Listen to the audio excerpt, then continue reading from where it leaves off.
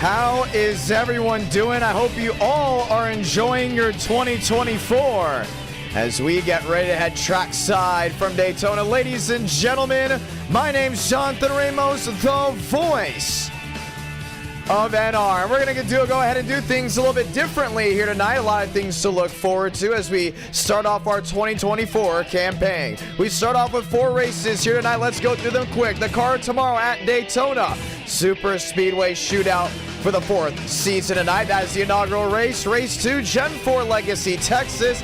Gen 6 ROVAL and super late models at New Hampshire. 2023 was a lot of fun. There's a lot of things to look forward to, but tonight we look at the schedule, we look at how things have been, and we say, hey, this is going to be a lot of fun. We got a lot of things up our sleeve. Well, guess what, ladies and gentlemen? Tonight with the card tomorrow, we start off with one thing and one thing only, qualifying. We're not wasting any time. You know why? Because we want you, the viewers, to see and love those brand new overlays. Let's head trackside.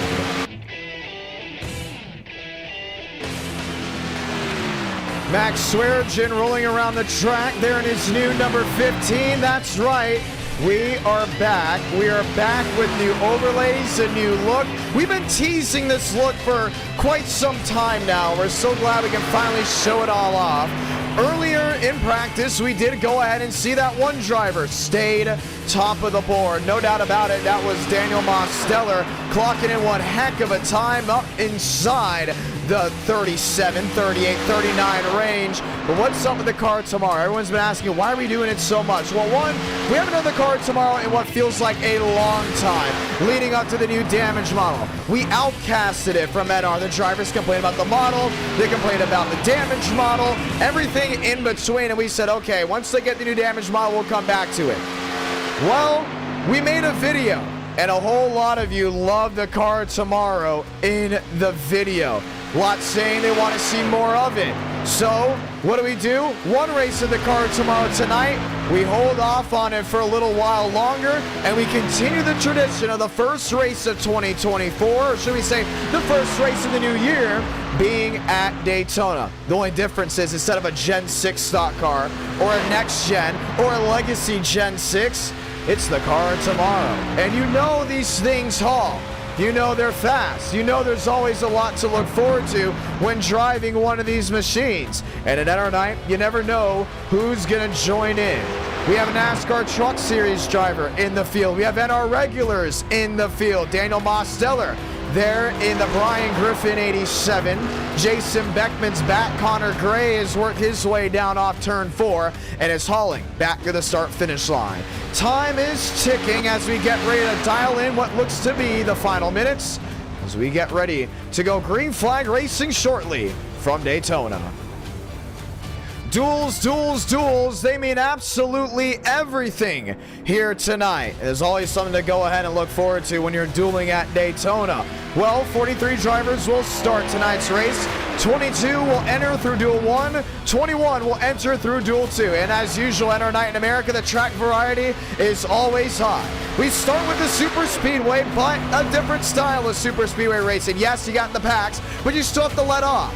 Race 2, Legacy Texas, high horsepower, 900 horsepower, Gen 4 stock cars, that old abrasive surface. We have not done the Gen 4 at Legacy Texas since the Oval update on iRacing, which means one thing, multi-groove racing at a track that used to be severely on the bottom end. So instead of drivers just painting that yellow line and maybe skirting and flirting with lane 2, we may see 3 lanes come in with that dynamic track. But what about the Gen 6 at the ROVAL? All the viewers tore up in love when we went to Sebring, Monza, Watkins Glen with the Xfinity Series. Keep the road courses coming because the Gen 6 at the ROVAL is something we haven't done in a long, long time. And everyone's also asking, what is up with New Hampshire? Why are we doing New Hampshire with the super late models? One reason, we've never, ever done it. Connor Jones, the driver for Thor Sport, will be racing tonight. He'll be in that 52 machine lined up there in 40th. So he looks to be entering in duel number 2. Jerry Rodriguez, the boyhood wonder, is back, and he's going to be in duel number 1. Ladies and gentlemen, let's get ready to go green. Max Swearengin top of the board in his qualifying run. He will start on pole in duel number 1. River Page, Sean Conklin, Daniel Mosteller, and so many others line up as 31 drivers grid up and ready to roll out in duel number 1. Duel 1 will set the pole sitter and the inside rows for tonight's Daytona race, which is just 40 laps. And why is that? The viewers, yes, you, voted on 40 lap duels. Oh, let's rephrase that. 40 lap race, 10 lap duels, and a 50 lap feature was the one that just missed it by about 6 or 7 points in the polls.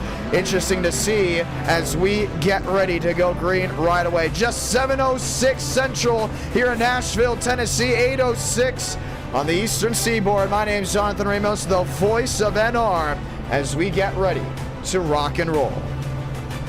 River Page is someone that is looking to go ahead and prove some things. He hasn't been on the best ends from some of the viewers and drivers from the December outing. He wants to make the next e-ticket event. James Thurston in that 96 lined up with Jason Beckman. And so many others have lined on up. Best part about it, ladies and gentlemen, you see these overlays on the left side of your screen. It won't just be there. It will also be on the top of your screen. When things get wild and we need to see the entire racetrack, we're going from the ticker to the tower, back and forth. It's going to be a lot of fun to watch tonight's racing. Now, the top ticker, if I'm not mistaken, only shows that Sweet 16. But there's something sweet about watching those drivers come back to the start-finish line.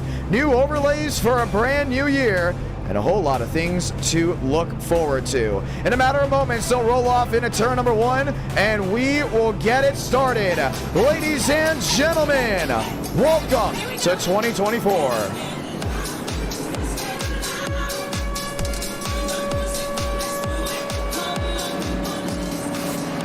Mosteller, James Thurston all lined up. Kevin Champagne, it's 10 laps for duel number 1.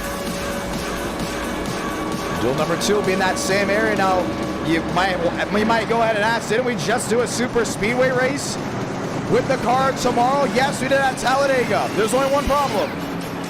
Night shortened. If you saw the most recent video, it teased what happened. A night shortened race, which we don't always love to see. We would just love to see us get to that checkered flag. But ladies and gentlemen, this is the moment you've waited for. We're back, and the best part, Daytona has lights. So we'll be racing no matter what. Let's go and say those magical words. God, speed, drivers. You are go for throttle up. Everyone wants to win the first race of the new year. In 2023, it was James Thurston driving a Ford. In 2022, it was Timothy J. Moore driving a Toyota. Tonight, does a different manufacturer start the new year strong?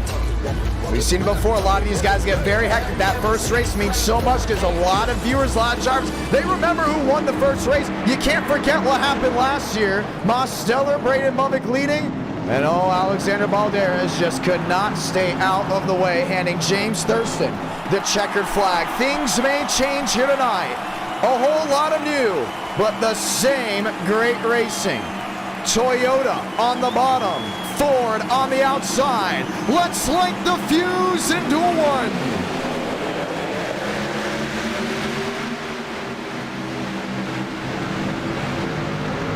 Top 22 make it out of this duel into the main event. The rest of them go home and get ready for Texas. Top side working already. Sean Conklin has climbed the banking and has climbed that top spot. He has James Thurston in tow.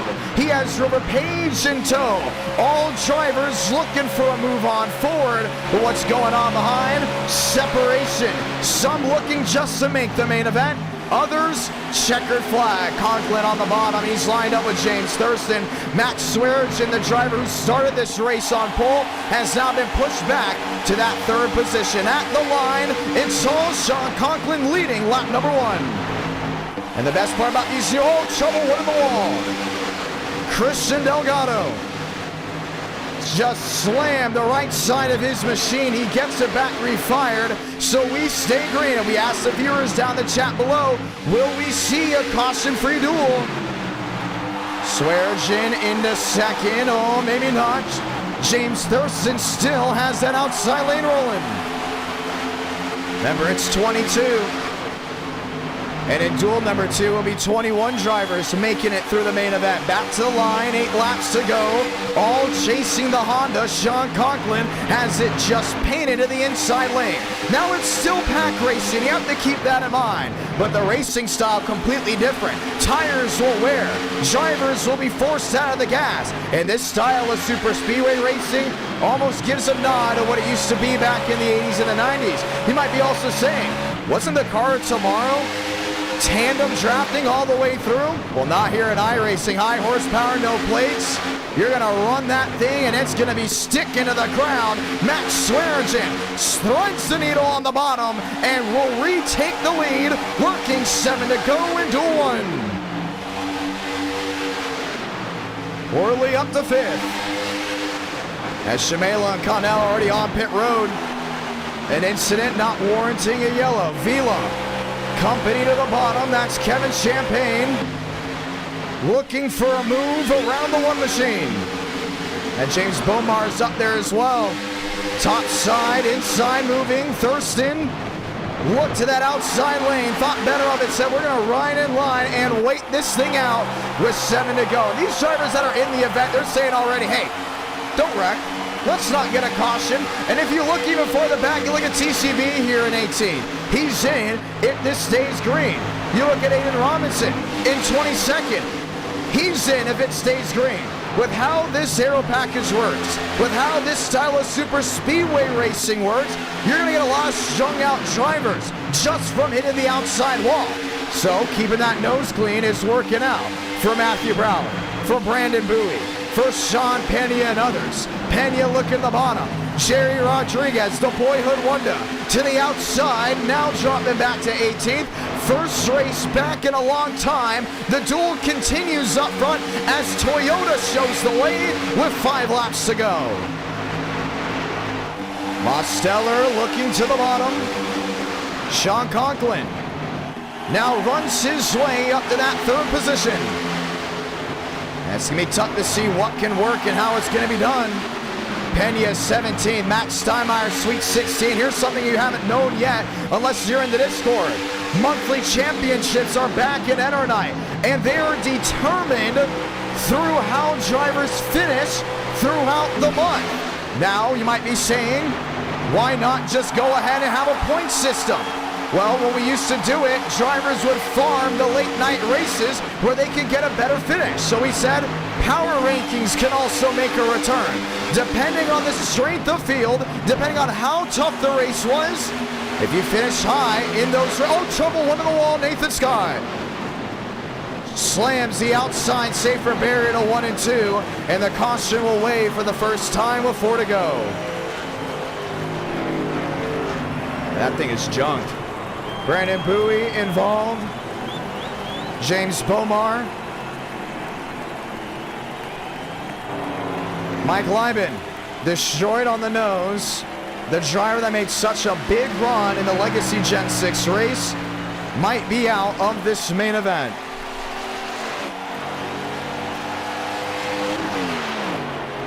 That's a tough break for Scott. Multi-time winner in Enter Night in America from Las Vegas. The driver from Las Vegas also winning at his home track. Has got a win at Michigan to add to his name. And for Brandon Bowie making his return, already heavy damage on the right side of his machine. Let's watch back to see exactly what happened. I have to go back a little bit farther than that because we were right in the middle of the incident when seeing it. Let's watch the drivers towards the front side of this field. There's Scott to the bottom. We've talked about how tough it is to manage the tires here. Oh, man, that is netcode if I've ever seen it. That was Jason Beckman slamming the outside wall, and the entire nose just ripped around the 92. No one truly at fault, but it didn't stop there. You can see drivers trying to react to the situation. Brandon Bowie hard into the outside wall and taking others with them. Watch the 18 once again. Now, usually we don't use netcode as an excuse anymore in NR Night. By far, that was one of the worst we've seen. You can see Bowie just got tagged by Steinmeier. And really nowhere else to go from there. Pit road, it's wide open. Some drivers making their way in. Jason Beckman. This is going to put a lot of these guys back together. There's Bradley Shimela, not Marty Shimela. Bradley Shimela there in the 83. Back on the racing surface. Patrick Connell already out of this race. And they will line up and get ready for the restart. So the lights are already off on the pace car. This will be the one to go. They will have a 2-lap shootout to determine the end of duel number 1. Jerry Rodriguez back on the racing surface. And what I love about this duel is the fact that we saw a lot of these guys taking it easy. They're being smart, they're being consistent, and I hope to see that in the main event. But it's just a very unfortunate situation for the driver of the 92. I mean, Nathan Scott just running his own race. I've never seen netcode that bad ever here on iRacing. And once again, we usually say, oh, if there's netcode, you watch back in the replay and you realize they were going to make contact regardless. But in this scenario, they weren't going to make contact at all. And all it did was just take good machines out of the main event. So Sean Conklin will go to second, Mosta to third. Once again, top 22 make it in. And so far, all the drivers left on the racing surface have a shot. The real race will come down to who can get off pit road first. Here's Brandon Bowie sitting in 22nd. We continue to look around. Here's Nathan Scott sitting in 24th. It's going to come down to whoever can just cross the line. Scott's 2 laps down. Bowie is on the lead lap, and we'll continue to monitor that situation as we get ready to see the green flag. The race on and off pit road will determine how things shape up. For Max Swearinger, he was the fastest in qualifying. He would like to also lead the field of the green flag for the first main event of 2024. Honda, Toyota through the restart zone. 2 to go in duel 1. One spinning in the rear.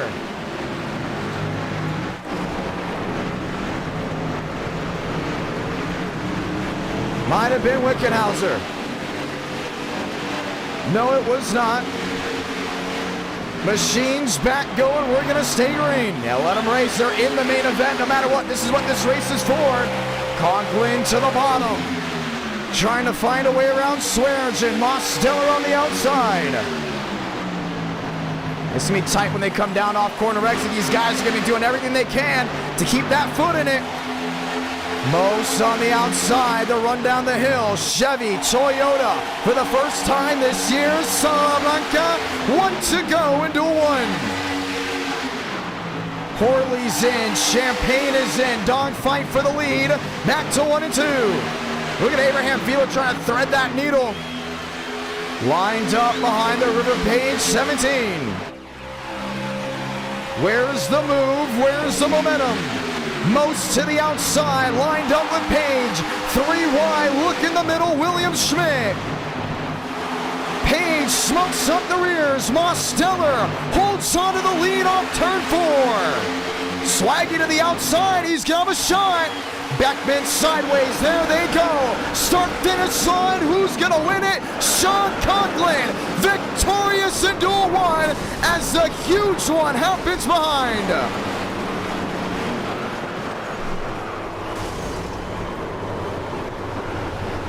Top 20 left side of your screen made the event. We look for the final 2 that will make the transfer. Robertson 20th. Michael Gunzer 21st, and Brandon Bowie will be the final driver to make the show through duel number 1.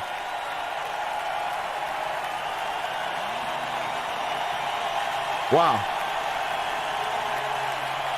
Things got wild, and they've got wild in a hurry. And that's just the first duel. We have one more duel to roll with before the main event. Things got dicey, didn't they? Probably overly dicey. But we get ready to try it all again. Frank D'Angelo saying power rankings are mine, baby. They're mine. And that's 69 on the outside of row number 1. Let's walk through how the power rankings will work.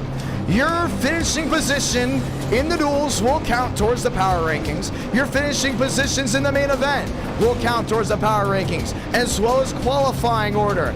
The Power 5, the best 5 drivers at the end of the month, will have a Final 4-like race where the highest finishing driver out of those 5 guys will win the monthly championship. The reason we're doing this is because there's well over 60, 70, sometimes 80 guys a night looking to race in NR.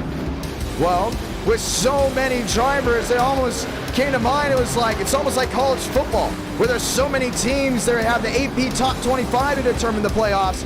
Let's just bring it to NR so no one can farm the later races. And the race 1 means just as much as race number 4 or 5. It's going to be a lot of fun to see. Your finishing position here tonight will determine how things go. The Power 5. And the best part about the Power 5 is that last stream. The drivers that are in the Power 5 will be all in a Discord call with myself. And they will agree upon one track to have the championship at. The highest finishing driver out of those 5 guys will make it into the monthly championship. It also comes down to reliability, how consistent they are. A lot goes into it. So monthly championships are very much back. First time winners, we'll see if we have them here tonight. Sean Conklin brings Honda a dual win. First time Honda has won since 2021. Basin, DeAngelis, Wilkerson, and others have lined up back nose to tail, 2 by 2, as we get ready to retake the green flag. Something is going to happen big here tonight. Oh, by the way, it just did from what we saw. 21 of the best here in duel number 2 will make the main event. Ladies and gentlemen, let's go green.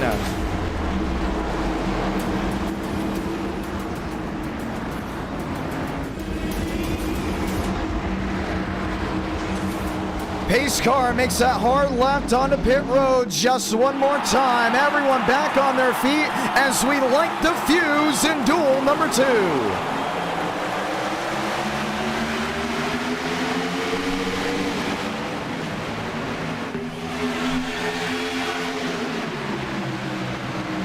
DeAngelis climbing the banking, holds on to the lead for now to the center of the corner. He's got Marty on that bottom, and we talked about before, Shamela's a guy that has been trying to prove himself. 1 win in NR night came from Atlanta. This car track combo, it's not just any other super speedway race. You gotta be smart. Look at the rear end, already flying off the 69. Trouble in the back. Nagoski and others colliding. Connor Jones involved as well, and the caution will wave. Well, that didn't take long for Thor Sports' Connor Jones to go around. Involved in an early incident, and he's most likely out of this duel already.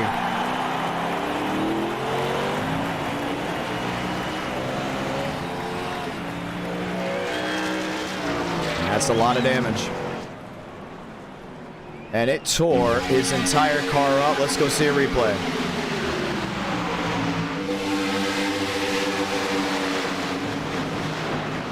Well, it really had nothing to do with him. It had everything to do with the cars up in front of him.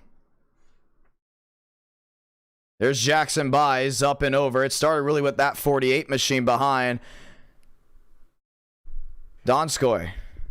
Oh, I'm going to butcher that last name. I should have gotten his last name before we went ahead and started this stream. Very unfortunate for him. Watch the 48 machine on the bottom. Jackson Buys on the outside. And then we talked about before, for some of these guys are still very inexperienced with the car tomorrow. Buys comes down the track and really just can't hold on to it. And takes them for a ride. Jackson Buys will not be able to continue here tonight after causing the first wreck here in Duel 1. And the big thing is we told the drivers, take practice seriously. Go ahead and make sure you have what it takes to make the main show. Don't ruin it for others, because we're going to be heavy on one thing here tonight, and that's the disqualifications to continue to have that clean racing that we want. Well, for Jackson Buys, he will be working his way to Texas right away, as he also has terminal damage. Caution is out early on with 8 laps to go. Here's the best part, ladies and gentlemen. So many of you coming on in, enjoying the new year. One thing I want to point out is the fact that we get 300 likes here tonight. You will see a race number 5, or you, the viewers, get to go ahead and vote. Drivers have an extra race to possibly add some merit to their power rankings. And Frank DeAngelis wasn't happy about his early power rankings. We went ahead and put out week 0 power rankings in the Discord. If you want to join the Discord, link to that is in the description below. And it's pretty simple. We put Frank DeAngelis at number 9, and then we have the marker where right now our power 5 is Thurston, Kevin Champagne, Joseph Armstrong, Marcelo, and Mudvik. We have it that way because Mudvik ran well in the last 2 e-tickets. Demos has ran well in NR Night. Joseph Armstrong won Sebring. Kevin Champagne's usually up front. James Thurston gets it done in NR Night in America. Frank DeAngelis hasn't won in a while, but if he wins here tonight, no doubt about it, at least early on, he will be back up inside the power 5. So what does it take for Frank to hold on to that? We just talked about winning can help you get in there. Well, being consistent, staying out of trouble, finishing these races. He's mentioned it multiple times. He's a driver that knows how to get to the finish line. Recently, before it really wasn't that case, with the car tomorrow, he's been bad fast. Even that night shortened race we had at Talladega, Frank was up front. He was doing what he needed to do to stay up front and possibly go to victory lane. But when the race was called, well, he just was not in position.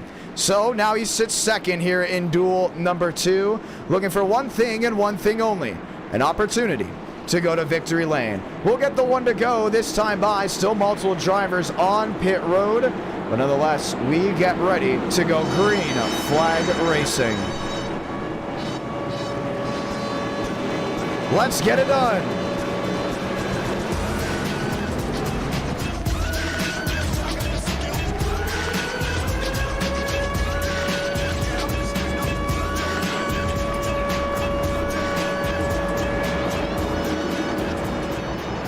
Sputtermouth gifting 1 membership, and it's to Wes Edits. Wes Edits is just winning non-stop in NR Night. Just got NASCAR merchandise from the giveaway of the Drive Smart California 500, and now a gifted membership. So it's always important to stay active in the chat. You just never know who's gonna go ahead and give you that gift. Ladies and gentlemen, let's get ready to go green just one more time. Like Shamela there on the bottom. I like DeAngelis as well. Big opportunity for him. Top 20 shown left side of your screen. We're ready to go green. 6 laps to go when we retake the green flag.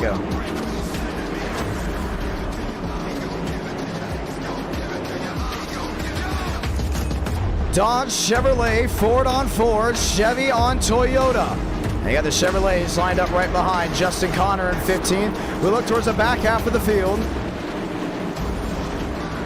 to see where other drivers may be lying. Johnny Johnson in 27th. Jacob Emery.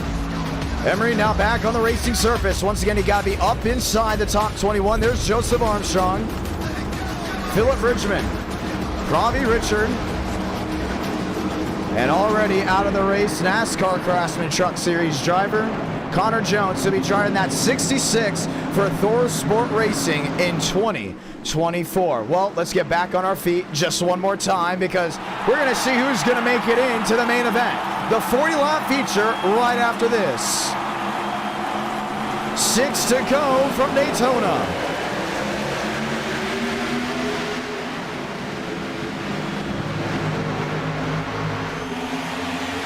Frank in tow right off the jump. Wilkerson back there in 3rd. And he showed he has a lot of speed to work with in NR Night, going up there and drive smart and leading a couple laps. Probably BBR's best driver as of now, and he sits 2x2, one of the best super speedway drivers. He's excited for Daytona. He knows he's going to have a piece to go ahead and win his first e-ticket event. Oh, but he just slammed the outside wall to the center of 3 and 4. Vietvu back there in 5th.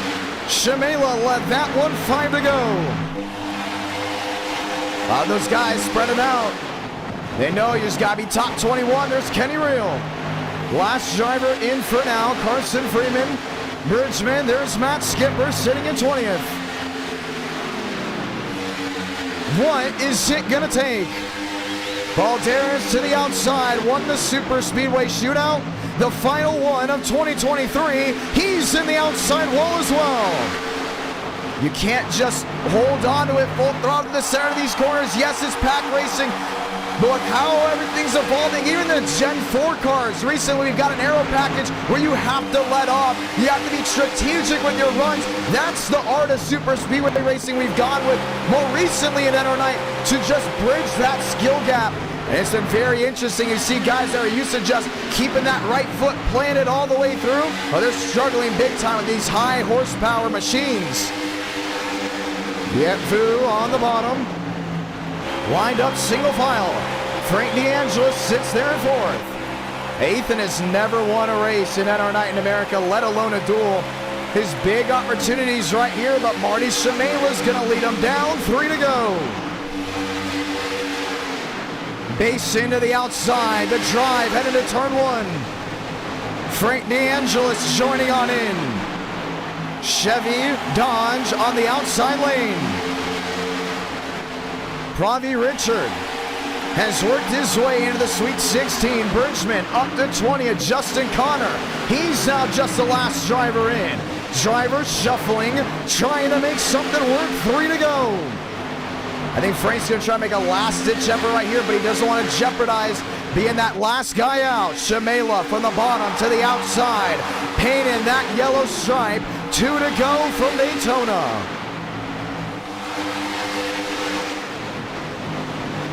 Two by two, base in on the outside. McConaughey up the 5th. Balderas back to 6th. And we said the drivers' meeting, how you race on these super speedways in NR Night will determine if you can get a ride for the e-ticket event. Everyone wants to make that Florida 500.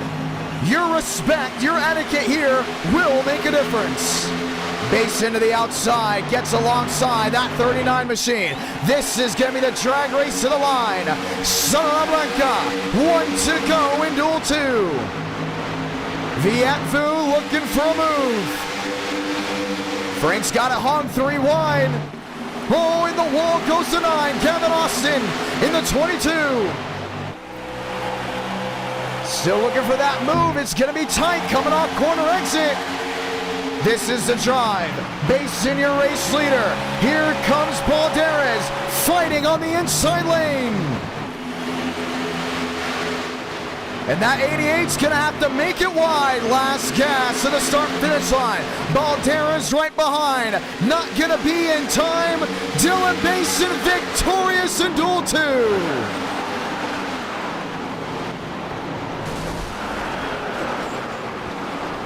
Who made the show? Hunter Brinkmere is in. Carson Freeman is out. Landon Gentry, Philip Bridgman will not make the show. Joseph Armstrong is in, and that is how it will end. Ladies and gentlemen, let's get ready to go green flag racing from Daytona. That's the thing about the COTs. If you haven't already noticed, there is no roof flaps on these cars. So they get wild, they get nasty, and it happens pretty quickly. Unofficial results, left side of your screen for the top 20. They'll split it off to show the final guys behind. No, they will not. You want to know why? Because we are taking the green flag right here, right now. Left side of your screen, you'll see where all 39 of NR regulars will be going ahead and starting. From James Thurston to 5th, from the other drivers lined up, back 2 by 2. 40 laps of thunder. the first feature event of 2024.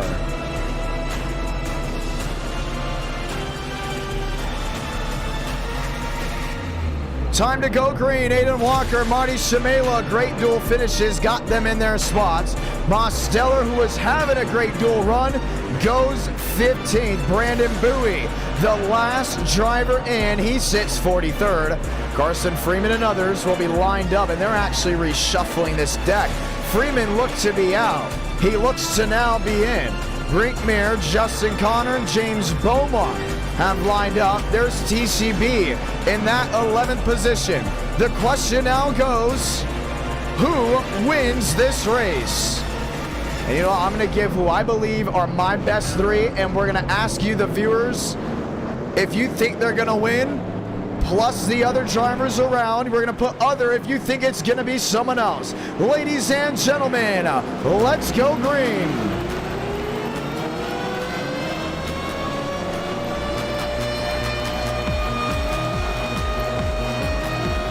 I'm going to throw this one in there. I love Dylan Basin. A driver to keep an eye out for. Same with James Thurston. Most just won his duel. Why is he back in 15th, you may ask? We're not exactly sure. They're going over the timing slots as we get ready to go green. There couldn't have been an invert. Interesting.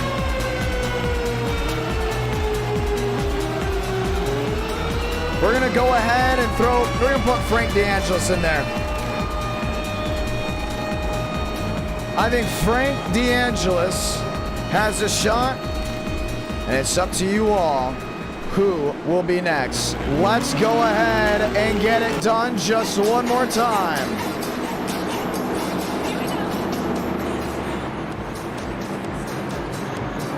Basin, Conklin, no, sorry, Sean Conklin won the last two. I apologize for that. It was Conklin and Basin.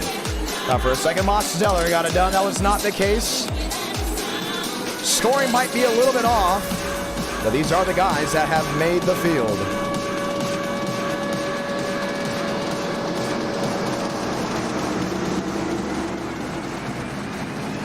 Time to get hyped just one more time. The first feature event of 2024 starts now. Honda, Chevrolet lined up 2x2 as we go ahead and light the fuse from the World Center of Racing.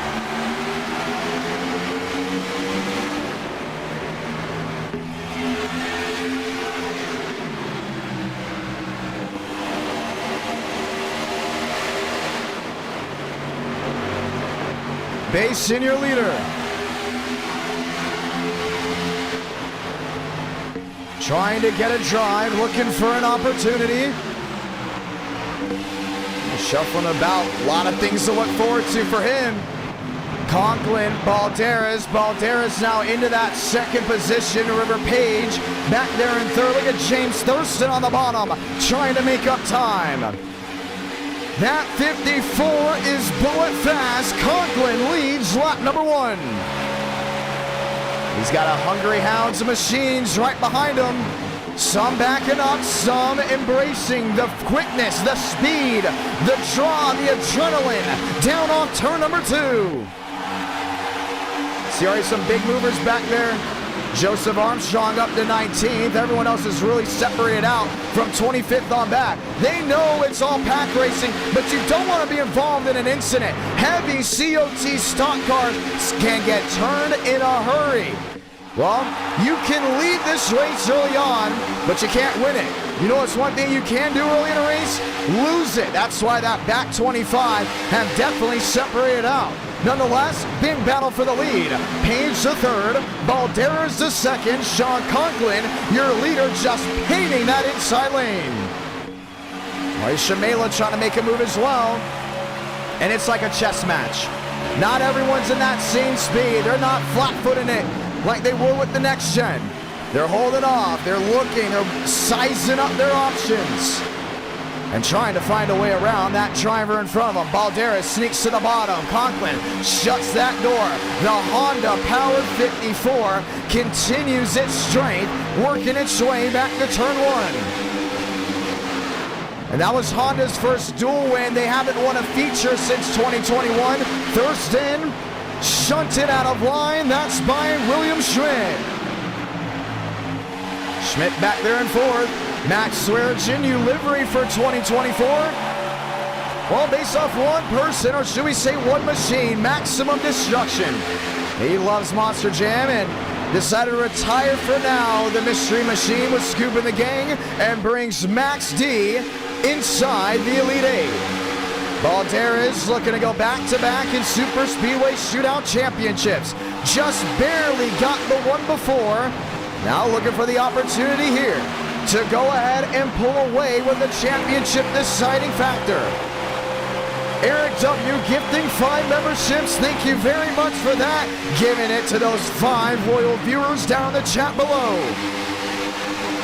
I love the strategy call here. A lot of these guys going back on that bottom. Here's one thing we haven't talked about at all, because very rarely do we have to talk about it with the car tomorrow. That's green flag pit stops. I wonder, not worry, if we're going to see them here tonight. Lap 5 out of 40. Next time by, it will be just 35 laps to go, being now. Yeah, Page is a big one here. Was taken out of the Drive Smart event because of his actions in an NR night. And that set the tone for a lot of guys saying, hey, you can't fool around back there. Gotta take it serious. And Page is now trying to win his way into the next event. Down on the flat, forces the Chevy wide. And Ford goes wheel to wheel for that second position.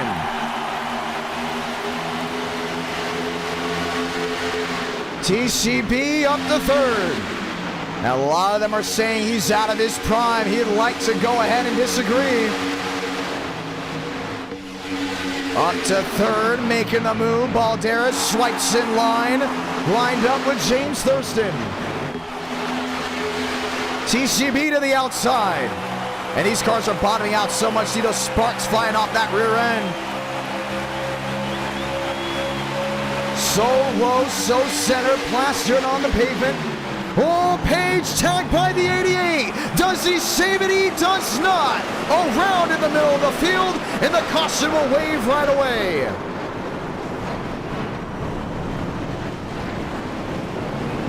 Balderas, Moss Stellar. Going for a slide. Max Swearinger as well.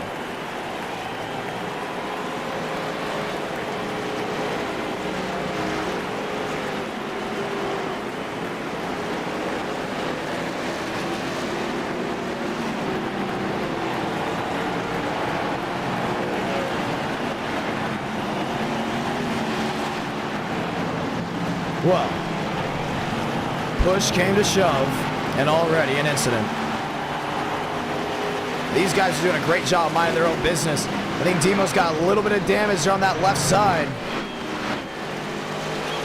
And this, undoubtedly, will shuffle this deck, re-rack them, as we get ready to try it all again. Let's watch back and see what happened.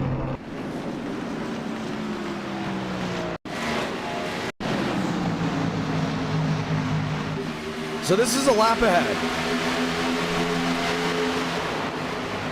One lap prior to this thing, man, it looked pretty good. You know, let's just go back to what looked to be the moment of the incident.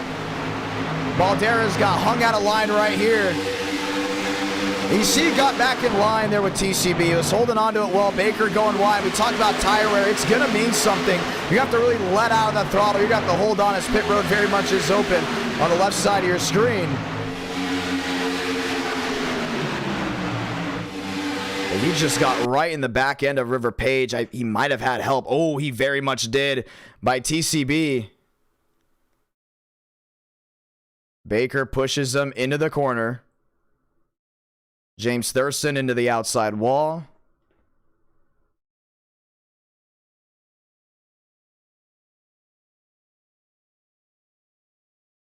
And around, up and into the outside safer barrier goes Max Swearengin. So maybe a 6, I want to say possibly a 7-car pileup, bringing out the caution for the first time. Watch for Max Swearengin. These guys do a great job of getting down on that apron. And we got to applaud iRacing for updating these cars. That damage right there is not going to be terminal for all these machines. With the old damage model, they would have been done. We wouldn't be talking about them anymore. With how these updates have gone, it changes the way the race will work. It changes the way the complexity works. Working lap 9 out of 40. Well, we'll have just under possibly 30 to go once we restart. So 32 to go as of this moment. Will be 31 laps to go next time by.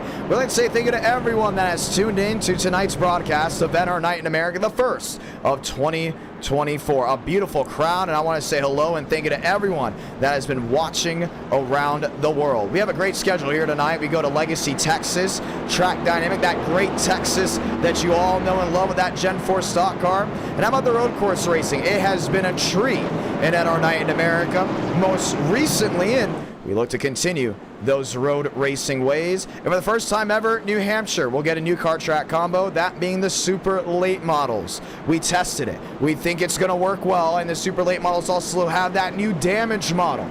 So a lot of car models that we used to avoid very frequently at NR Night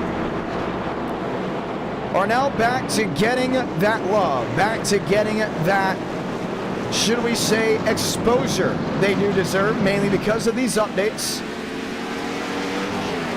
We're excited to see what lies ahead. Just 31 laps to go from Daytona.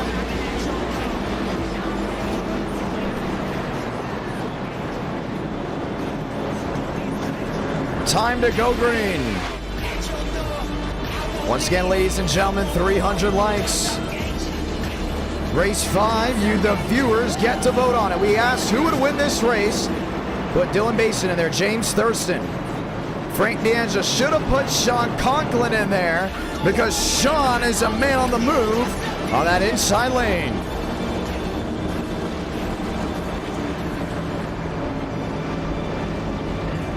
Baker in second. He's topside, ready to work 2x2. Just one more time,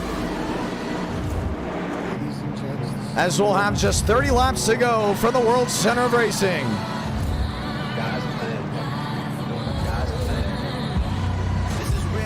What do you guys think of the new overlays? How about Andrew Schulte, one of our designers for those e-ticket events? You know those e-ticket events that you guys know and love, those beautiful overlays? See these new overlays here? That's all Andrew Schulte.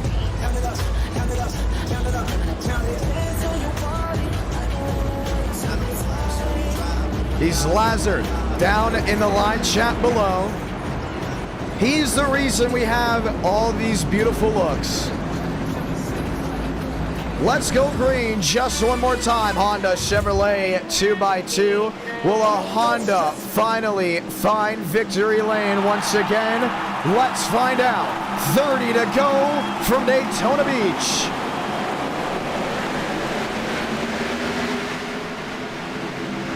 Conklin shot out of a cannon, leaving the competition in the mirror as it's Dodge lined up there in second with William Schmidt. Baker just scooted on in line. He was not going to wait. Wilkerson back to 7th. Grudger back there in the 8th spot. Max Steinmeier to 9th. Abraham Vila back to 10th. So much separation as drivers are tiptoeing and ice skating their way up to the banking of 3 and 4. William Schmidt took the lead from Sean Conklin and doesn't look back. It's Mopar leading the way back to the line. He's got Baker right on his toes. You can see Shamelo looking for a move to the bottom. 29 to go. Kevin Champagne to 5th. Michael Mitchum up to that 6th place position. And Baker's got an opportunity for a slingshot here. A lot of daylight downstairs. Thinks better of the lunge. Will line up nose to tail with the 7 as the closer leads with just 29 laps to go. You got to keep an eye on this 10 machine right here. Kevin Champagne, he's going to be bad fast, and he's going to do everything he can to get back to the line of winner. Jumps to the outside, has the machine behind him. Michael Mitchum, Wilkerson, Steinmeier, and so many others. Lines up looking for an advantage. Baker has the momentum. Does he swing to the bottom? Yes, he does. Wheel to wheel for the top spot.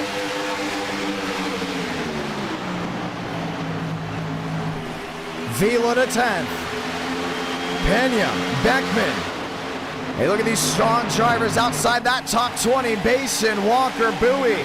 All will be chasing TCB, the Super Speedway Merchant, with 27 laps to go.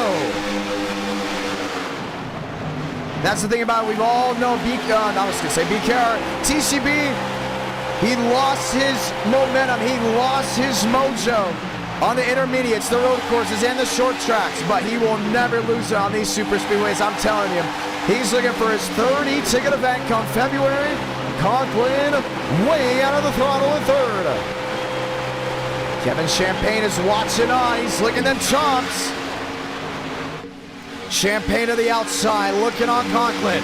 A no-go zone, 26 laps to go. Shamela to the bottom, goes for the move. Marty Shamela, top of the board at Daytona. He's got it. Now the question is, can he keep it for the next 26 laps? Don't look long. Honda to the bottom. Sean Conklin, a man on the move. Go time for him. Carries right to the back end of the bow tie. And Baker's got that outside lane all to his own. Something's gonna have to work. 26, 25 laps to go. Pena to 13th, Beckman to 14th. Big stack up to the center of this field. Sun setting from Daytona, speed amping up. Here's Abraham Vila, the driver of the one. Watching on, look at Wilkerson. Holding on, waiting for an opportunity. I think Sean Conklin knows he's got a great piece, but it's going to come down to one thing and one thing only. Tires. If this thing goes green all the way through, it'd be a one caution race. Michael Mitchum sitting in third, Baker in fifth, and these boys know just being up front with 25 laps to go in this race means another big thing. Power rankings. You're up front, you're holding on, you're sticking with this main group. You definitely want to see the checkered flag as the race winner. The man running up front here with a handful of laps to go. A lot of eyeballs watching Kevin Champagne below the double yellow line. Thought about the move. Works his way into fourth. Now remember, it is legal in NR night to go below the double yellow line and advance your position. You can't do it if you wreck someone. If you take someone out in the process, you will be disqualified from the race, and we've also taken away wins for drivers wrecking below the yellow line. Baker in the wall. Slams the right side, keeps it straight. Here's Shamela on the bottom. Kevin Champagne now trying to roll that outside lane. He's going to try to do it all on his own. Company from behind, Michael Mitchum. Watching and waiting, one on the outside wall, Jason Beckman. Slam the right side, Frank Horley, maybe Sean Pena. Little stack up as well. But no driver turned around in the process. 22 to go. These guys have really spread out in the top 16. Top of your screen, 3 seconds, maybe 2.5, separating first from 16th, 17th, back to 20th. Conklin, bumper to the back of the 39.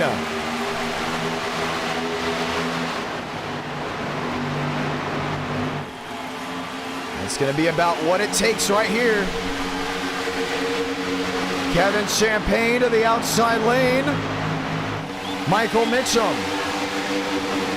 drops back a spot for now, and Kevin Champagne knows with this dynamic track update, through the COT, you can make that second lane work as long as you've saved those tires up.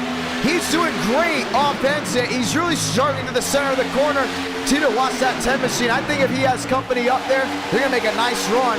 But right now, it's going to possibly turn into a track position race for the time being. Kevin Champagne, I believe, would disagree with that statement, holding on to third. Look at the drive. He gets down off turn 4.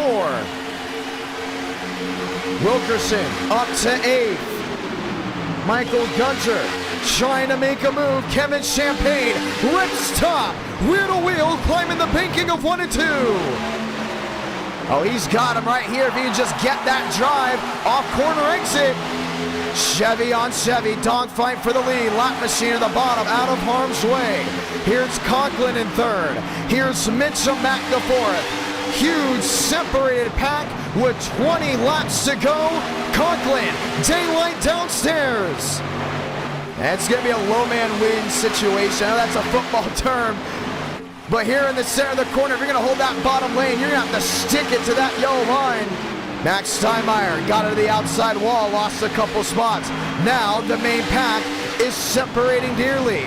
Kevin Champagne still on that outside lane. 19 to go. Champagne to second. Conklin back in third. Michael Mitchum watching on in that 4th place position. So it's Abraham Vila up there, and this has been a pretty tame race for the car. Tomorrow is just one caution with 19 laps to go. But you can continue to see the struggles for these guys in that second lane, continuing to pound that outside wall. Champagne will not go quietly into the night. Outside lane on his own, has just kept it to Shamalan. He's gotten the air off that back spoiler multiple times in that 39. Just gets the nose on the outside with the side draft and pulls that 39 machine back. Mitchum up to 4th, Schmidt up to 5th. Rush hour from the high banks of Daytona, working 18 laps to go. No one finding a way around the ice white 39. Kevin's got a shot right here. Back to the outside. Still no moves. 17 to go. And it's time for that Honda powered machine to make a difference. Well out of the throttle through the center of the corner. Mitchum, Vila, Mosteller, and Thurston. Up inside the top bay. You see those guys that have gotten to those outside walls multiple times tonight. They've lost all that speed. Frank DeAngelis was one of them. Conklin in the back end of the 39. Washes wide to the center of the corner. Champagne, the drive off the outside lane. Had to get out of the throttle. 16 laps to go from Daytona.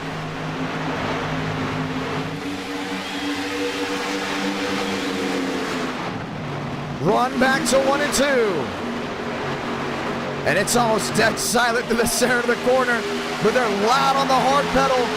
Down off exit, Abraham Vila has just been a dark horse in this race. He sits 6, trying to make that time up. Shamela, Champagne, Conklin, Schmidt, fast 4. Abraham Vila, power 5. Mitchum, Thurston, Mosteller line up the Elite 8. Trouble. One around. Up and into the air. Jacob Wilkerson comes back down on all fours, and the caution will wave with 15 to go.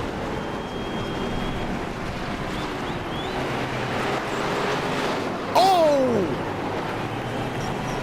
And got hit late by the 4, and the caution's out. I don't know where he thought he was going. Wilkerson just was not moving.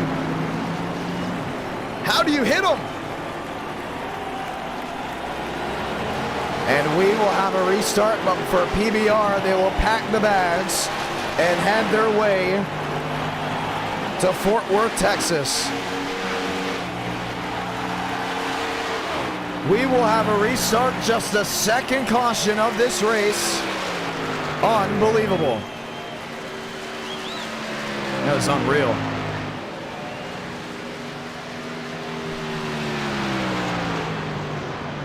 We'll get ready to stack these things up. Look at that flip, man.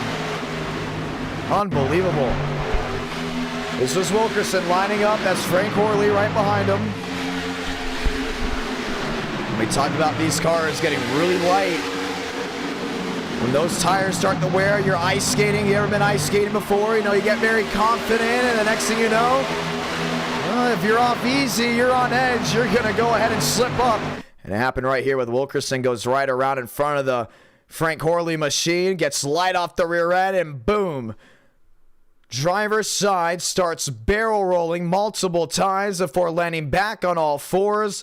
Great heads up by Christian Delgado and other machines. But for Jacob Wilkerson, he is out of this race with 14 laps to go. And this was the bad part right here. I don't know how he got hit whatsoever. And the caution is out. Here's the 4 machine. Carson Freeman. The caution is out. Wow.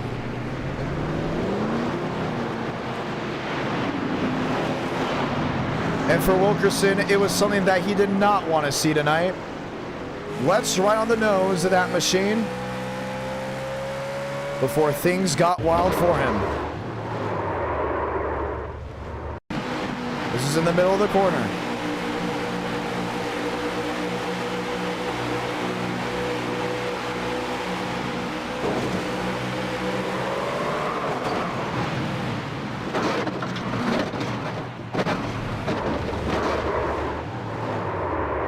It's enough to make you throw up. So the caution waves for just a second time. Pit road wide open. Let's see what's going on up front. Shamela, first one out. No problem there. Conklin, Vila, Schmidt, Mosteller. Lined up as well with 13 laps to go. Schmidt back there in 4th. Mosteller back in 5th. Mitchum, Kevin Champagne. Gudger, Rowe, Gavin Austin will be up inside that top 20. And we continue to wait, working 13 laps to go. So, the race is not done, but with those long green flag runs, it's really shown who has what it takes to go the distance. This could be Marty Shamela's race. But Sean Conklin has been sitting there, and he just needs 13 laps to go green. William Schmidt, Daniel Mosteller. Most wants to win the first race of 24. Mitchum as well. But I ought to keep an eye here on Kevin Champagne, the driver sitting in 6th. And that number 10 machine. Kevin Champagne knows about one thing and one thing only, going to victory lane, and e-ticket winner. It was really strong there, the Drive Smart California 500. He sits 6th. Sean Conklin sits in 2nd. All will be chasing the ice white 39. 13 comes to 12 to go. This will be the 1 to go, which means when sticks go on the board, it will be 11 laps to go under green flag conditions. Who do you got? This top 3. It looks good. I've been looking at that live chat and reading what you guys are saying. A lot are saying, hey, this is Sean Conklin's race right now.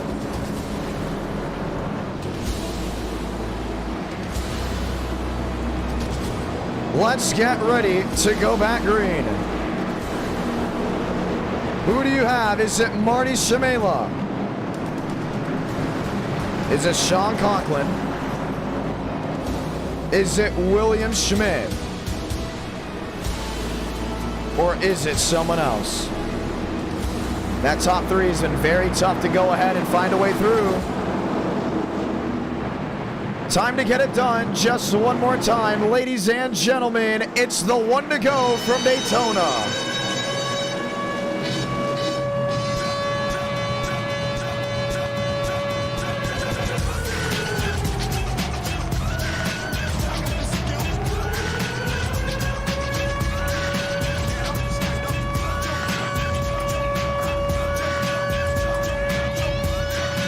Let's go green. Lined up back 2 by 2. Some of these drivers outside the top 25 have been struggling all race long. Joseph Armstrong, Connor Gray, Justin Connor, Kenny Reel. See Dylan Mason back there as well. Great dual outing. But when it comes down to the feature, he hasn't been where he wants to be. An exciting crowd watching back at home. The large virtual crowd ready to let this one fly just one more time. Put sticks on the board as it will be 11 laps to go of green flag racing from the world's center of racing.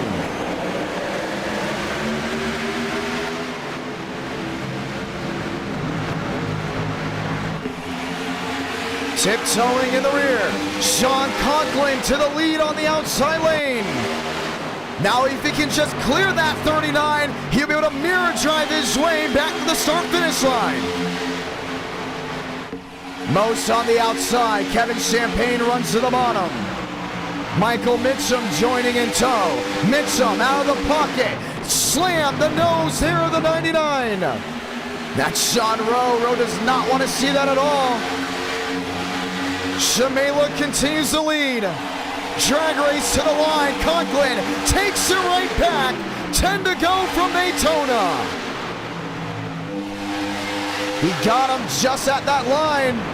Sweet 16, top of the board. Conklin on the outside lane. Shamela down on the bottom. Thundering their way down on turn 2, and Schmidt's just saving those tires. You can see a lot of these guys fanning out. 2 wide, 3 wide, that's what it looked like in the rear. Honda on the outside, Chevrolet ripping bottom, painting that yellow line. 9 laps to go from Daytona. Shamela's gonna lead that one, but he's gotta watch out for Schmidt. He's gonna be his best buddy until that white flag waves. Now he'll get him to the start-finish line. He's not going to guarantee him that 39 getting there first. Mose on the outside lane, cut off the nose by the 10. Kevin Champagne finds his way through. Michael Mitchum looking for a way around. Shamela heavy out of the gas, gets back on that loud pedal.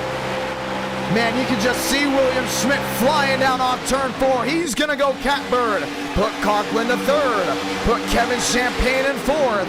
8 laps to go from Daytona. Coming in a hurry. Rowe in 7th. Finds his way around Mitchum, and they're trying that second lane as much as they can. They just can't get it to stick the way they want to. Schmidt, daylight, top side, looks bottom, can't get it done. Shamela shuts the door off the Dodge. He did a quick step to the bottom, but that 39 is going to make it 8 lanes wide. He's going to be mirror driving for the next 7 laps. Schmidt's going to have to get bold and in a hurry. 5 the difference, back to 6. 7 versus 39, lined up nose to tail. You can't go ahead and just move these drivers off each other. They're on that same strategy for now, but it's going to change in a hurry. Move to the outside, William Schmidt. Does he have company? Conklin thinks better of it, stays on the bottom. Dodge, Chevrolet, dogfight for the lead. Oh, Schmidt got hung out to dry. Kevin Champagne does not join in tow. 6 to go from Daytona. 1 in the outside wall, way in the rear. Conklin, 1 man to beat. Kevin Champagne finds his way in 3rd. I think Schmidt just made that move a little too early, as he now finds his way in that 5th position. Mitchum kisses the wall at the right side, losing time. It's gonna be Honda versus Chevrolet with 5 laps to go. Champagne to the outside, gets the run rolling. He's got him, he's up to 2nd here. Runs that top lane to perfection. The drive down off, Mosteller looking for a move off the 54. And he doesn't want that outside lane to work. He doesn't want to be wheel to wheel at all. Who can outclass the 39? Champagne on the outside. Conklin looking for a move. Schmidt, Champagne will be drafted with each other. 4 to go. It's going to get tight. Shamela leaving the daylight on the inside lane. Watching what's going on. Thurston up the 7th. Looking for a move on Chonro. You see Conklin trying to move that 39. Little tap here and there, and Mosteller has worked this way into 4th. Brian Griffin on that Chevrolet, trouble in the rear. Abraham Vila goes around, the caution is gonna wave. Oh, they saved it. But the caution comes out anyways, now he's in the wall.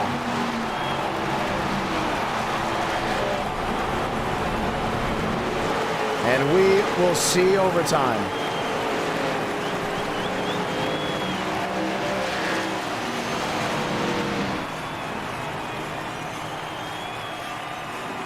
A big hit there for the 1. And that 39 just wanted to see it go green. Last year, we went green all the way through the first race at Daytona, the first race at 23, well, 24. We'll see its first green, white checkered.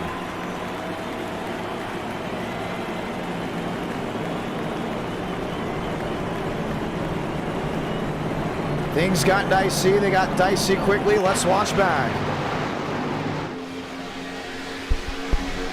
We started really with Max Swear. You saw Max back there too.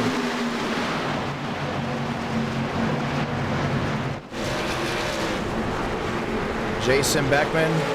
And for Abraham Vila, a sight he did not want to explore. Let's watch it again.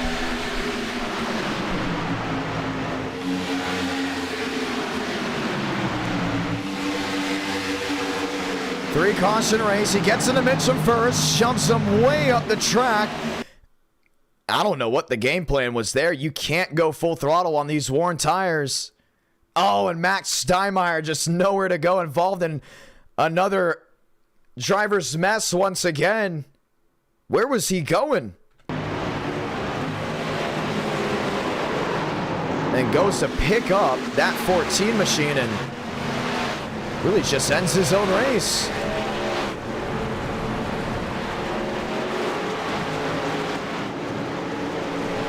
This race will be a green-white checkered.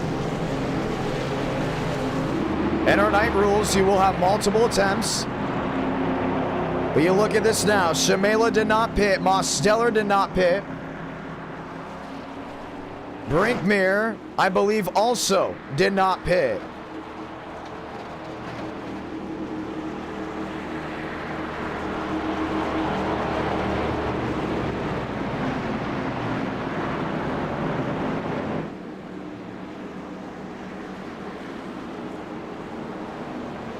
Let's get ready to go green. Michael Mitchum came to pit road. Sean Conklin came to pit road.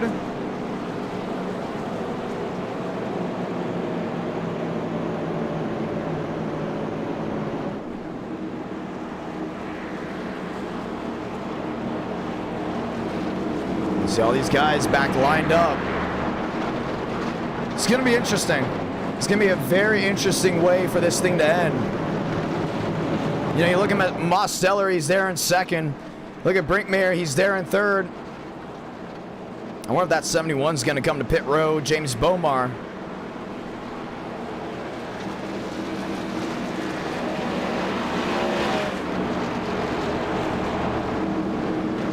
Mose in second.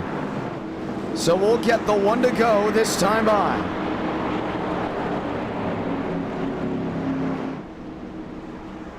Let's get ready to try this again. Things have gotten dicey before, and we're gonna have a green-white checker to go ahead and end this night.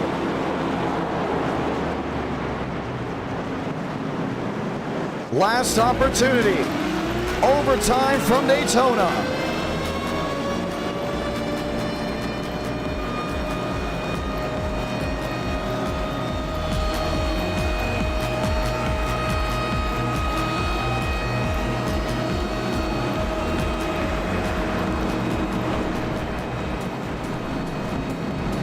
It'd be tough to see. Whoa.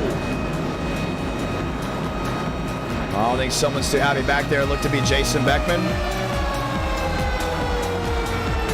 Pushing and shoving in the rear. No, that's Josh Kenyon. Not too happy possibly with other drivers. 2 laps to decide a winner. We will show the top 20 for the end of this race. Overtime, how does it work in NR night? Pretty simple. You take the white flag, that race is official. Next flag ends the race. But guess what? We don't throw the caution on that last lap, so the next flag will automatically be the checkered flag. All you have to do is get back. Shamela looking for a second win in NR. Mosteller looking to hold on to the top of the power rankings. Michael Mitchum. 1 win in NR came from Iowa. Is this the year of the 18? James Bomar, 1 win in NR, came from Rockingham. There in the trucks.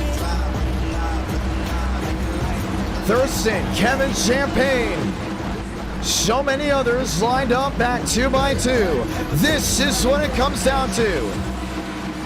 The final laps from the World Center of Racing. 2 to get it done. Chevy on Chevy. Overtime from Daytona.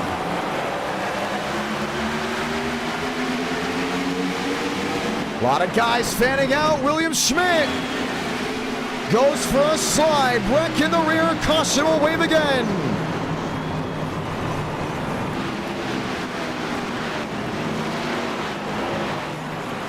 Frank Orley, River Page.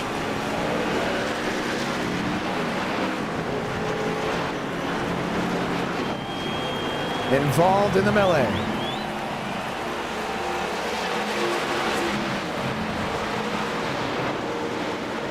And the wait will continue. We'll have another attempt at a green-white checkered.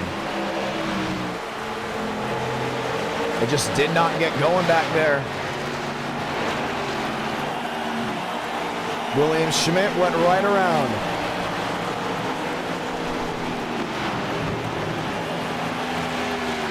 There's Frank DeAngelis. Sean Conklin got through.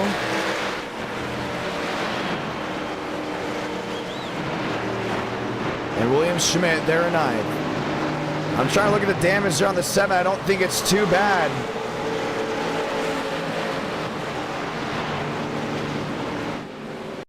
Let's take a look. As remember, this is coming to the green flag. Watch the drivers around him. James Thurston, Kevin Champagne,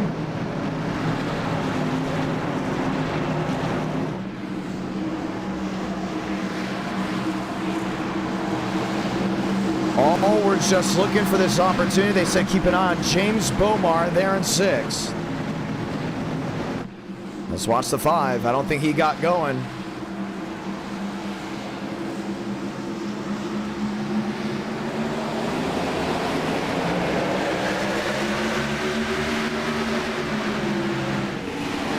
Stacked the field up. James Bomar took 2 tires while the rest of the field took 4. And that's what created that big stack up. And it's unfortunate, man. You got an opportunity to win and then someone makes a bold move. And ends up resulting in others' messes. I don't know why he took 2. You know, with the COT, it's not going to work. You have to take 4 or nothing else. I mean, just staying out really doesn't even work at all unless you're in the top 2 because you can control the restart. Why James Bomar pick the 2-tire stop? I mean, it's not like it's trucks at Rockingham or trucks at Pocono. We've seen guys make that work, the 2-tire strategy at Atlanta with the car tomorrow. But this is Daytona. And if you're going to make the 2-tire strategy work, you better qualify up front. Because if you don't, and you spin those tires, you're going to get ready to rack up a lot of guys behind. And that's exactly what just happened with the Bomar machine. So he will drop back. Rest of the field back on pit road. There's Josh Kenyon in 21st. Run back on the racetrack. Max Steinmeier, Brandon Bowie. Bowie has just not had the great racing he's wanted from where he was. There's Sean Rowe. There's Max Swearigan. And we will have it another restart. So it will still be 2 laps to go in this race once we retake the green. We'll get the 1 to go this time by. Next time by, we'll go full saw in. James Thurston still on pit road. And they have told the 5 to drop to the rear or put 4 tires on it. That's the thing about the COT. You have to be hard on penalties. And you might ask, oh, why do you have to be so hard? The way the car is, the nature of the COT is just so, I wouldn't say unreliable, but it's just so unpredictable, right? We just had long green flag runs with it. But it takes one guy trying to make a bold strategy. And if it works well.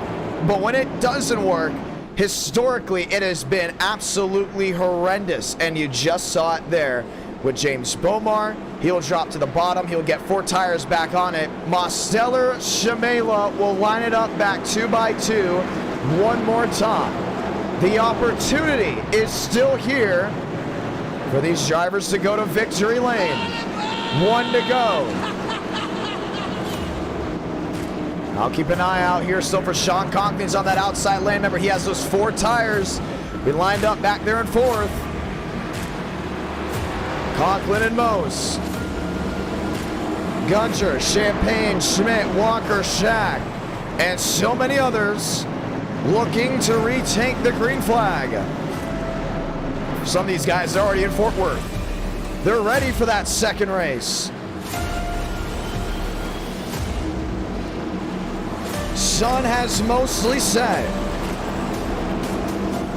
for now. Should we say, still a lot of sunlight, but it's definitely going down in the late afternoon portions in the sim. 500 watching back at home. Is it Shamela?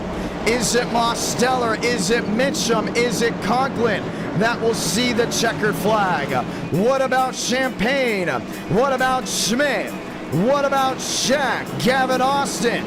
Is it a driver outside the top 10? So far tonight it has shown you have to be up front dogfighting to possibly have the shot at victory lane. How bold do you get late in the race? We all know whoever takes that lead is going to be all mirror driving back to the start-finish line. Top, bottom, middle. They've got to keep that rear end on the nose of the driver in second.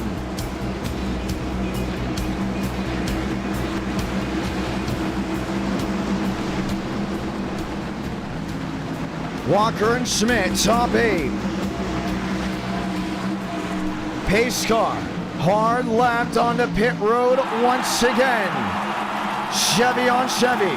Shamela versus Mosteller. 2 to go from Daytona.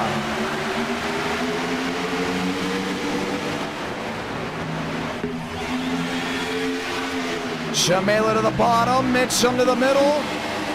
Conklin to the outside, stuck 3 wide. It's gonna force that Honda back.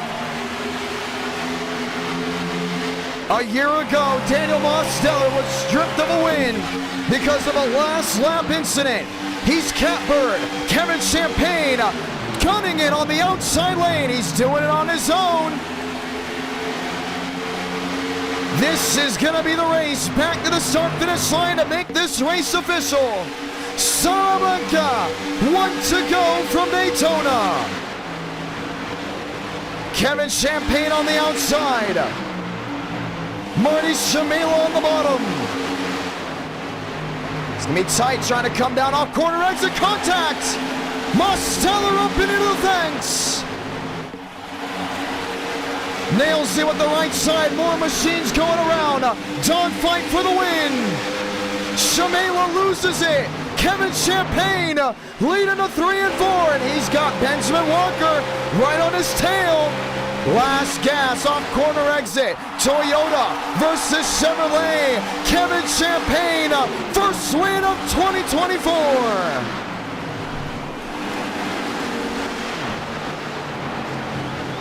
Walker second. Conklin in third. And a huge wreck behind. Shamela, I believe, got tagged at the last moment, and it ended up hurting his race.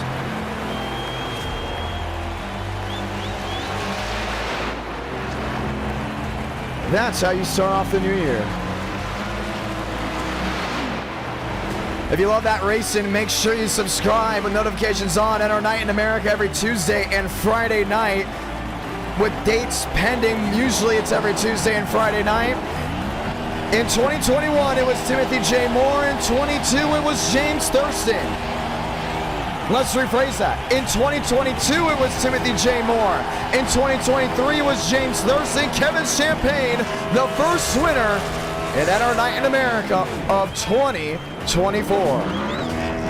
And 23 was all James Thurston. 22, Moore had a wild race.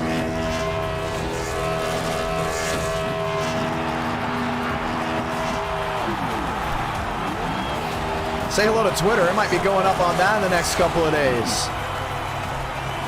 Kevin Champagne burns it down, but we have to watch back at what happened on that last lap.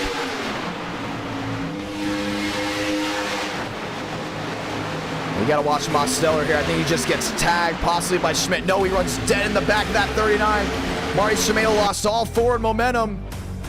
Boom, head first up and into the catch fence. Watch it again.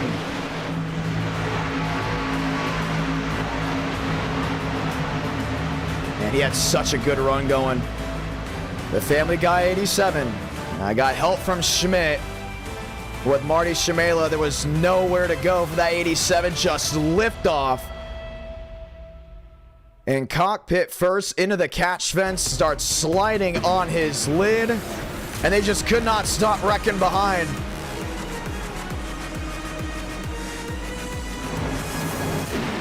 Watch back, that's the 9, I believe that is Ethan Vietvu. Kevin Champagne, the unsung hero.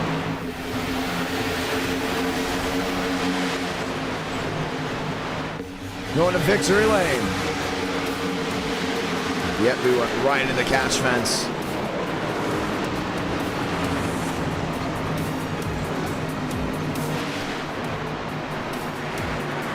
What a race, what a ride we have just witnessed from Daytona. Let's go talk to your race winner.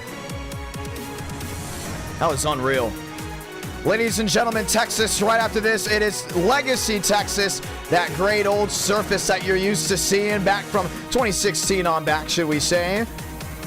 As we get ready to continue to count down all the way through. Let's see if we can talk to Kevin Champagne. He is our unsung hero. Very rarely do we get to talk to him. No, he's on mosh pit.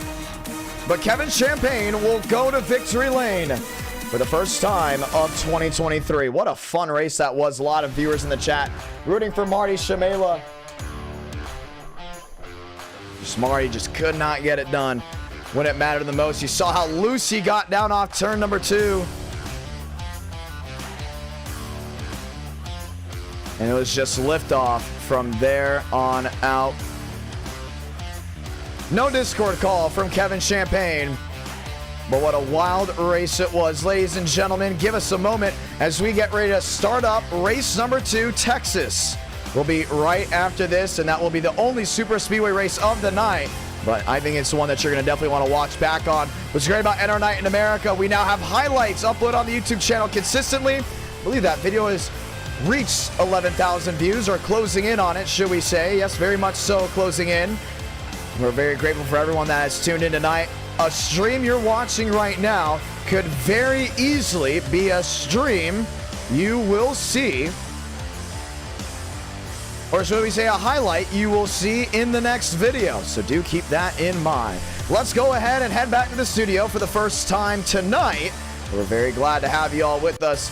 Fun night of racing, fun night of action. It very much was, as we'll go ahead and save the replay as we head to Texas. So no interview, sadly, out of Kevin Champagne, but we're very grateful for everyone that has tuned in so far tonight as we get ready to try it all again. Race number 2. This is a car track combo we're also looking at having an e-ticket event with. That is Texas with the Gen 4. What did you guys think of the car tomorrow at Daytona? We've only done it once with the new damage mod. That was a race 5 though, and I saw how much potential it had. I said, hey, we may need to bring this one for a race 1 feature. I don't think it disappointed, as Kevin Champagne is officially your championship leader of Season 4 of the Super Speedway Shootout. And if I'm not mistaken, #1 on the power rankings. Let's get ready to do it all again. As we get ready to go green, it'll be a quick 10-minute practice. Qualifying will be quick as well. It will be a 50-lap race from Texas Motor Speedway. Ladies and gentlemen, my name is Jonathan Ramos, the voice of NR. And we went from the high banks of Super Speedway racing at Daytona, but we're going to continue that high horsepower action as we head to Fort Worth, Texas. The Gen 4 stock car race is absolutely amazing at that racetrack. Texas, very wide now racetrack from what we have heard, from what we have seen as well. It gets very interesting to watch how the racing really goes down. See a lot of these guys talk about they've widened up the surface a little bit more. It's really fun to watch. It's really fun to race. So we're going to continue to keep a watchful eye over it as we get ready to go green. But there's one thing we definitely want to look out for is how it races according to you, the viewers, because we are looking at doing an e-ticket event with it in the future. Why is that? Well, pretty simple. It is, in my opinion, a great car track combo. So we're going to set the racing up in just a moment as we get ready to ride just one more time. NR Night in America, fueling victories all year long. Session is up. Password is IDK. 60 drivers can enter. Only 43 will be able to take the green flag. Car Tomorrow racing, I enjoyed it. I thought it was fantastic. I'm not going to lie. I think it was absolutely amazing. It really does come down to what you all think. Session is up once again, ladies and gentlemen, as we get ready to go green flag racing for the second time tonight. 400, no, let me phrase that, 300 likes tonight. We will see race number 5. Already up to 200. Looks like we're going to possibly hit that one. As we get ready to go green. What did you think of the new overlays? Look at the live chat. I asked you guys who was going to win. 44% said other. And they were right. Kevin Champagne going to victory lane. Yeah, there's no roof flaps on the COT on iRacing, which is why they get airborne so easily. And you saw exactly what happens when you don't have the right tools to keep the cars on the ground. We'll get ready to try everything again. Next center night for the ones that are going and will be watching back later on, either tomorrow will be the next live stream, will be next Friday, should we say. This Friday coming up, 8 Eastern, 7 Central. We love this time slot. We love the fact that you all love the great race in action, but we are not done just yet. How about more videos? So you guys are so excited about those videos, and that's when we're like, oh man, we got to continue to do more NR Night in Americas so we can continue to do more great videos like that. It was awesome making the video. It was so much fun to look back through 2023 and seeing how much has changed, and we want to go ahead and upload one before Daytona. That is definitely a look that I am going for. So for the ones that are wondering how you can join race number 2, pretty simple. Race 1 was in a league because we go ahead and track points. When we track points, we have to do it in a league session. Race 2, it's a hosted session. Password IDK. You can look up Ramos and you can get it. All the rest of the races tonight will be under hosted session. So do keep that in mind. 10-minute practice, 5-minute qualifying, 60 drivers enter, 43 will race. We're heading trackside. We will advance the session once we get in there, so we don't have any downtime. We want to get right back to the racing. We're so glad you all enjoyed that one. Let's see some notable drivers that'll be racing here tonight. Aiden Robertson, Brian Donahue, Delgado, Cole Freilich. Wilkerson is back. James Thurston is back. Kevin Ward is back racing. Nathan Scott. Wyatt Roberts. Continue to look around. Max Swearigan, Lane Sanders, Kenny Reel, Joseph Armstrong. And that's the first refresh of drivers that are coming on in. Chad Thornquist is in. Connor Zola is in. Connor Zola's due for a win. He's a truck guy in NR Night in America. We know he has what it takes. So it's going to be very interesting to see what he can do. Also, if you're looking at our Race 4 schedule, you're saying, why are we doing late models, which you just saw behind me? That's a real-life clip of me calling the action. I'm going to continue to add more real-life clips into the background, as well as simulated clips. The reason why we're doing super late models at New Hampshire is because we've never done it, and we think it's cool, and they do it in person. That's the exact reason why we are doing it. It looks cool, it seems cool, and we love doing cool stuff. We love doing different stuff. That's why we did Sebring, ladies and gentlemen. When we did Sebring with Xfinity, somebody were like, why? Why? And I was like, why not? You know, so That's what we're looking at more in the future. We're looking at Xfinity Spa as a future race. Looking at, not guaranteed yet. We are looking at, let's see, what's another one we played around with? Some have been asking us to go to Sandown, go to Australia to do a race. We've done a lot of international races already. Might as well go to Sandown. That'd actually be pretty cool. We are looking at going to Willow Springs, possibly as a date. Milwaukee. How about Stafford Springs, Connecticut with the Truck Series? That is a must for us to go ahead and do. Christian Delgado. So many others have loaded on in. So qualifying will start right away. We are looking at the drivers on track. We're saying, hey, this is a great group of machines. Well over 60 drivers have joined in, so it's going to be just 43 taking the green flag. What does that mean? Bump day is a big deal here tonight. We continue to look over things. Great crowd on hand. Hey, let's go trackside as we get ready to take the green flag.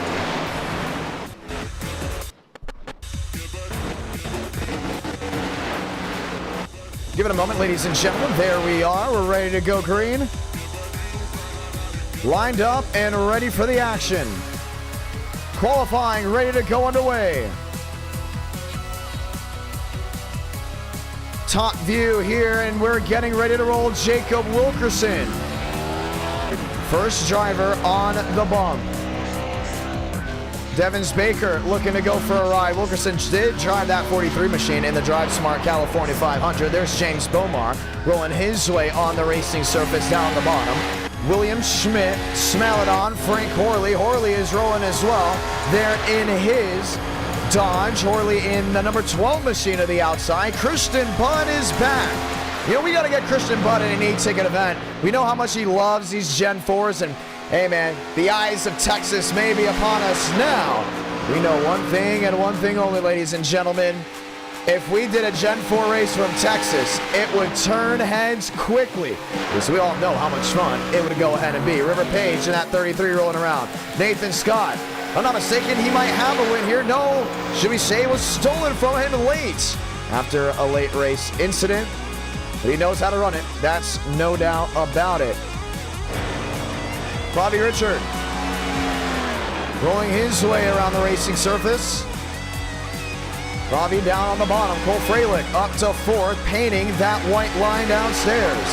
Oh, he has the Kart Chaser logo. And the ones that don't know what Kart Chaser is, they do a great job of broadcasting kart racing around the United States. I went to one of their events actually at Homestead Miami Speedway. I believe it was early 2021. They said, hey, you want to test a go-kart? And I said, when? And they're like, the day after the Daytona 500. So what did I do? Checkered flag wove at Daytona, got in the car, went down South I-95. So I lived in Miami at the time. Got about maybe 3 or 4 hours of sleep. Got up, went kart testing with Kart Chaser. Really cool guys, got to keep an eye on them.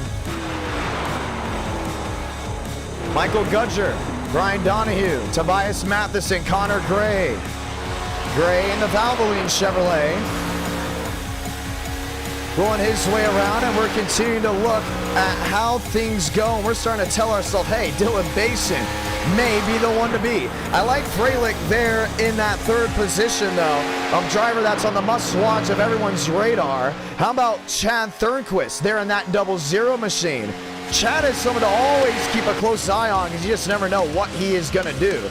Could be something great, could be something not great, depending on the type of viewer you are. You may like Chad Thornquist, you may not like Chad Thornquist, but at the end of the day, he will be up there getting it done. Just got his one win in 2023 before the clock struck midnight on the new year. And here he is, ready to rock and roll in 2024. Just 2 minutes left of qualifying. How about who's on the bump? Devins Baker. Connor Gray, 43rd. Kelly Potter, Nathan Scott heading back out. He's 45th. Now Kevin Ward is out. Nick Hook is out. He sits 48th. Devins Baker now out sitting 50th. And 60 drivers looking to make the field of just 43. You must qualify. Here's Xander McKinney. He's in for now. Kenny Real barely in. Bradley Carter now on the bump. He sits in that 43rd position.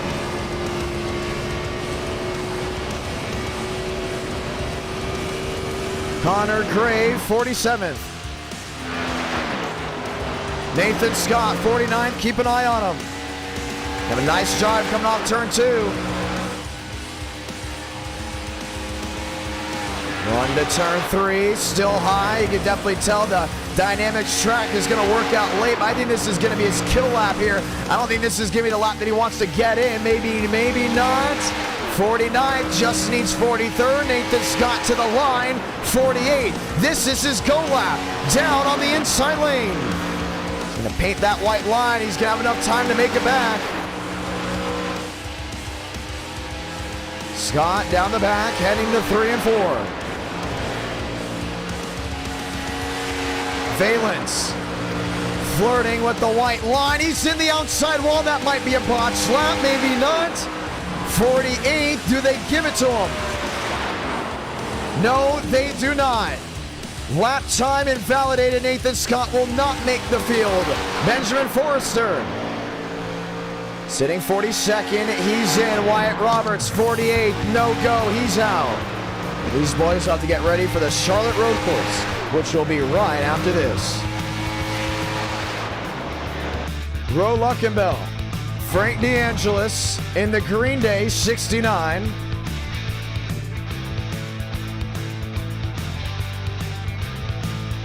And we will be ready to go.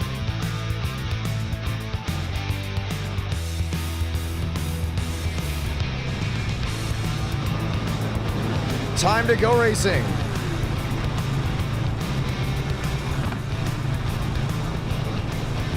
Basin, Freilich, Thurston and Swearengin, that's the Fast Four.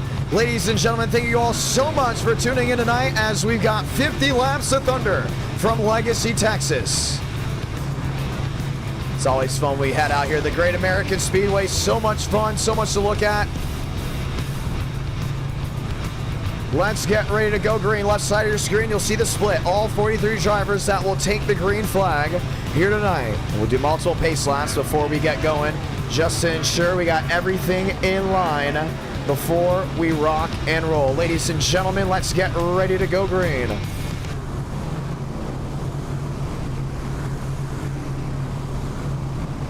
Time to get it done. Chevy, Toyota, row number 1. Chevy back there with Toyota, row number 2.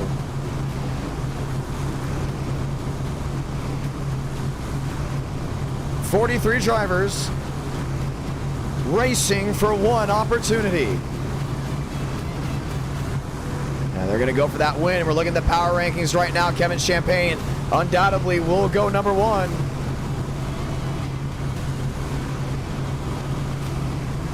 What a huge wreck we saw there from Daniel Mosteller.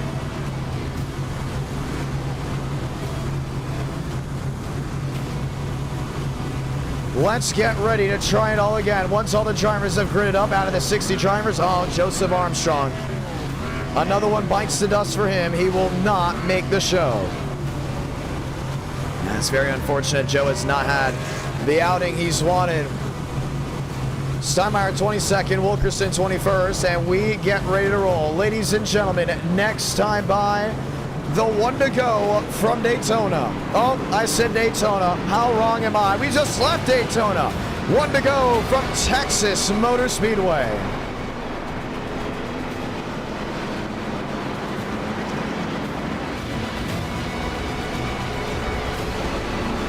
Let's get ready to ride just one more time at our night in America, feeling victories all year long.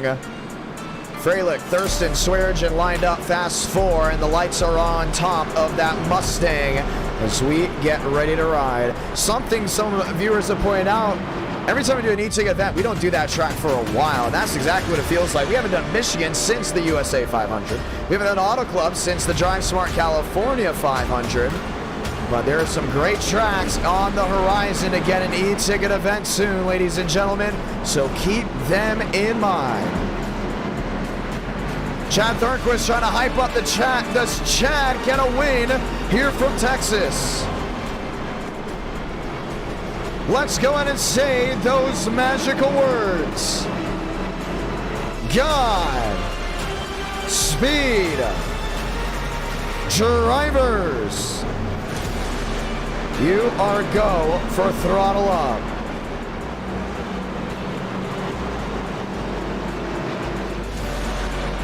Time to rock and roll one more time. The one to go.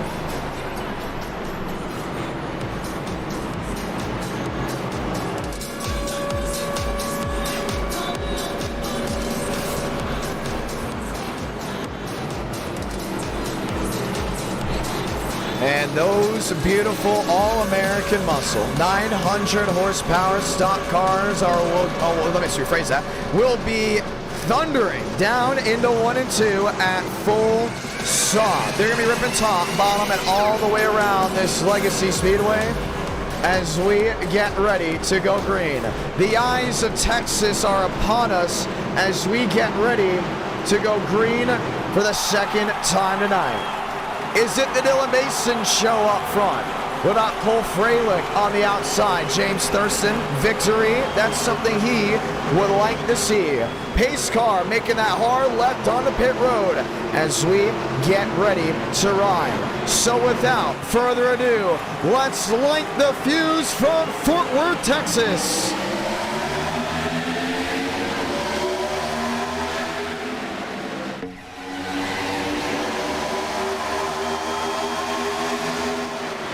Racing to turn one, Mason on the bottom, Freilich way wide off entry and off exit. Mosteller is able to sneak his way through on the bottom.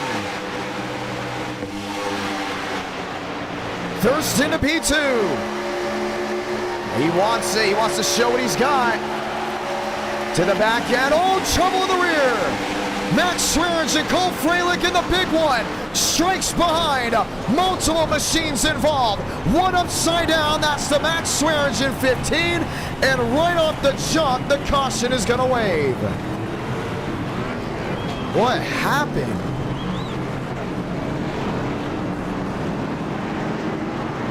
Unbelievable.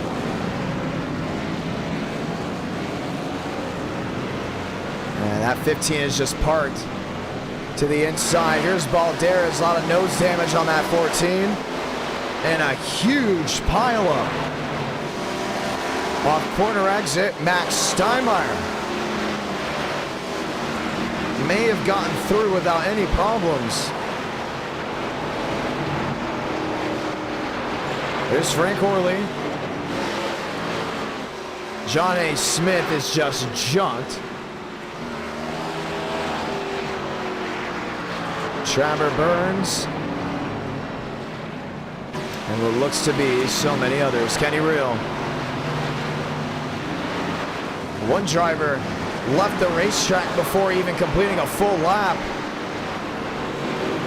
Kenny Reel's Pontiac looks pretty good. This is an incident clearly that happened just after the start-finish line. Let's start and look to see what happened. Here's Balderas in the 14, really just right in the thick of it.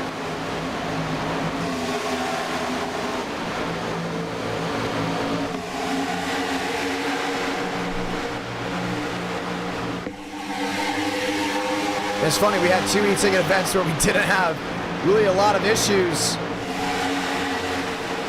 But it's very unfortunate. It starts with Freilich on that outside lane. Look at the look at the 15 machine. Has that rear end completely hung out on the right side. Yeah, there's just really nowhere to go from there.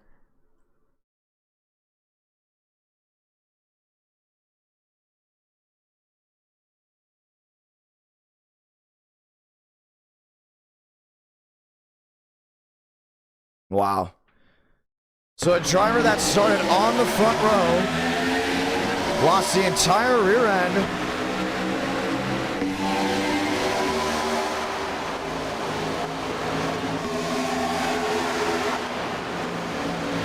And just stacked everyone up. Now we can tell it's loose, man, but it's almost like he parked it in the middle of the 3 and 4. I mean,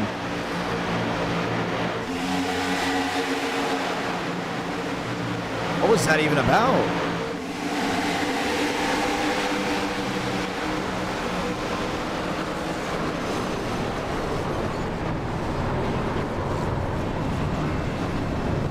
Wow.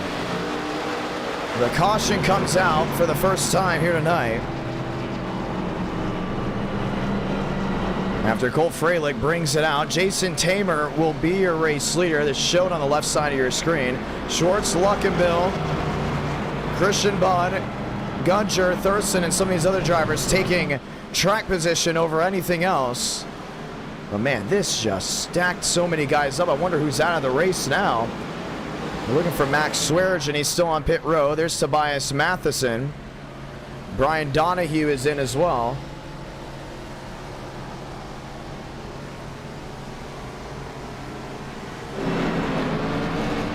Bradley Carter. Frank Corley gets back on the racetrack. A lot of damage for his machine.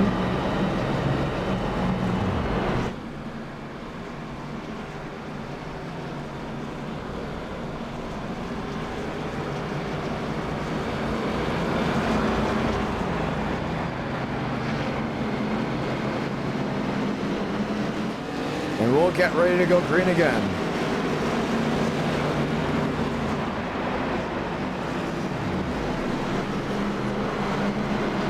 Well, we'll get ready to restart this one after what we saw. I don't know how he lost it like that. I've never seen that before.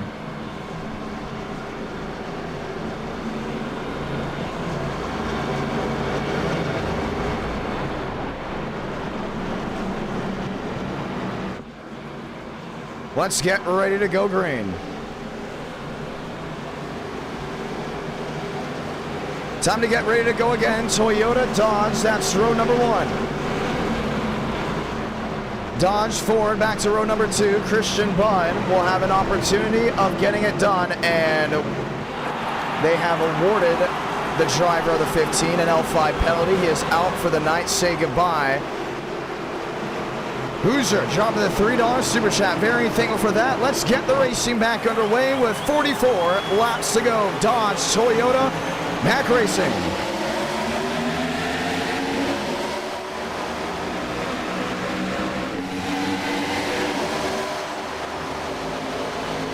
Budd, move to the middle. Thornquist way up the outside lane. He's in the outside wall. That 00 just did not rotate. Tamer off and away. James Thurston looking up to that third lane. Right to that outside. Oh, let's rephrase that. That was not Thornquist in a 00. It was another 00. Chad Thornquist sitting in the 5th position. Got it right back on that bottom. And you see Daniel Mosteller moving that outside. Those are drivers on the fresher tires. Making the move. Jason Tamer for the difference to Christian Budd. Budd trying to make up that time. How about the 3-wide move? Right to the bottom goes the 1. Abraham Vila, driver on a mission, up inside the top 5. Tamer in the Dodge. Budd in the Ford.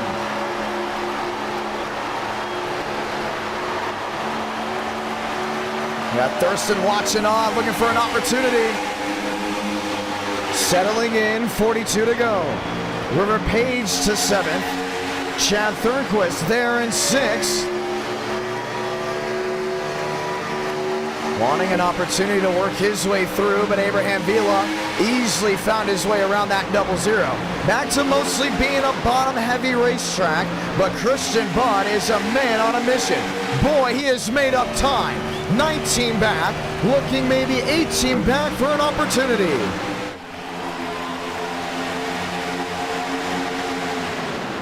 Most in 4th, Thurston in 3rd. 40 laps to go at the line.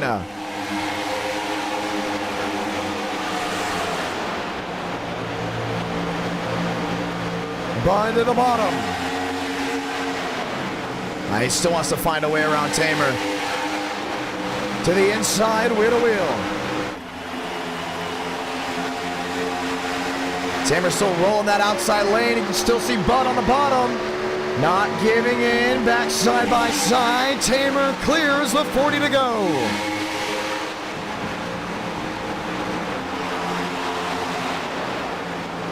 Thurston in 3rd.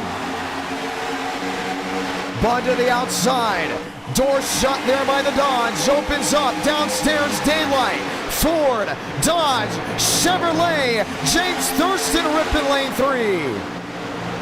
Trying hard to get that drive back off corner exit, but there's still nowhere to run. Thurston and Mose, third and fourth. 38 to go. Tamer in the middle. Takes the air off the Bud machine. Holds on to the lead for now. Tamer up to lane 3, looking for the drive off corner exit. And James Thurston's gonna be right there just watching on. Christian Bud, new race leader.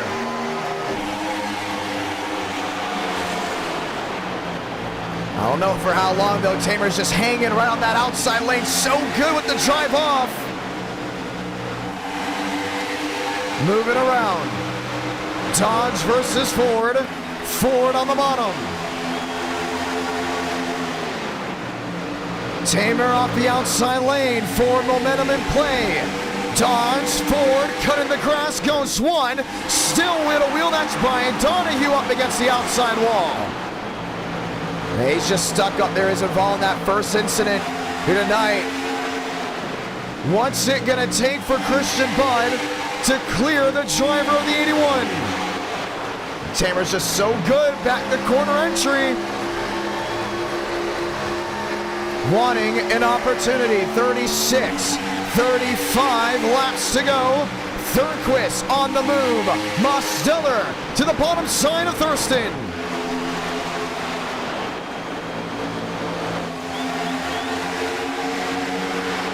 Thurquist back in fifth. Christian Bud there in second. Thurston way up against the outside wall. Look who's on the move, Dylan Basin. Up to ninth, around goes the 87. Mosteller with the slide, Jacob Wilkerson. Not involved in it, but that single car spin will put Demos around into 22nd and on back. No caution, single car incident. Gonna keep him racing. Battle for the lead, Bud, Tamer. Tamer on the outside, Bud on the bottom. Thurquist watching on there in third.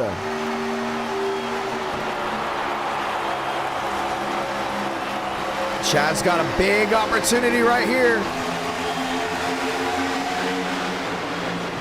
Bud downstairs, still looking. One on the outside wall, Jacob Wilkerson. 33 laps to go in this race. Top 20 separated by 7 seconds. That's unfortunate there for Mosteller. He's still very much in this race, but he's getting a caution. A lazy spin like that usually won't throw a yellow in NR Night in America. E-ticket event, you may get one, but you're not going to get one right here. 32 to go. Look at Chad Thurquist just rolling it down off turn 2. Looking for an opportunity way in the back. One spinning in the rear, Gavin Austin. Oh man, tag move, no change, but the caution will wave. Alexander Balderas will bring the caution out for the second time tonight.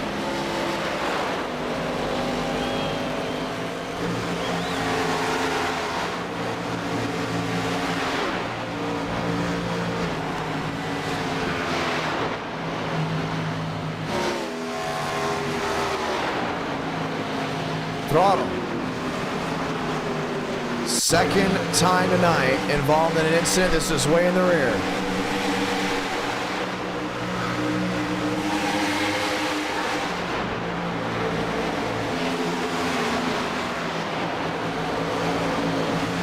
Nice heavy contact there with that 53.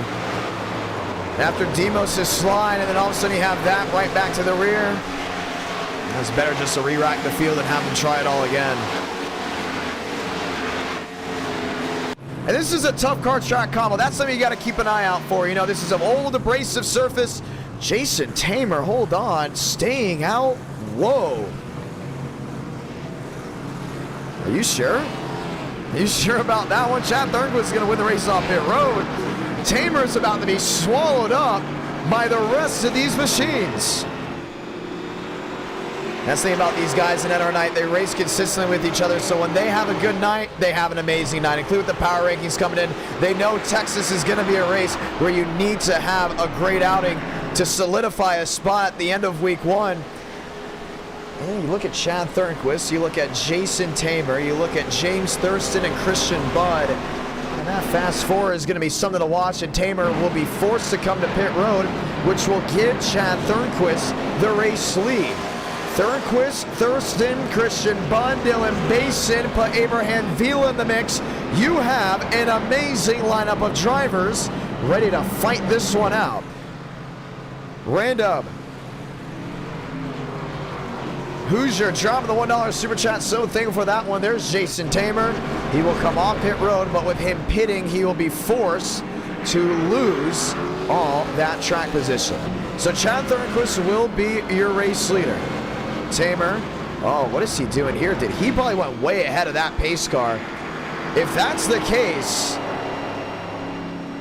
he will definitely be forced to go to the tail end of the longest line. No matter what, because he pit, I'm guessing when pit road wasn't open. Where is he going? Oh, you could get disqualified for this. That's one thing you don't want to see.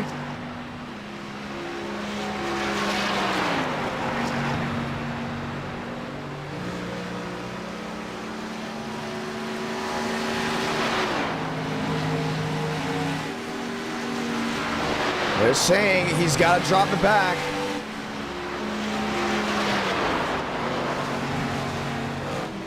Oh, there might be an actual issue with pit road. They have Jason Tamer still as the leader on our scoreboard.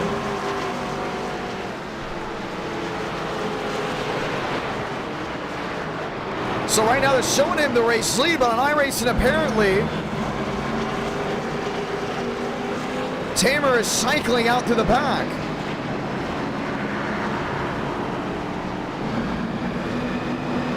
What is he doing?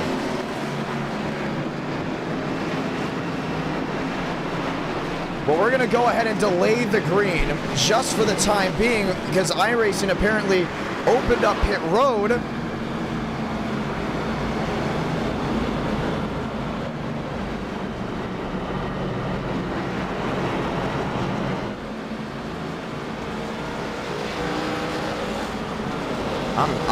I'm just in shock of words right now. Jason Tamer has to stop, or he will be forced to the tail along his line.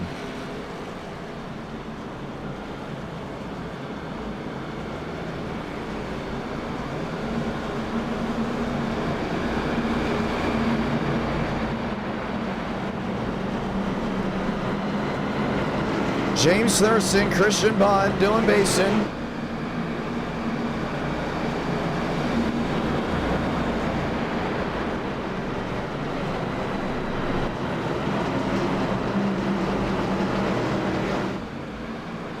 Toyota, Chevy, Ford, Chevrolet, and we'll be ready to restart this one. So Tamer has stopped on the racetrack, and he will be given all of those spots back, so he won't be the leader at all. He will be way, way in the rear.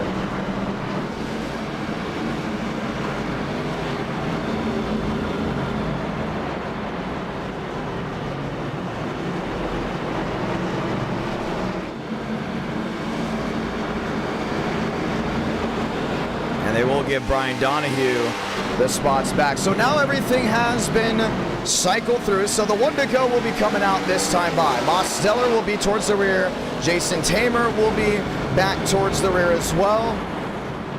This is going to shake things up for Chad Thornquist. Is exactly what he's going to want to see. An opportunity of going to victory lane. So Thornquist on the bottom. Thurston on the outside. Ford, Chevy. Lined up, ready to go back green.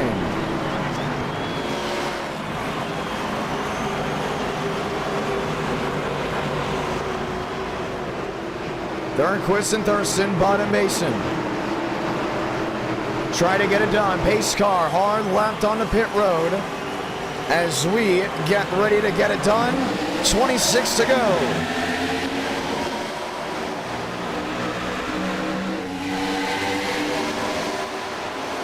Thurston in the middle, Dylan Basin looking to the outside lane.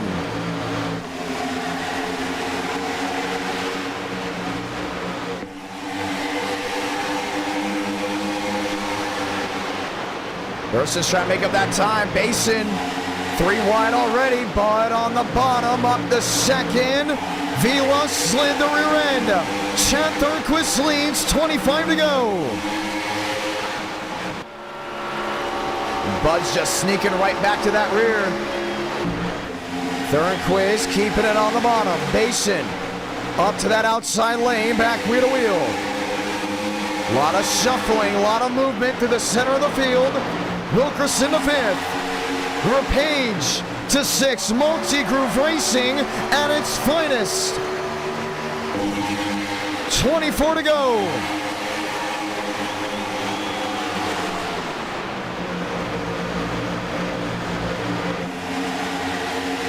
Bud down off turn 2. Took that race lead. Thornquist faded quickly. Back to that 5th place position. Here comes Dylan Basin off the outside. 24, 23 laps to go. Hey, they got to watch out. They let Basin out into open air. It's going to be tough to go ahead and stop him. Thurston in 2nd, 18 back. Page in 4th, 4-9, half a second back. Wilkerson, Austin, Schmidt, Sanders up inside the top 10. 22 laps to go.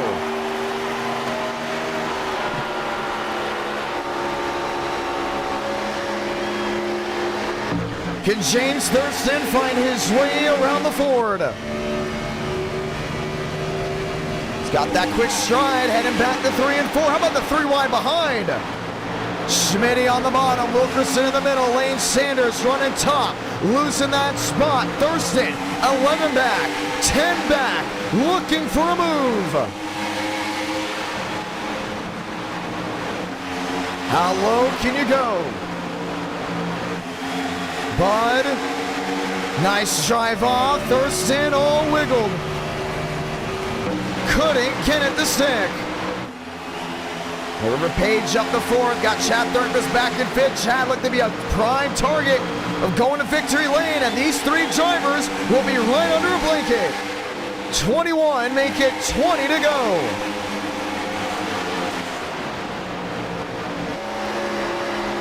Bud and Thurston still back nose to tail. Mason watching off from 3rd. You can see off the nose of the 48. Thurston looking at the bottom. Bud shutting the door. 19 to go from Texas.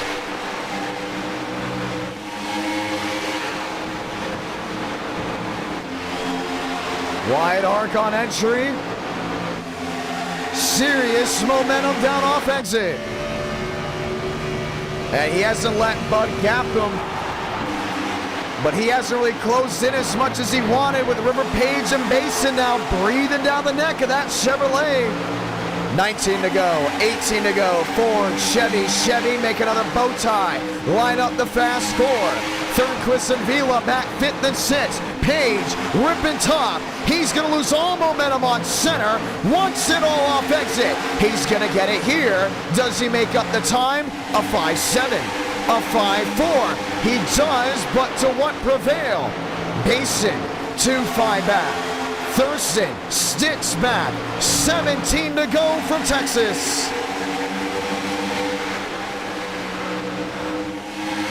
Smooth as butter, back to 1 and 2.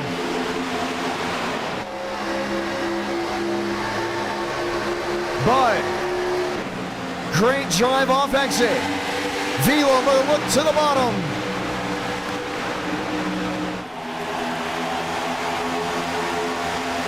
Now Thornquist there hanging on that outside. 10 back, maybe 9, 16 laps to go. Ford versus Chevy. Basin way to the outside lane. Gets the run down off turn 2. The jump to the bottom for the 48. Oh, Lane Sanders caught up in a mess. Guga back there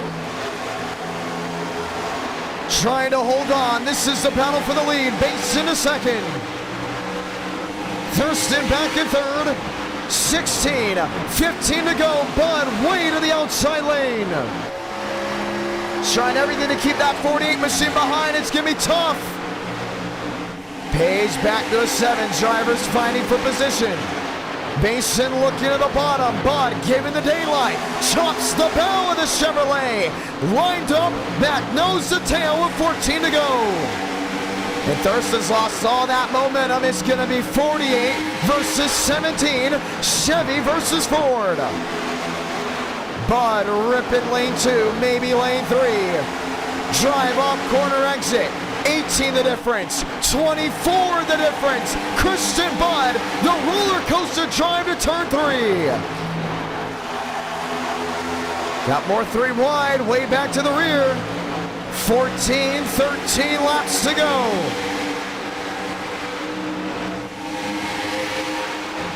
Thurston in third, trying to make that time up. Dylan Basin looking to join the 17 on the right to the outside. And now he's got to focus on that 29. James Thurston is back in this as well. 3 drivers under half a second. Multi-Groove Racing. High action here from Texas. 13, 12 laps to go. And Tamer worked his way up to that 16th spot.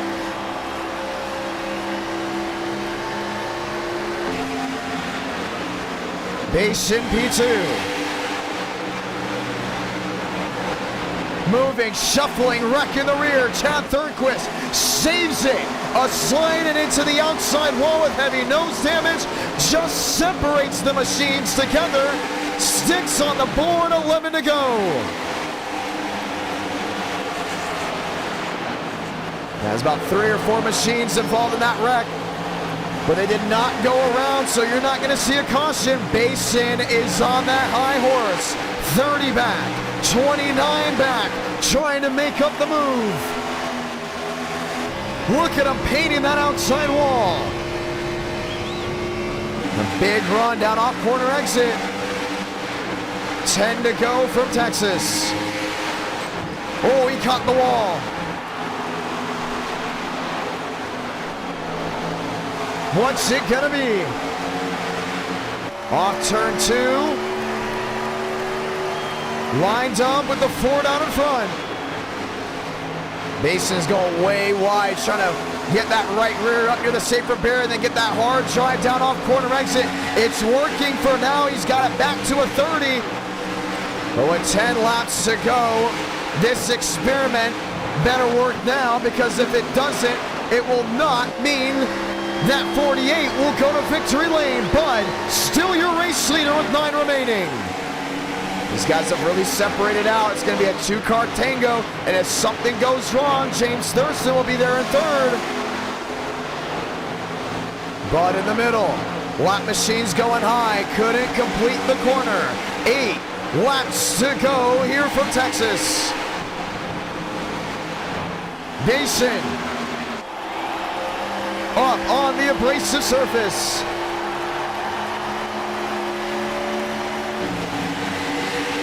Lap machine 48, making it difficult for the 17, Christian Bud. Still a great distance from first and second. 7 to go from Texas Motor Speedway.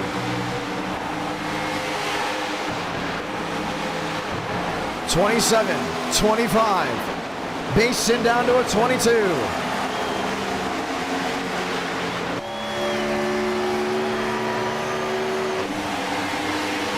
Ford Chevrolet trying to make it work. Basin got down to a 2.7, loses it all off exit. 6 to go for Christian Bud.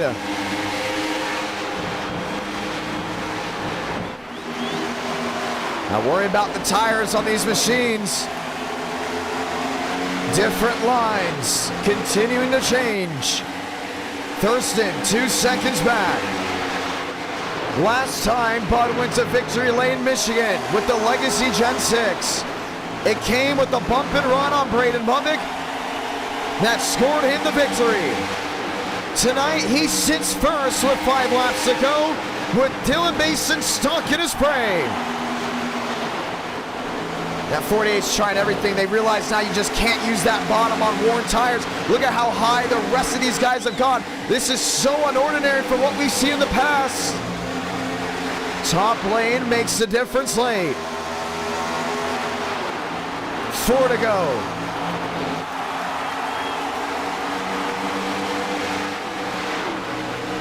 Basin, 5-8 back. Thurston under pressure. He has River Page and company, and they've all now gotten up to that outside lane. Look at him in the wall.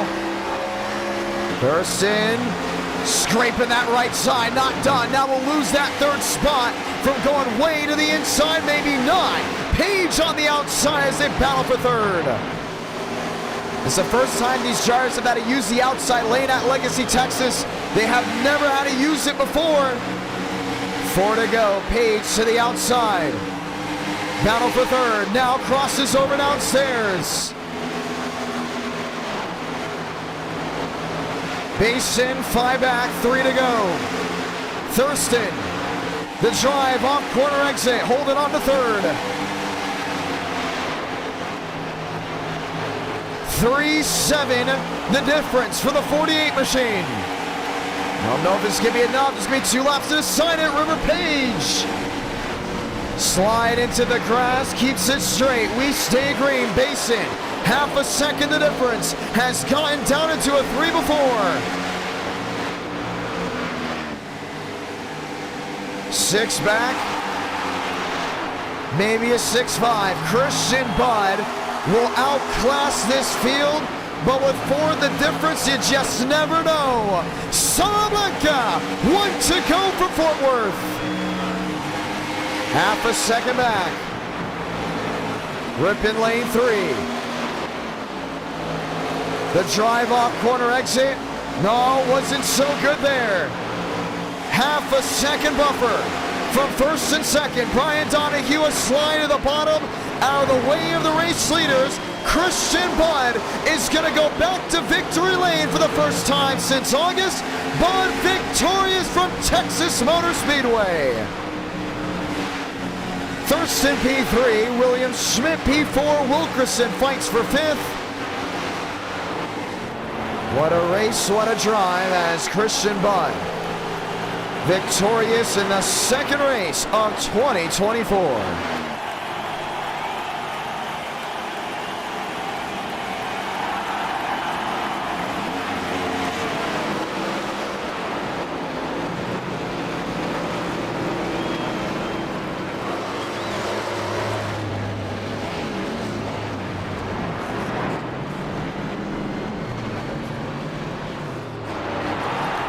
Bud's going to go ahead and burn it down, ladies and gentlemen.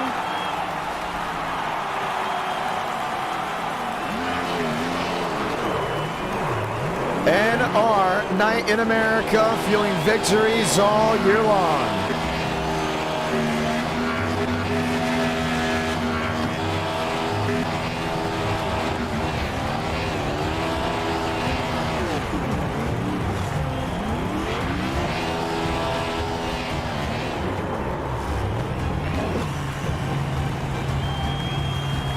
What a race. A very fun race, it very much was. And you look back to what happened earlier, man, that just did not happen. I honestly think we would have had, I mean, this is going to be a classic, no doubt about it. This is a classic NR Night in America race. But you got to wonder who else could have been in that situation. Who else could have that big opportunity to go to victory lane?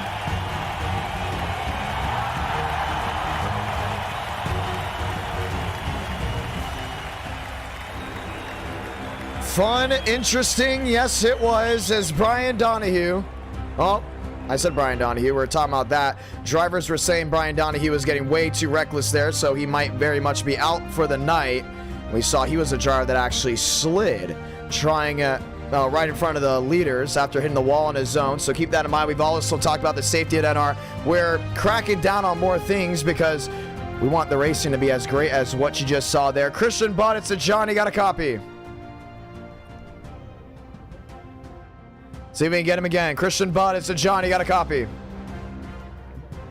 Oh, you can see he's trying to talk, but the mic has no input on it. We have the user pulling him all the way up to 200. Let's see if Bud can try it again. One last time. Christian Butt, it's a Johnny, got a copy. I'd hate to go 0 for 2 with interviews already into the new year. But nonetheless, it was an absolutely fantastic race, ladies and gentlemen. Race 3, we're going to go road course racing from the Charlotte Roval. That's right, you're going to get different styles of racing every single night. We started with the Super Speedway. We went to the Intermediate. I think it was fantastic. We're so glad to have Christian Budd back in victory lane, ladies and gentlemen. Always a great sight to see NR Night in America feeling victories all year long. What did you all think of race number 2? I think it was fantastic. Let's see if we can get Budd again. Christian Budd, it's a John. You got a copy. Oh, no. I'm going to chat with him right now. We can't hear him. He's trying to go ahead and get the mic inputs working. But as that continues on, we'll give him probably a couple more shots. We're setting up the session. What a drive. And I'm going to be honest. I did not expect those extra lanes to come in. I did not see it coming at all. I did not think lane 2, 3, and maybe even lane 4 would come in. That's why we want to talk to him. You know what? Let's go drag Dylan Basin in because he's someone I really want to talk to. He's someone that can possibly tell us before. Bud Basin, so Johnny got a copy. Yes, sir. Christian Budd finished first, having microphone issues. You finished second. Walk me through that race. That was a lot of fun to watch, and it's a track that we want to do a lot more in the future. It was fun. That final run I was dealing with right side damage because whenever I was 3 wide, I got stuffed. I don't know if they didn't know I existed because I had such a huge run, but that sucked. What was up with that outside lane? I don't even know if it was faster or whatnot. I mean, I was kind of just sending it everywhere. It was pretty quick on 1 and 2, 3 and 4. I was kind of rolling bottom towards the end, and it actually started really picking up speed again, but it was too late. That was interesting, but I don't know how the outside even worked here, because I mean, we've done this before, right? And you want to paint that inside lane, it's all limbo. But then all of a sudden, out of nowhere, I'm guessing with the new track dynamic, I was seeing lanes I've never seen before. Usually when you're on the outside lane, let's throw Homestead out there, right? You try to stay up against the outside wall as long as possible. But you guys were diming it. It was like almost a dirt race on an intermediate, like with the strategy. Walk me through that, man, because that's just, it caught me off guard for sure, without a doubt. Well, I mean, when you have a track like this, it isn't like a perfect oval like, you know, Homestead is. It's not like perfectly round in the outside wall, and there's bumps everywhere. It's a little different. You gotta avoid those bumps. You gotta avoid where the wall comes in and comes out. Like, you know, if the wall didn't come out when I was 3 wide and pushed me further to like the guys on my inside, it wouldn't have happened. That's the kind of stuff you gotta avoid. Right. So, you know, it's just, instead of having, because if you look at Homestead, the wall doesn't go in and out. Like, you know what I mean? Like, it's not like one smooth circle. It's kind of like wavy. Homestead's not like that, but Texas is, so you kind of can't run right against the wall because you'll hit it at some point. I want to point this out. We had a strong field. Early wreck happens. What's going through your mind? Honestly, I didn't even see it. I just went down to go for fuel, but it didn't really matter because it had a yellow later in the race. I was going to try to have it to where we don't have to pit at all. I was about half a gallon short. And then they wrecked again, and it became a full-on brawl to the end, so my strategy didn't work out. Yeah, it was interesting, these, you know, different style of races, but track dynamic, you've been an advocate for better racing, right? Has the track dynamic changed the racing completely on almost every track that we've gone to? Because we're going to these tracks for what almost feels like again for the first time. Like, we went to Homestead and people talked about like, oh, ever since the new update, you can't use the outside lane. That was back in 2022, 2023. And then all of a sudden, late 2023, they're like, oh yeah, Homestead's outside works again. Oh, Texas? Oh yeah, you're gonna be all over the place. I was like, there's no way we're gonna be like, I could see the 2 crews maybe flirting with 3 coming in. I didn't expect you to go that wide. What are the tracks you also believe it has impacted the most?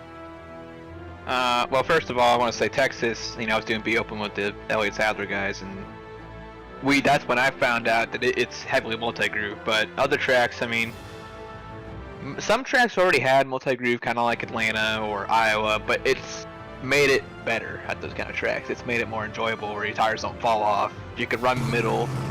You don't have to want exactly in that lane. You can diamond. You can do whatever you want. Just don't slide the tires. But there's also other tracks like, New Texas also has multi-groove now for whatever weird reason.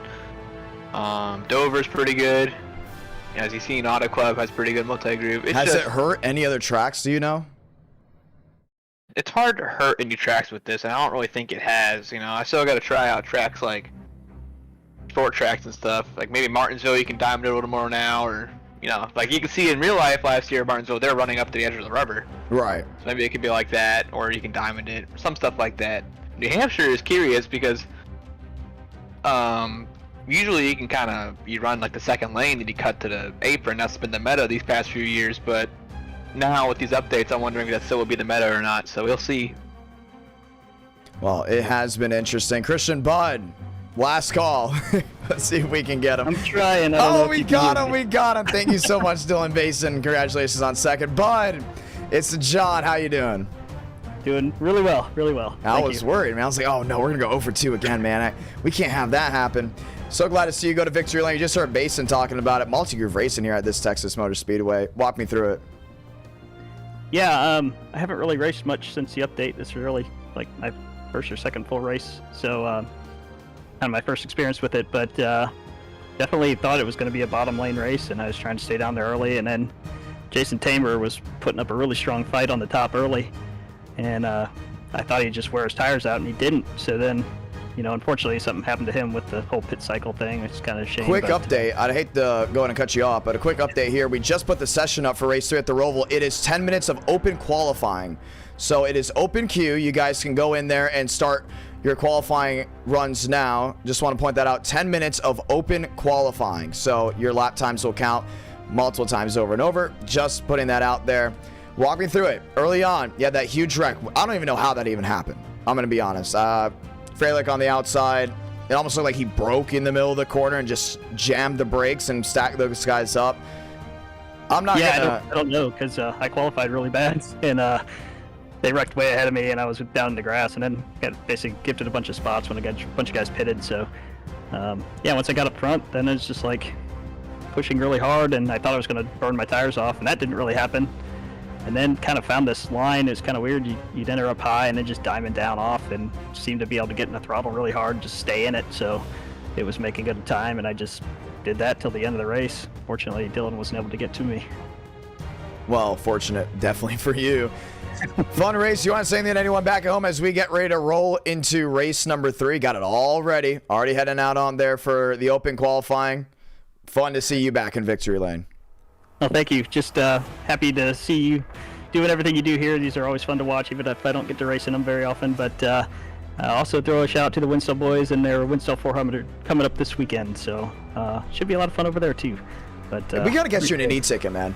I've been wanting to get you an e-ticket for a while. What's it going to take to get you one of these e-tickets? Oh, man, just getting off work early on Fridays, I guess. I'd like to run them. I saw the last one with the California Drive Smart race was really cool. So, yeah, I'd like to be a part of that. Heck yeah, man. Congratulations. Thank you.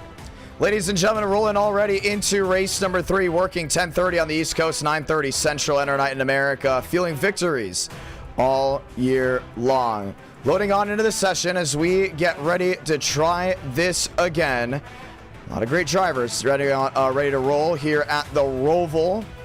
It's going to be fun. It's always fun. Every time we go racing at our night in America, it has been a blast. 2 races already in the books. We have 1 more after this to go unless we hit the 300 likes threshold. Have we hit it already? Let's go ahead and check. I've been reading the live chat all night. I also just want to point out, just because I don't respond to the live chat consistently doesn't mean I'm not always looking to see what you all are saying. So it's going to be interesting to see what you all think. New Hampshire right after this. New Hampshire will be with the super late models.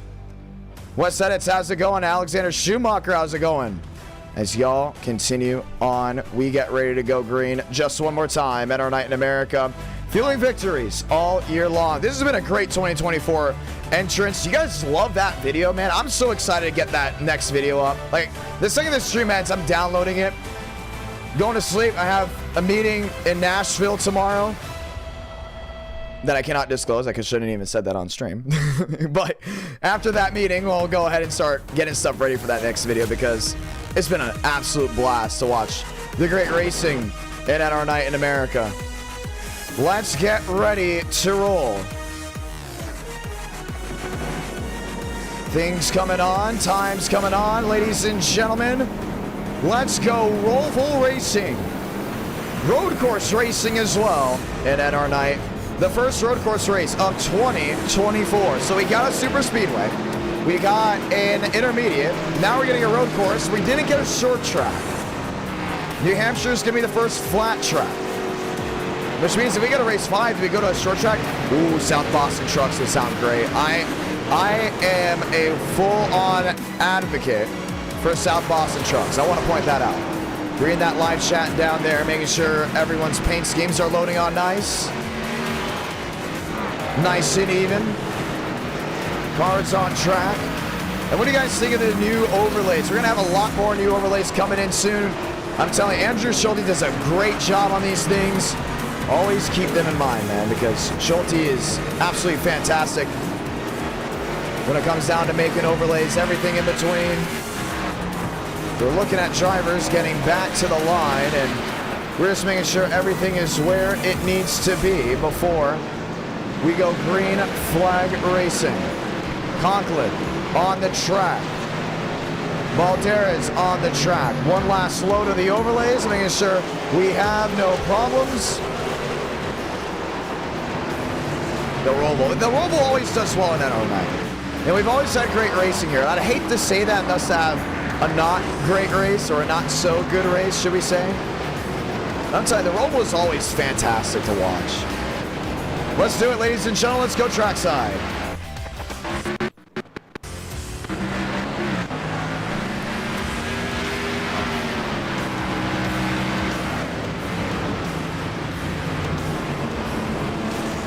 Michael Mitchell. Poise. First one to set down a time of 1:20. And that means second on back has yet to set down a time at all. If that is what you were wondering, why it says -80. It's the first time we're doing group qualifying with the new overlays.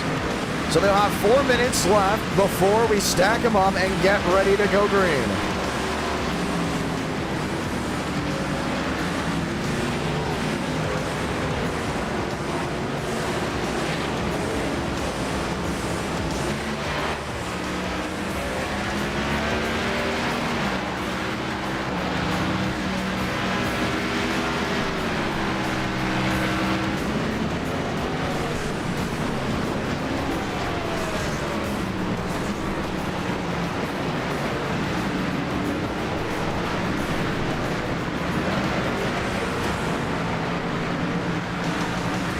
Barbagallo, Max Steinmeier to third, and 6 drivers have now set down a time. Now, I'm guessing the -80 is off of iRating, where they would qualify if we did not go ahead and have qualifying, or those drivers have not set down a time. You look at Schumacher, you look at Marceller, and you start saying, okay, they're outside that top 10, and we're looking at a lot of these guys. We may have to bump machines out from what it's looking like. Miller, Kenny Reel, Marcus Vanderlee, Carlos Ortiz. There's Ortiz now. He's rolling around the racetrack down to the inside. Brandon Bowie is back. He's rolling his way back to turn 1.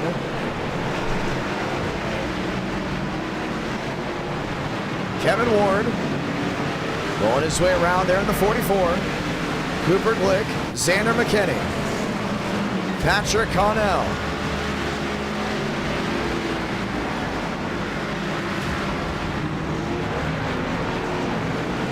Joseph Armstrong. Oh, and he's got a botched time. Just got in the back end there of Devins Baker. Bowie, Barbagallo, McConaughey now goes fourth.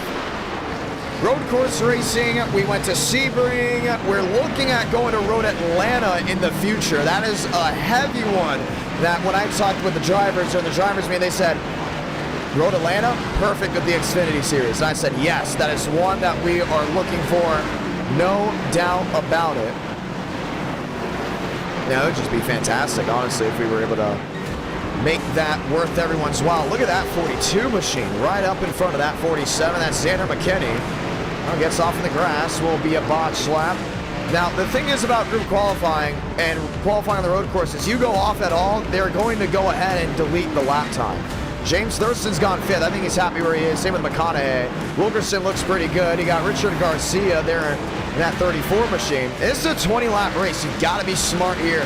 You got to be really, really strong. For some of these guys, they know now just setting down a time will get them out of the craziness back towards the rear end. I think we're going to have over 40 drivers attempting a race. You look at Dylan Basin there in that 48 machine. He hasn't set down a time. Look at Patrick Condell. He hasn't set down a time yet. Joseph Armstrong still has not set down a time. And the big news is here with group qualifying, if you get to that start-finish line, before the clock strikes 0, you'll still have an opportunity to get your lap in. So it may say 123. Joe still has a shot. He just needs to get his lap started. The second it gets started, he will be in position to put down a strong time. Mosteller top of the board. Michael Mitchum second. Conklin third. DeMerchant. Seth DeMerchant is up to 4th. Max Steinmeier, McConaughey, and James Thurston. I'll say this, we hope to see you all come Friday, that Friday stream. It's gonna be so much fun to see what you all have. Get ready for some more great racing. Travers C. Burns there in 12th. Barbagallo.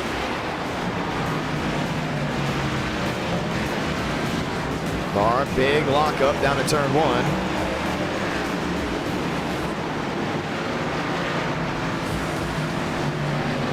Joseph Armstrong, we're going to look for him again. 28 machines have now set down a time. Joe, not one of them. Still a deleted lap time. He's well outside this top 30 if we go ahead and take the green flag based off of just iRating. He needs to have a fantastic outing. Not just a great outing, a fantastic one. Looking at right here, 30th, 31st, 32nd. He is scored right now 34th if he does not get a lap time in. So if he makes contact with any car out there, it will delete the lap time. He hits the wall. Oh, man, that's way too close. It's going to work out. He knows he can go for 34th to 1st with his flyer. Keep an eye on the 20.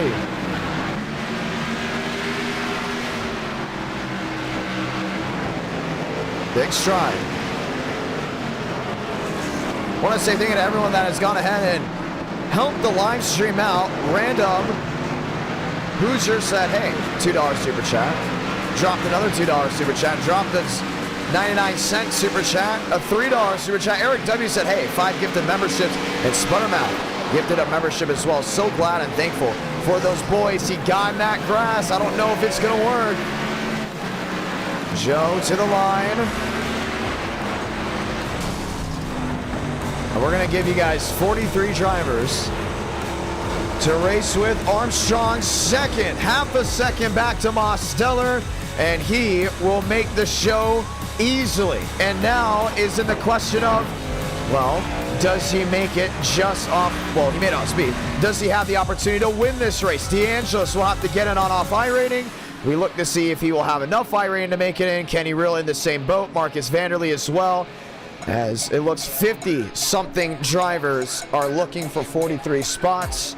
Patrick Connell, Alexander Schumacher still rolling their way around. No change just yet out of Schumi. He sits 36 if this is the way it stands. Patrick Connell in that 46 machine rolling his way around. Tiptoeing through. This is his last opportunity to make the show. Oh, they did not give it to him. Patrick Connell, 60 drivers, ladies and gentlemen, have attempted to qualify for this race. Let's go ahead and let you know who didn't make the show. Jordan Higgins, Patrick Connell, Schumi is out, Carlos Ortiz is in, Marcus Vanderlee is in, Kenny Reel is out, Ruiz is out, McKinney is out, Schumi out, Brian Donahue out, and so many others. William Schmidt is in, Frank DeAngelis will make it in, and next time by, we will see the one to go. Splitting left side of your screen, you'll see who's in and out, what manufacturers they're running with. 3 manufacturers will take the green flag here tonight at the Charlotte Motor Speedway.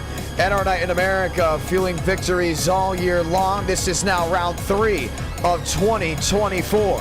As we get ready to go green, 2 manufacturers line up the top 3. All 3 are present up inside that Fast 4, Chevy, Toyota, and Ford. Chase Schaefer, Matt Steinmeier, DeMerchant, McConaughey, Walker, Thurston, Wilkerson outside that top 20, ready to rock and roll.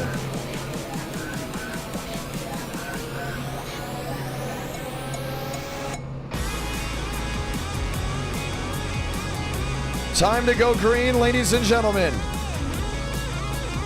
And our night in America, fueling victories all year long.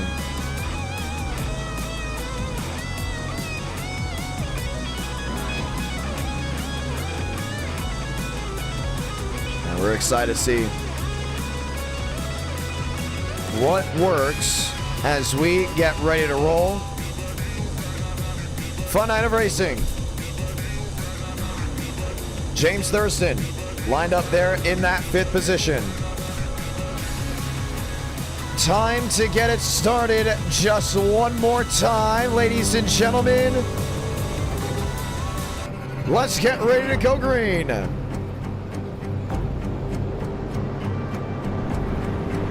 Mosteller, Joseph Armstrong, we have the one to go this time by, so let's say those magical words. God, speed, drivers. You are go for throttle up.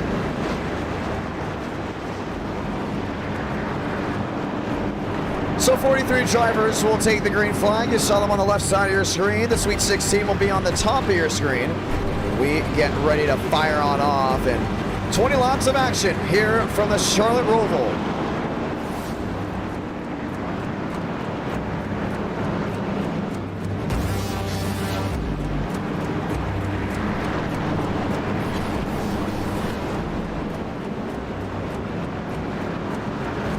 Steinmeier, Schaefer, Bowie, Lyons, ready to go green.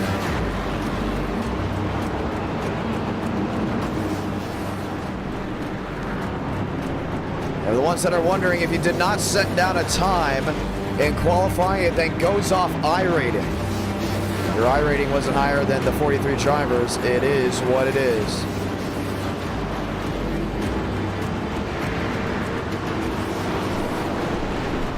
Time to go green, ladies and gentlemen.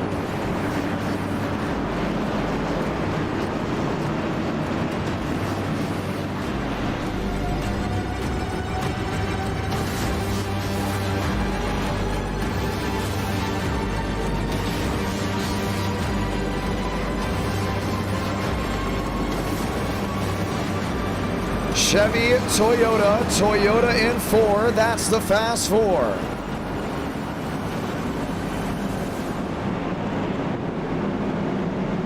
Time to rock and roll just one more time. And our night in America, fueling victories all year long. Sputtermouth saying, why not trucks for race 5? The $2 super chat. I'd love to see trucks for race 5, I'm not gonna lie. I'd love to see South Boston trucks for race 5. Chevy, Toyota, Ford.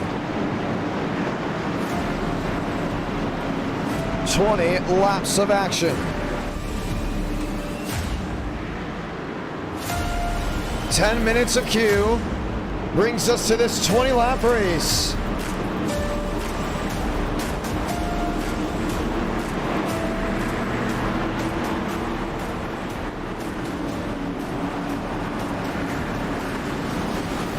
Pace car, hard left onto pit road. Let's do it. Let's light the fuse from the Charlotte Road Course. 3 wide already. 1 to the outside, Sean Conklin. Thought heavy, obviously these guys tiptoeing up to turn 2. Sneaking in and out, Mosteller, Armstrong, side by side, Joe. The advantage back to 3. The shoot to turn 4. Joseph Armstrong, new race leader. Michael Mitchum gets swallowed up. DeMerchant sideways. Now they all hold on back to turn 6 and 7. Really tight. Armstrong, your leader. Back heading to NASCAR 1 and 2. On the road course, it'll be turn 9. And Conklin's right behind, sitting there in 3rd. Wanting to make something work. Multiple machines. Held up towards the rear, massive stack up Brandon Bowie. Battle for the lead. And Demos is working right to that back end, still about 4-2 back. A better drive off there than Joseph Armstrong. Conklin sitting in 3rd, watching and waiting.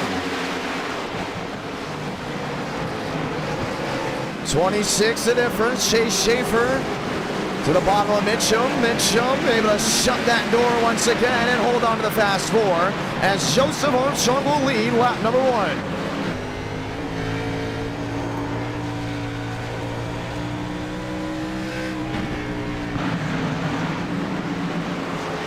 Joe up the track. Mose still lined up, nose to tail. He has an opportunity heading to the next horseshoe. He's right there, and Sean Conklin's really breathing down his neck with a 4-7 difference.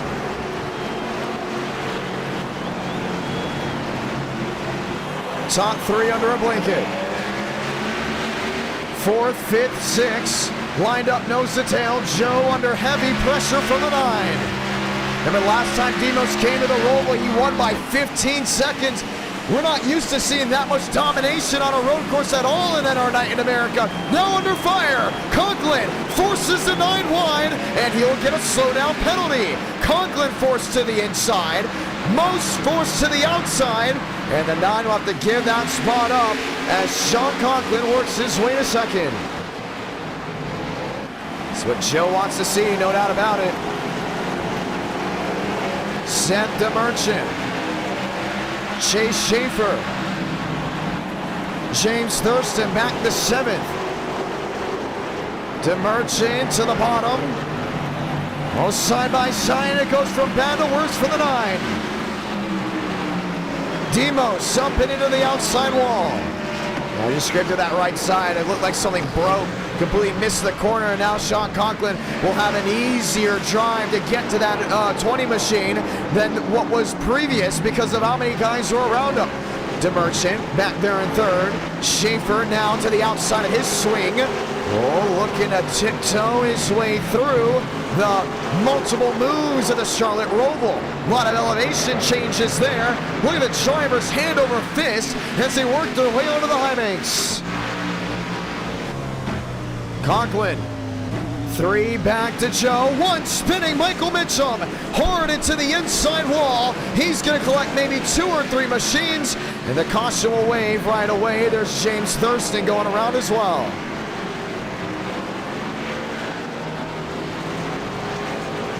And that will very easily stack this field on up. I don't think he's too happy, and James Thurston just got Jacob Wilkerson involved in his shenanigans. Mitchum lifted the 4 up.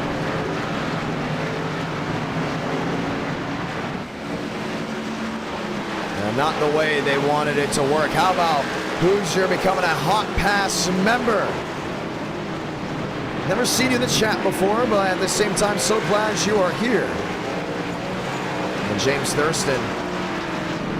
We got to see what the damage is there on Wilkerson, because if it is terminal, Thurston will be L5 from this race. because of those shenanigans. Let's take a look at Jacob Wilkerson's machine. I don't think there's really that bad of damage, just a little bit on the right rear. And with this new damage model, will not be terminal, so Thurston will have an easier pass. Let's go see exactly what happened, working their way down off turn 2.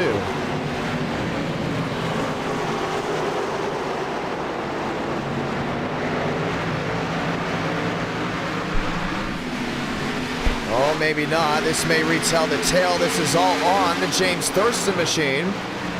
Just flat out wrecked the 18 of Michael Mitchell.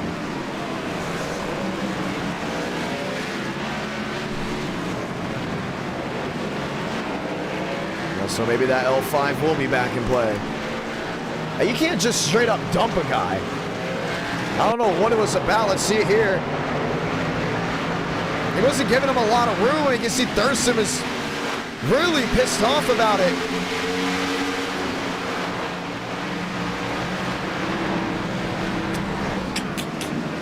I don't know, man. It's going to end Michael Mitchum's race, no doubt about it. We're trying to see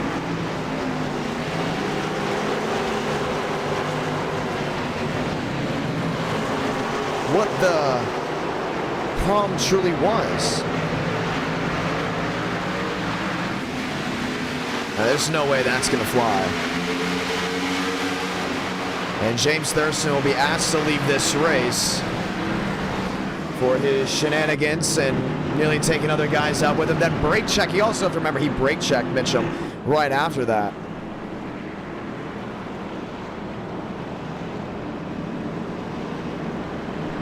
Interesting. Interesting indeed.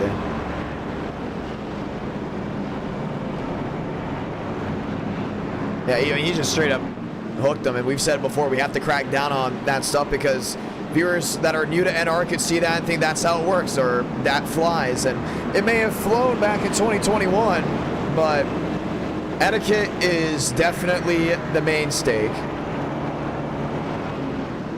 He just flat out dumped him. So James Thurston will not be back for this one. He will be allowed back for New Hampshire because there probably definitely is a lot more to that route than I can see.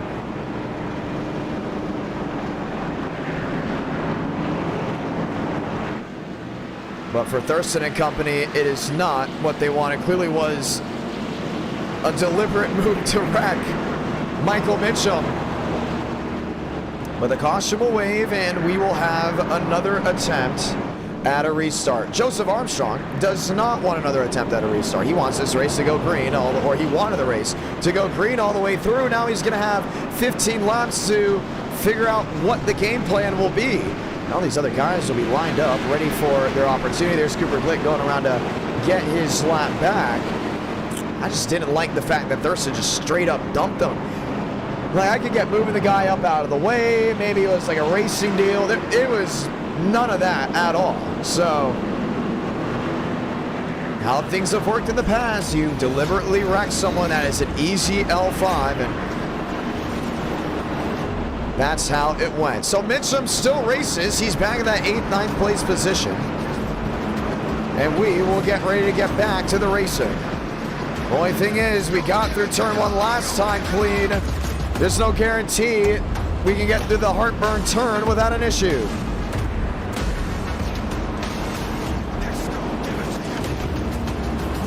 Let's go green.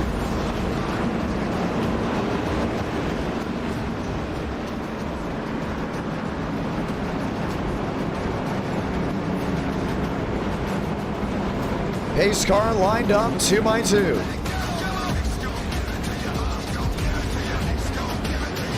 Toyota Ford, that's row number 1. We got another Toyota in Ford, back to row number 2. Joseph Armstrong leads the way for now. Mosteller will catch a break back there in 7th, knowing the opportunities are here for him. Let's get ready to go green once more. The ROVAL. Always a fun sight to see.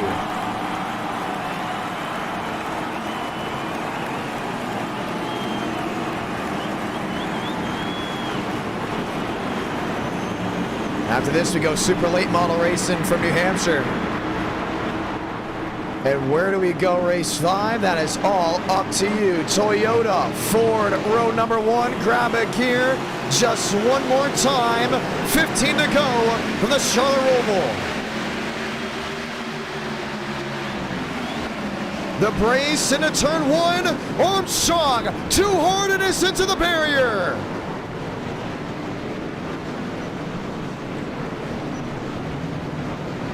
Caution, forced to wave again, and they're stacking it up even more.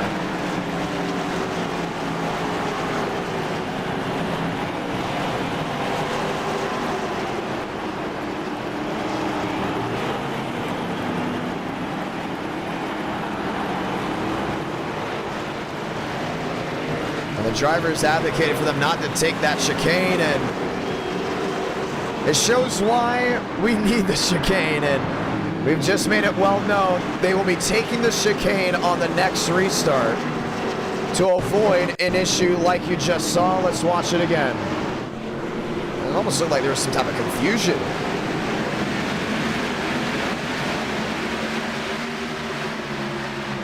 Now Joe's going into turn 1 in the way he's used to, but with those worn tires, this is just a complete mirror of 2018.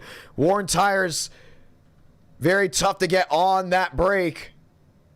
And there is really just nowhere to go. There's Barbagallo. You see McConaughey going around and stack up central. The parking lot. Oh, just filled out.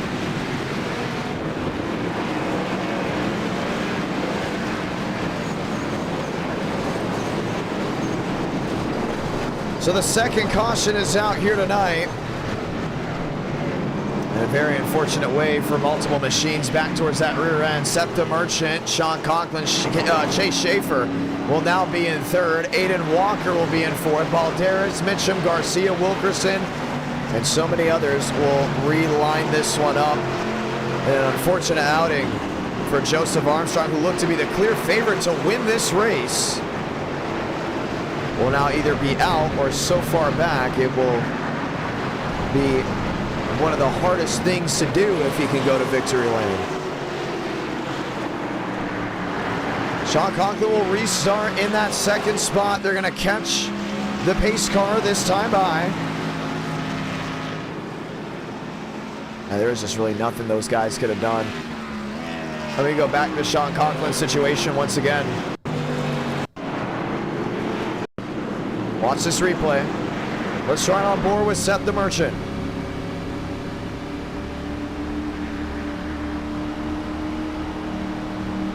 And we have notified they'll be taking the front stretch chicane on the next restart to avoid a situation like that again. And NR, we've always done it this way. This is how we've done the restart zone.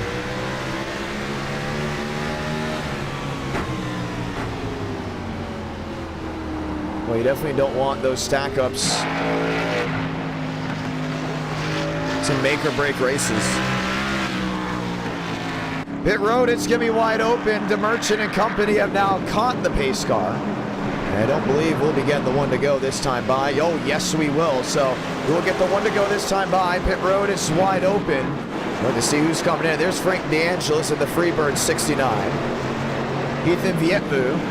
Marcus Vanderlee. Jacob Wilkerson's on pit road, and he just can't catch a break here tonight. Dylan Bason's on pit road in the Rally 48 machine. Wesley Napier in the 11 is on pit road. And the lights are off, which means we're ready to get back at it again. So a new cast of characters up inside that top 10. Which means one thing. Interesting restart, because now they have to attack it off the front stretch chicane and not just piling down into turn 1. Time to get ready for the restart.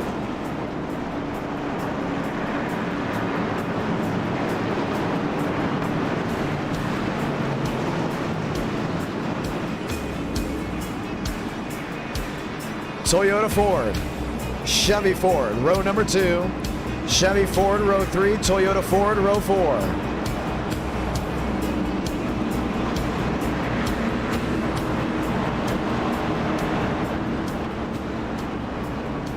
Mitchum, Garcia, Relling, Potter, Schmitty, Shamela, and Vanderlee. And Cooper Glick is, for whatever reason, mad at Gavin Austin back there. I'm not sure exactly what that was all about. Gavin Austin and Cooper Glick, they've gone at it multiple times in the past. This is not a brand new look, should we say. Toyota, Ford, Chevy, Ford, Chevrolet. Lined up, ready to go back racing from the Charlotte Roval. 13 laps to go.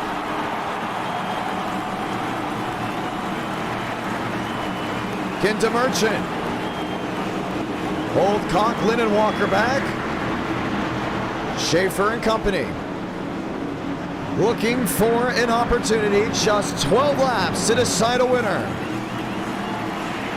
Right back through that restart zone. Here we go.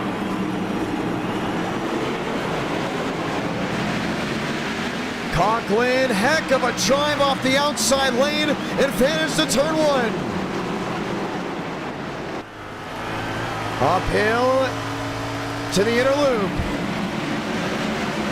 Schaefer sitting back there in third, spin in the back. Frank DeAngelis, never mind, we stay green. Chase Schaefer close into the back end. Walker back and forth. Mosteller in fifth. Demos, an opportunity to close that gap and possibly take the race lead.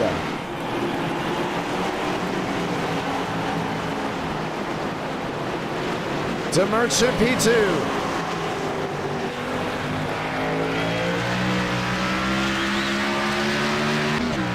Conklin, heck of a drive back to the inside. Schaefer back in third. With that move to the bottom, that's Michael Mitchum still running after all that damage. No give up on that 18. DeMerchant, 4 back to Conklin. And Conklin's showing why he needs to be in the Power 5. See Schaefer back there with Demos. Left side's near the turf. Right side's near the turtles. Schaefer holds on. This is the battle for third. He's looking for a way through. How about this crossover? Most to the bottom, leaves that 99 on that outside lane. And now in the rearview mirror, Mosteller to third. Schaefer to fourth, Walker to fifth, to Merchant. 6-7 back with 11 to go. He closes the gap, definitely back towards Sector 2, maybe Sector 3. The real question is going to be, can this 9 machine make up that time as well? 2-5 back, I believe he's a little bit quicker than the Sean Conklin, but Seth the Merchant has never won a race in at our night in America. He's flying, 7 back there to the driver of the 54. 11 will come to 10 to go this time by. Easy in, easy out. Toyota stuck in the Ford in front of them. It's about a 6-5 difference between these two machines. There's Demo sitting in third. 2-9 back, losing time. The thing about the Gen 6, it's so easy to make a mistake, including over the Turtles. See the Merchant making up time, but now 10 to go. 6 back, Conklin. Easy on through. 5 the difference. How about Richard? How about Garcia? William Schmidt trying to make up that time. This is the battle for 5th. Even the battle for 4th. Chase Schaefer lost a lot of time. Inside portion of this road course. Garcia. All over, looking for moves. DeMerchant, not the outing he wants. Nearly now a second separated first and second. And it's back to a 2-8 there for Demos. A lot of speed loss. Basin into 11. Joseph Armstrong joining in as well.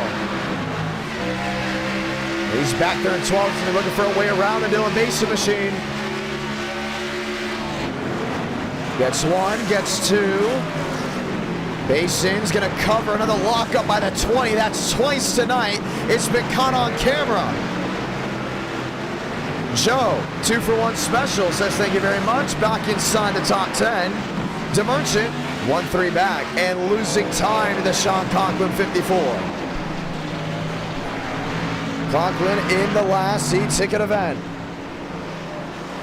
DeMerchant, 1-2 the difference. You got Walker back to a 6. You got Richard Garcia back to a 7. What a drive here. Here's Michael Mitchum looking for a way around. Got on that grass to the inside. Just dirt tracking and throwing it on in. It wasn't going to stick at all, and Michael Mitchum goes for a slide on the flat.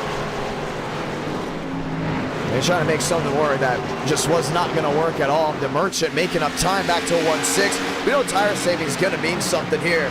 And if you ever see a driver with a VRS logo on the hood of that Toyota, and maybe Logitech sponsoring and branding on the side, he may know a little bit more than you. And right now it's back to a 9-7 for the driver sitting in second.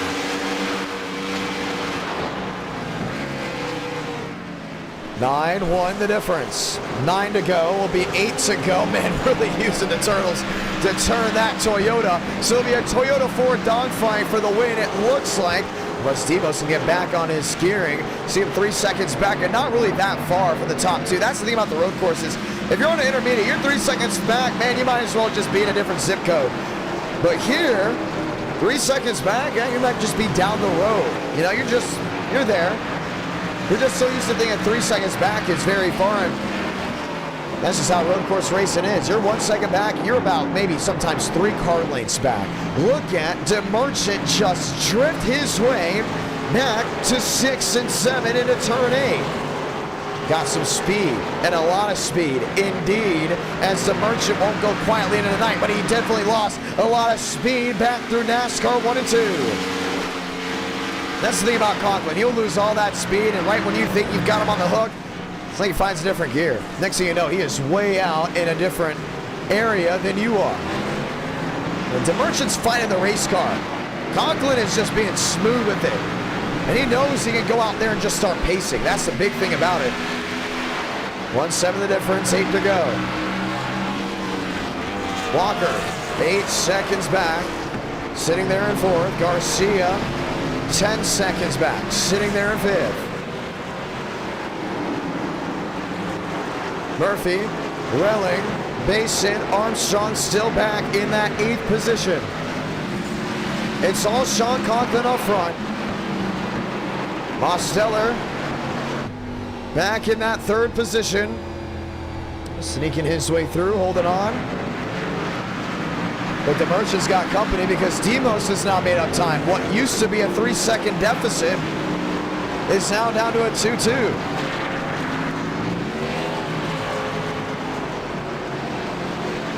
DeMerchant, wide off, still holding on. 7 laps to go. That's from 1st, 2nd, and 3rd, separated under 2.5 seconds.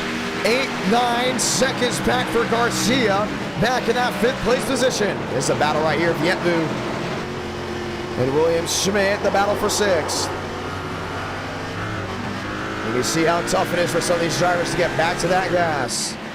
Schmidt to the outside like he wasn't even there.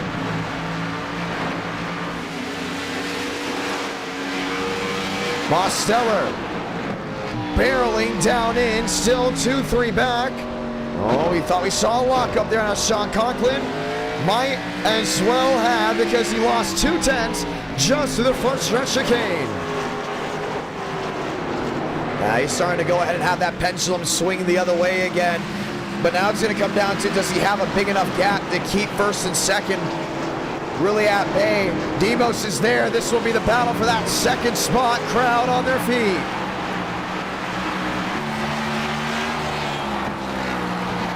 Mose, big drive in, dirt track in on the flat of turn 5, 6, back to turn 7. And now they're going to fight. They're going to allow Conklin to get away. If they're going to go ahead and fight, it's got to be a quick switch, Most has got to find his way around the Merchant and then keep that 57 in the mirror.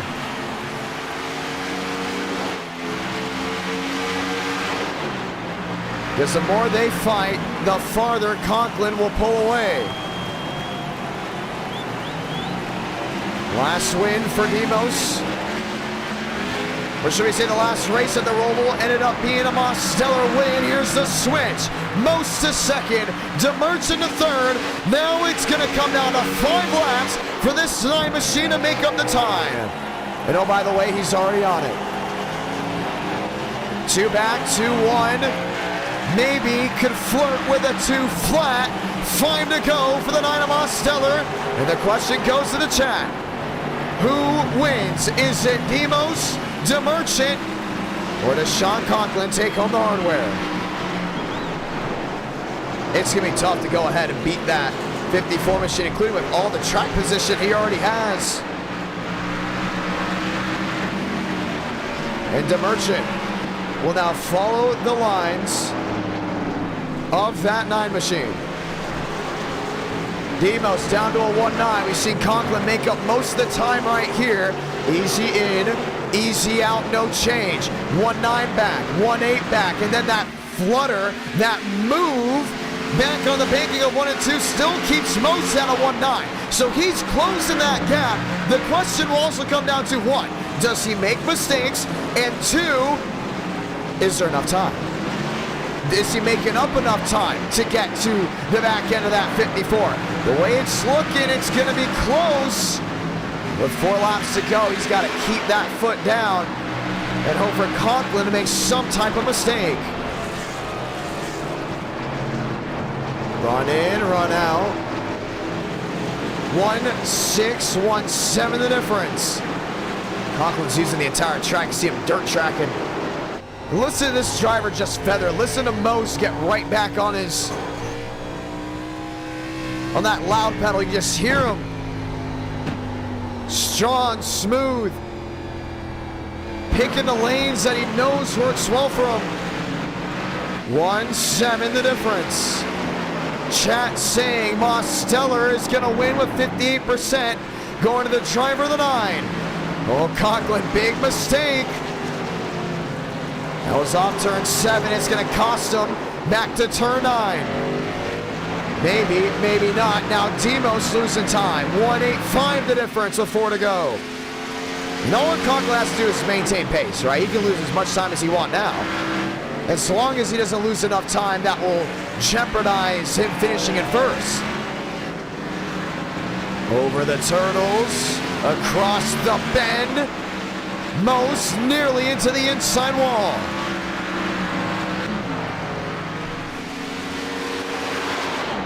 $1.7 the difference. Over the humps once more. 1-6 back. 1-5 back for the 9 machine. 1-4 back with now 3 laps to go. He's strong on that front stretch. He needs to be strong everywhere else. 2nd and a half for Sean Conklin. Lap machine going wide. Demos on the flat. Way too wide for him. A 1-7 the difference. And he's losing time in that sector. He's got to make that up and make it up big time. Lap machine going around. Still no mistake out of the 54, but that's the thing about these road courses. So many twists and turns. You're most likely to see a mistake here than you would at intermediate, or you would at a short track. 1-6 back. Ford Chevy. Demos, opportunity. Conklin tiptoeing his way down the backstretch. Mosteller just throws it on in there, but he continues to lose time that way. He has to yank the wheel back to the right to avoid that inside wall. If he could just get that backstretch as good as he does the front stretch, this could be a night and day difference right now. For the 2nd half, though, Conklin is probably feeling that force to really get something done. 1-4. Lost time there. 3 to go, now down to 2. Slide in the rear tires.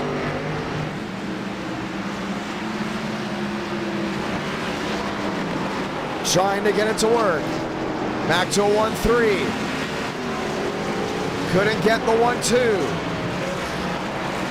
That stayed about a second and a half this entire run. You can tell that 9 machine's got something. The only problem is with 2 laps to go, it's not working out the way he wants to. He needed at least 5 more laps to really make a difference in this race, I believe. I think this is going to be Sean Conklin's race, but Demos has been in this position before. Think back to Caden Rush on the last lap here at the Charlotte Roval. Caden Rush was leading on the last lap, slammed the outside wall, broke the right rear suspension, the entire housing on that machine. Mosteller runs away with the win, so you just never know what can happen on the last lap. With Sean Conklin, he's just been completely perfect, including down in that backstretch bus stop. What a race it has been. Etiquette, smoothness for the super speedway to intermediate, now on the road course. Salamanca, 1 to go for the Charlotte Roval. Second and change back for Mosteller. Now under a second, first and second. 9 back, 9-6. Sean Conklin has lost his momentum down to a 9-7. Conklin on the flat. Mosteller making up time. 8-7 back. Oh, I don't think this is over. 7-7, 7-5. Conklin, the momentum from that Ford has drifted away. And Demos is going to be in an area where he can perform a bump and run in the front stretch chicane. 7 back and we watch. 6 back. Top 2 machines, final time down the backstretch. Conklin easy in, Demos. Drive off. Momentum swaying back to the 9. This is what it comes down to. Conklin in the Ford. Mosteller in the Chevrolet.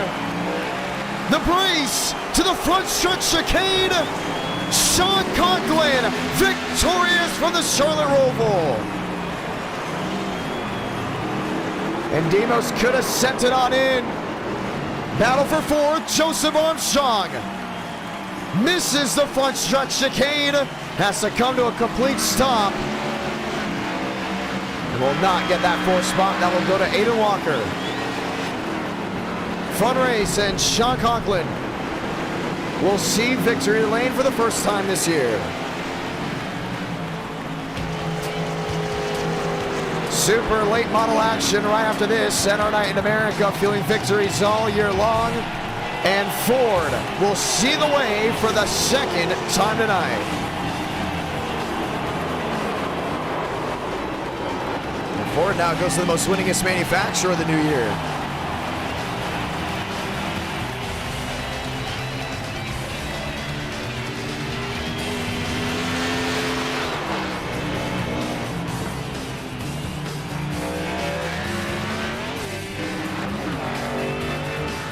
Fun night of racing it has been. So the flats of New Hampshire will be next. Get ready to see nothing but switchbacks as Sean Conklin looks to burn it down here for the Charlotte Roval. We'll go ahead and get ready to talk to your race winner. Once again, this is race 3 of 4 that's guaranteed here tonight. 300 likes, we get race number 5. Oh, by the way, we just got it. Let's start the voting after this. What would you guys like to see as a race 5?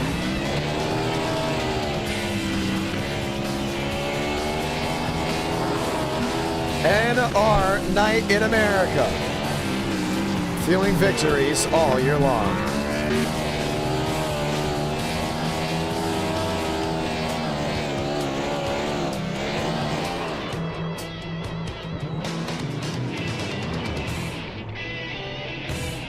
So the Roval has had its guys go at it as we get ready to talk to your race winner, and we get ready to pack the bags for New Hampshire right after this at our night in America. It's a fun night, beautiful crowd. So thankful for everyone that has tuned on in as we get ready to try it once more. Sean Conklin in the Ford. We'll park it down on that start-finish line, and we'll get ready to go ahead and talk to him. He's excited. He knows he has what it takes to possibly make it up inside that Power 5. A lot of great winners here tonight so far. Conklin joining the ranks of them. Let's go ahead and see if we can talk to him right now. Conklin, it's the John. You got a copy? I do. You very much do. What a race. Walk me through it. Scary at the end. I thought Demos was gonna catch me. I spent too much rear tire getting around Seth at the beginning. Well, not really getting around him, but just like trying to get away from him. Cook the rear, and Demos just had so much more rear tire than I did, so I was just holding on, trying to be smooth, and we kept it all the way to the finish.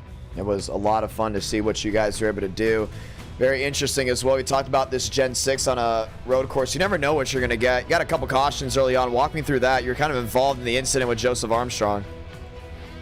Yeah, I saw him going straight, and I tried to cut it back as soon as I could, but it wasn't enough, and I just barely clipped him, and that sent us back to P2, but we got the lead back on the restart, and then from there we just held it off. So yeah, really fun race, and glad to win it. Yes, we are glad to see you in victory lane. Talk to me about the Gen 6. Is this your favorite road course car? If yes, amazing. If not, why? Nah, Next-Gen's so much better. Really? Just because, like, yeah, this thing has too much front grip and no rear grip, so it's a really bad combo, honestly. Well, now hold on. I'm going to pause you there, because we were starting to do these cars a lot more on the road courses because so many drivers have said the Gen 6 and the Xfinity car are so much better. Why? You would say the next gen is more fun to drive? Is it better for you to drive, or is it just based off your driving style? Yeah, I would say it's based off driving style. I see why people like these. These are fun, but racing-wise, you get better racing with something like the next gen because it's more stable. And I know a lot of people don't like stable, but you can race better that way. Like, you can have side-by-side racing here in the next gen for like 3 laps. It produces better racing, but this definitely is fun. That's interesting. I'm really curious about that because, you know, the best part about it, from when I make the schedule, I make it based off of my own judgment, what I see, but you get a bunch of guys in your ear saying, oh, this is better, this is better, this is better, and they're like, no, that shouldn't be the schedule, this is so much better, what are you doing? But at the end of the day, I still think we get amazing racing. Like you just saw it there, we had fantastic racing, but I'm interested to see what that would go for. So out of all of the Cup cars, what would you say is the overall best? For road courses or yeah, oval? For road courses. I gotta just give it to the next gen. I mean, I might be a little biased just because I have a lot of experience in it, but I love it on next gen. But if you want to continue to do the Gen 6, I think these cars at Watkins Glen would be a blast. That would be pretty fun. Yeah, I mean, I love it all, honestly. I love the Xfinity car. Right now, the Xfinity car is my favorite just because of the great racing we've had in NR Night in America. But that's interesting. I'm glad you said your opinion on that. Love hearing different sides of it. We might be having a future, what's the phrase? We might be having a road course e-ticket event in the future. What would you think we would use for that one?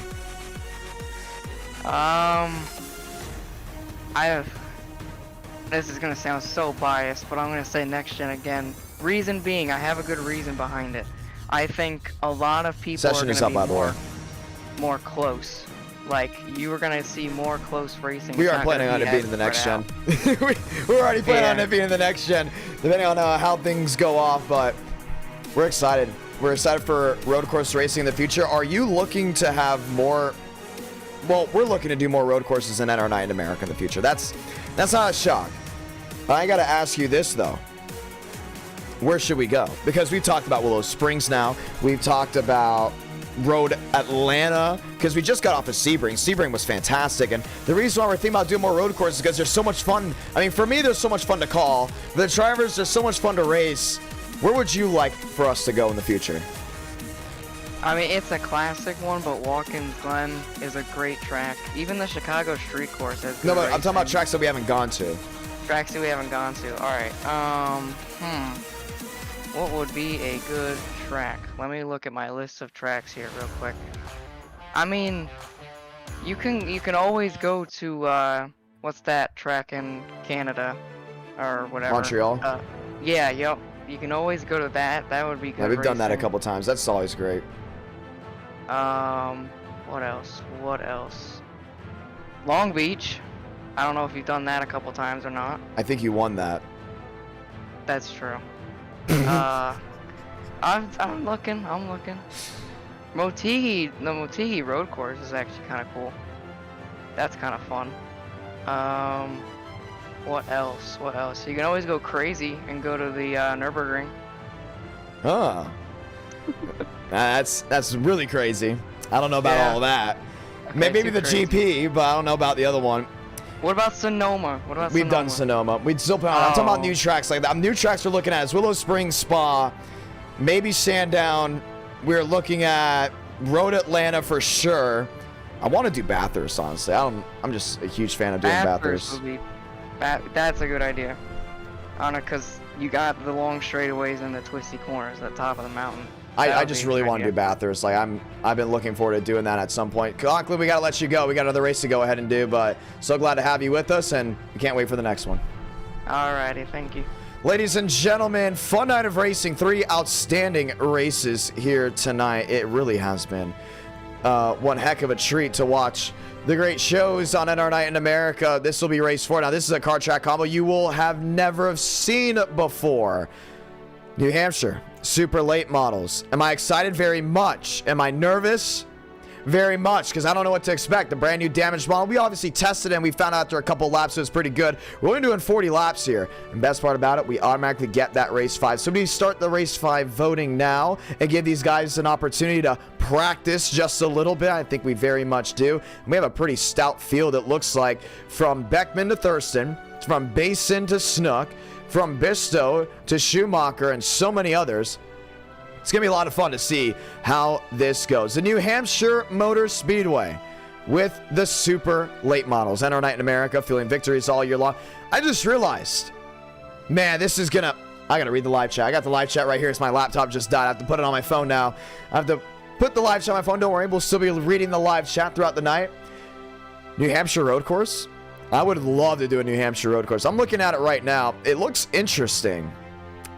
Looks very interesting, honestly. We could possibly do it. It goes outside the racetrack and then comes back into the oval, so I think it could work if we do it correctly. But nonetheless, it is something that we would also look into, definitely in the future. I think with the Xfinity Series, it would be a lot of fun, honestly. Cars on track, super late models, ready to go racing. Here from New Hampshire. It's a cool looking car track combo. We tested it before. We said, hey, this looks amazing. Let's do it. Let's have some fun with it. I'm telling you, do not want to underestimate these super late models. We're putting them at New Hampshire. A lot of these guys very excited for it. I am very excited for it as well. As we get ready to go green, just one more. So they got 5 minutes left to practice. We're giving these guys as much of an opportunity to get practice in. Different machines already on the racing surface as we get ready to go green. This is our first time doing this car track combo, so we're going to go with practice all the way through. We're not advancing it.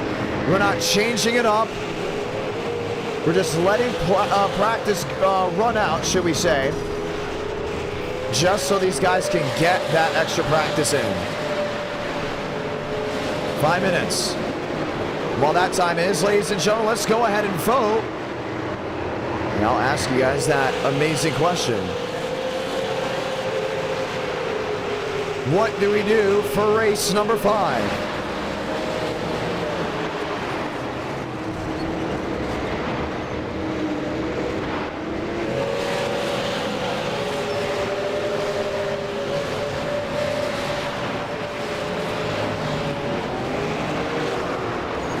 Ooh, I can't put polls up on my phone, darn. That's unfortunate. So we're going to go off race 5 voting. We're going to see who wants what the most. So if you want a certain car track combo the most, I need to see it the most in the live chat. So you know what? Let the viewers say what they want. South Boston Trucks, anyone? You guys get to say it. Save those car track combos. If I see multiple of the same one, that's what we'll go ahead and give.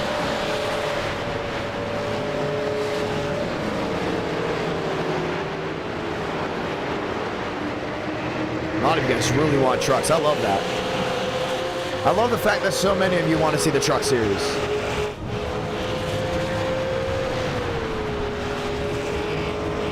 I think Sobo Trucks is just going to be really cool.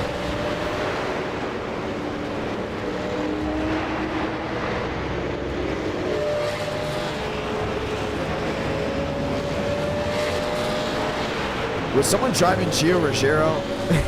Gio's machine. I saw that 22. That was pretty cool. Gio Ruggiero. That's how you're supposed to say the last name. Gio Ruggiero. The first time I called a race where Gio was in it, I'll never forget. I was going to say News Tomorrow. We were at Salem Speedways for the Jeg Serie All-Stars. Gio, I believe, was performing double duty of the pros and the supers. Maybe not. I think maybe he was just doing the supers. I was told by a colleague, they're like, hey, you see that last name? How do you pronounce it? I said, Ruggiero. I said, no. Everyone says Ruggiero. It's not Ruggiero, it's Ruggiero. And I was like, Ruggiero? What? How does that make sense? I was like, that's how it... I was like, there's no punch with Ruggiero. I was like, are you sure it's not Ruggiero? And I started hearing other people say it. Some people were saying, oh, it's Ruggiero. It's Ruggiero. And I think collectively, all the broadcasts, I've listened to different broadcasts, they've all just said, it's going to be Ruggiero. So Gio Ruggiero. That's that 22 machine. I believe he races for Donnie Wilson. I should know that because I've called races before with Donnie Wilson and their team racing. Yeah, he does. He races for Donnie Wilson. Called the race one time where Donnie Wilson won. It was an ASA CRA Super Series race at the Winchester Speedway. I think you might see Gio very soon in trucks. I don't know if he's racing trucks now, but he's under the Toyota development program, so he's going to be coming through soon. So get ready, because I'm telling you right now, that is one of the toughest last names to get, not because it's tough to pronounce, but mainly because it feels like there's three other ways to say it. Like, my last name is Ramos, but people say Ramos. It's not Ramos, it's Ramos. For Gio, I think he gets the same thing. People say Gio Ruggiero or Gio Ruggiero. I believe, if I'm not mistaken, it's Gio Ruggiero. So keep that in mind, James Thurston. And the best thing about it, when I do in-person racing, sometimes I got to get back here and I realize when I see the racing and I see all this stuff going on and hear some guys' name, I think to myself, oh, that's Chase Schaffer. No, it's not Chase Schaffer. It's Chase Schaefer. In person, I have a driver that's last name is spelled exactly the same as Chase Schaefer and iRacing, but he pronounces it Schaffer. So sometimes when I get back on the sim, I say Schaffer, like, nope, it's Schaefer. And then the polar opposite, because there's also a driver that races in the Midwest that I've called, has it the exact same pronunciation, and it's Schaefer.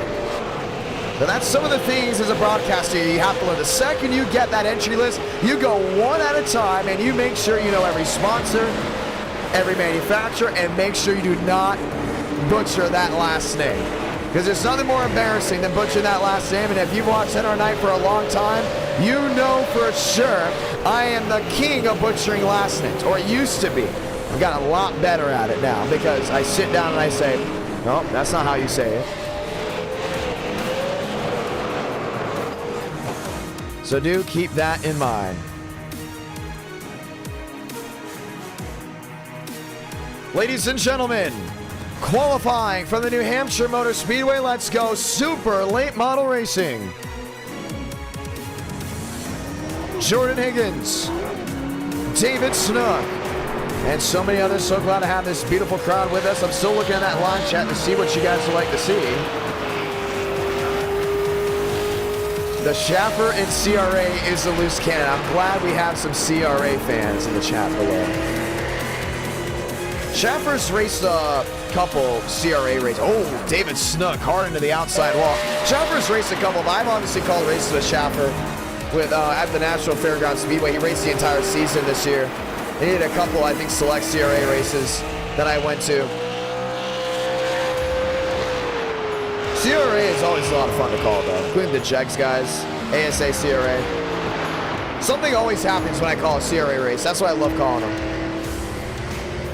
Like my first CRA race I called was Street Stocks. It's a lot of fun. Really interesting race. And then the second one I called was Jeg CRA All-Stars at Salem, and y'all know the story by now. Corey Deucer won without a door because the door got ripped off early in the race. Always a lot of fun. Armstrong, Mitchum, Thurston, Fast 4, Carpenter, Walker, Swearigan, top 7. Barbagallo up to 8th. Watching Dylan Mason, top of the board now. Armstrong, you see Alex Relling working his way through. Man, what a heap of super late models we have. There's Kyle Turzak sitting on pit road. The late model stock driver out of Virginia. Kevin Ward. This 20 machine rolling around. Daniel Mosteller. Yeah, this is going to be interesting. We also want to do this car track combo. We wanted to do this car track combo for a long time. We also want to kind of do the same combo with Milwaukee because we know the ASA Stars National Tour does super late models there, and I'd love to see what that would look like on iRacing. Frank DeAngelis. There in the McQueen number 19. There's Joe. Joe's driving Gio's 22, Gio Ruggiero.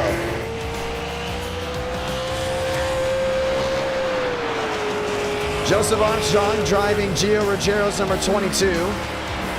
I'm telling you what, I talked a lot about the stories on the simulator side. I have so many in-person broadcasting stories I could just fill time in a live stream. Like, it's almost like I gotta go on a podcast and talk about it because there's so many amazing, wild moments that have happened that I can really just talk all day about. Now, we have found out that this car is going to be very loose at New Hampshire to start, but once the track dynamic really comes into play, it's going to get wide. It's going to be interesting to see really how it all sticks together, so keep that in mind. Here's William Schmidt back there in 15th. He's got a, I don't think that says Red Bull, if I'm not mistaken. That says Red. It says Red something, but it's not Red Bull. Kyle Turzak, P9, no surprise here. James Thurston up the 5th. Daniel Mosteller lined up. Devins Baker in 24th. Marcus Vanderlee. Ron Carlson rolling his way around. We have no idea really what to expect. We did testing. At first it was a little sketchy. Then they said, oh, this gets really good later in the race. So we said, okay, 40 laps is the way to go then. And these drivers, well, they're ready for it. What's the difference between broadcasting on sim and in person? There are differences, but a lot that I do on the simulator prepares me for in person. It's kind of hard to go all the way through it. You'll be spotting Popplewell in street stocks at Bristol this year. Oh, that's awesome. Will we be spotting him at Nashville this year? I think the CRA street stocks come to Nashville May 11th. The full schedule for the fairgrounds isn't out yet, but I think that's what I saw. Popplewell is a household name for the CRA street stocks. Everyone, I wouldn't say everyone knows. No, I would say about everyone knows. If you're going to watch a street stock race and you've watched it multiple times, you know who Popplewell is. Fun fact, first ever race I called in person was street stocks at Salem Speedway. A lot of people think that my first race I've called was at Nashville, but that is not the case. My first broadcast I had was at Nashville. First 2 races I've ever called in person was over the PAs, CRA Street Stocks, I believe. No, it was not. It was the Gas Series, the Gas Street Stocks, and it was the ARCA Menard Series. So, pretty cool indeed. Ladies and gentlemen, let's get ready to go green just one more time. And our night in America, feeling victories all year long. Joseph Armstrong lined up on the front stretch as we get ready to go green. Moss Stellar and company lined up with them as we get ready to cycle this field out. The super late models will be coming to life here in NR Night in America. 37 super late models will be coming to life. A stout field as we get ready to go green. We'll split it off. So on the left side of your screen, you'll see where everyone is starting. There's Dylan Basin lined up. We'll do multiple base laps before we see the green flag.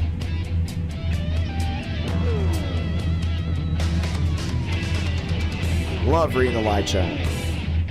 That is awesome, Adrian. I've seen a lot for trucks. A lot of you guys clearly want to see Truck Series action, and I'm all for it.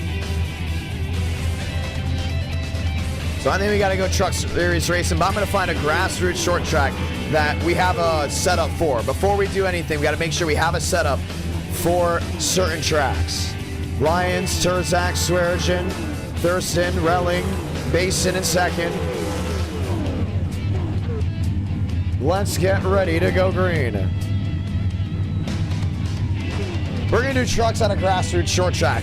That's what we're going to do for race number 5. So the hardcore viewers want to see it. Let's give it out.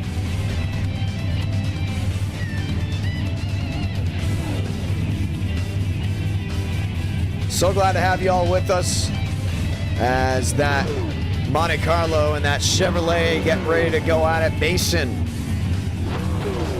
ready to rock and roll. Next time by, we'll see the one to go. Want these drivers to get those tires all warmed up before we ride. Ladies and gentlemen, let's go ahead and say those magical words. God speed, drivers. You are go for throttle up.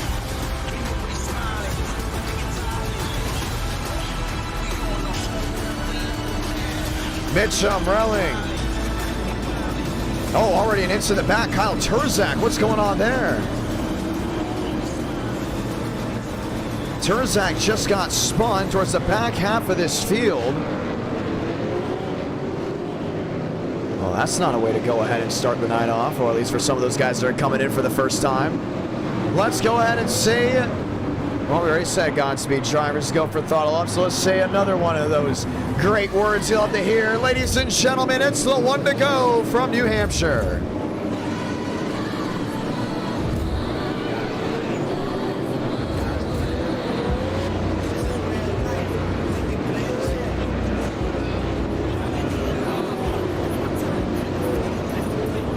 What is going on back there, Frank DeAngelis?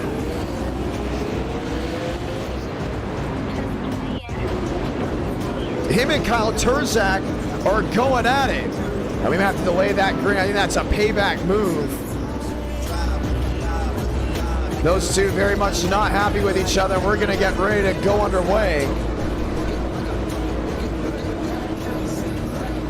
Wow. Well, we've seen tempers flare with the super late models in the past. They're already flaring before we take this green flag. For the first time ever, a super late model race will be held on a track a mile or more. Short track racing, how about racing at New Hampshire? Let's get some lobster and light the fuse for the New Hampshire Motor Speedway. Trouble already in the rear.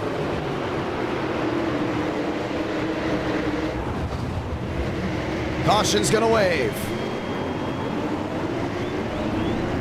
It did not take long at all. I don't know who that was trying to barrel through, but I'm pretty sure he will be out for the night right off the jump. And talk about carelessness, not even waiting for other guys. Caution waves right away.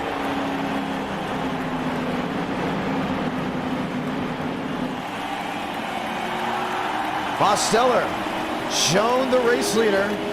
He's Go back and see what happened. Look at William Schmidt.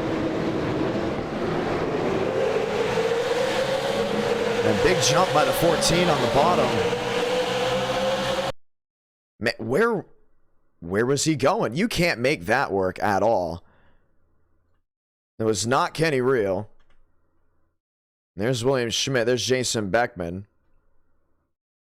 Was it Beckman? It was Beckman in that 14 that made that 4-wide move and just took guys out right off the jump. And Beckman will be disqualified from the race. I don't know where he thought he was going. And he's someone that needs to prove that he deserves to be in another e-ticket event, because he no-showed the NWP 400. He no-showed the Auto Club event. He was the only driver to not show up in that one. So he needs to come into every single NR night he can and show that he can be respectful and be reliable. And right here, just right off the jump, that's how you go ahead and sit out the next event. A lot of these guys are looking forward to this. We did multiple laps of pacing, and Jason Beckman will be out of this one and possibly out for the rest of the night. That just took Frank out, took all those guys with him. Carelessness, I mean, unreal. The caution is out, 38 laps to go. That's what they're at right now, and Kyle Turzak and Frank still are going at it.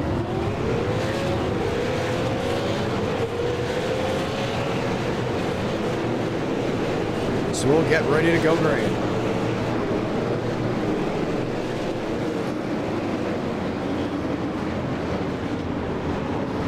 And Frank DeAngelis will be out from that one.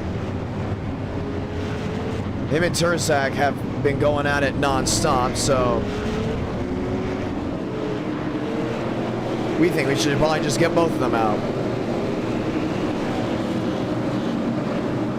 And we're going to go ahead and delay the green.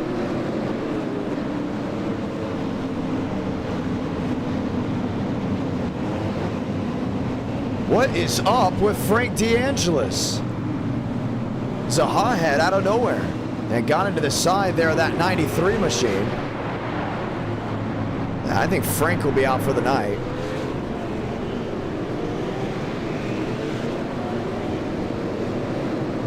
Oh, that's just unbelievable. Well, they saved the temper for New Hampshire, no doubt about it.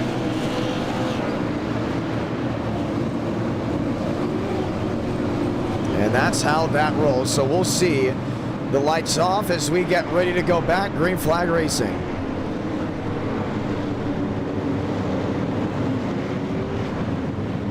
It started with, on the jump, Turzak and Frank got into each other before we even went green.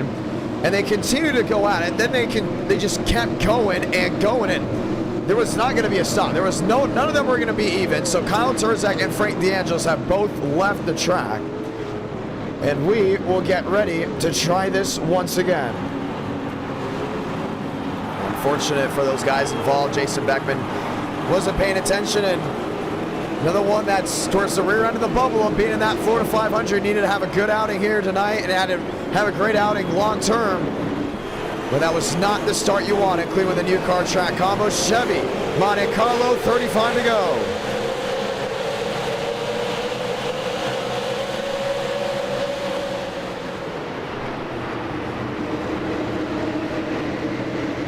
Joe Basin looking for a way through. 3 wide, 4 wide. Alex Drelling in the 42 machine to the bottom.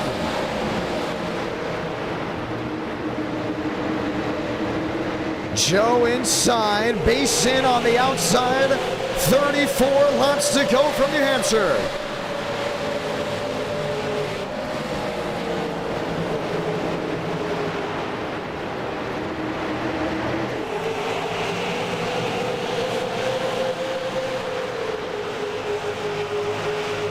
Side by side for second. Basin up the outside. Joe still on the bottom in that 22. Really can't find his way through. Right on the nose of Michael Mitchell. And Armstrong's had interesting races here in the past. I mean, you saw him one time intentionally turn Kevin Champagne. No, it's Justin Basin goes around. Off the nose there, James Thurston back up into the pack.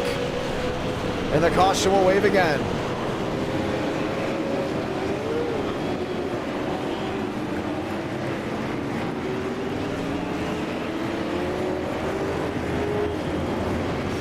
A lot of damage on that one machine, and it started with James Thurston. That's twice now. Thurston's been another one that's been a serious weapon here tonight. Some of these guys are just not on their A game. Let's watch back.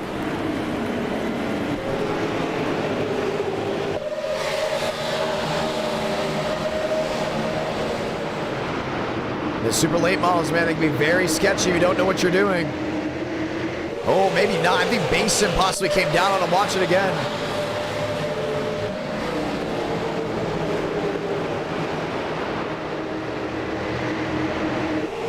No, he came up.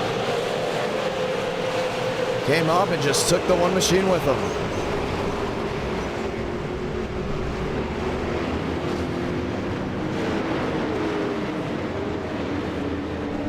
Wow.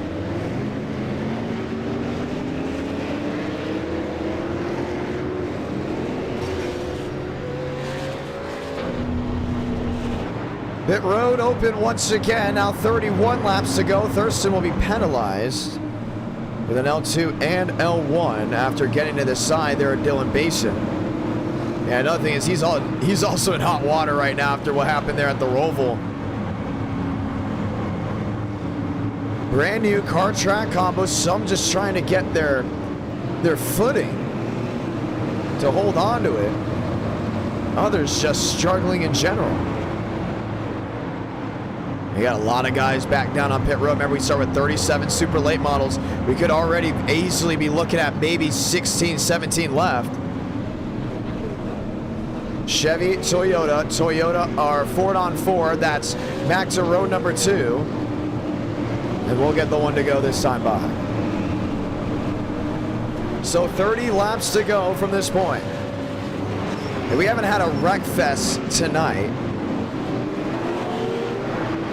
This might be that very first version of it. Thurston, Basin, both these two coming back out. After their incidents, James Thurston will get a drive-through penalty on the start as we get ready to go again.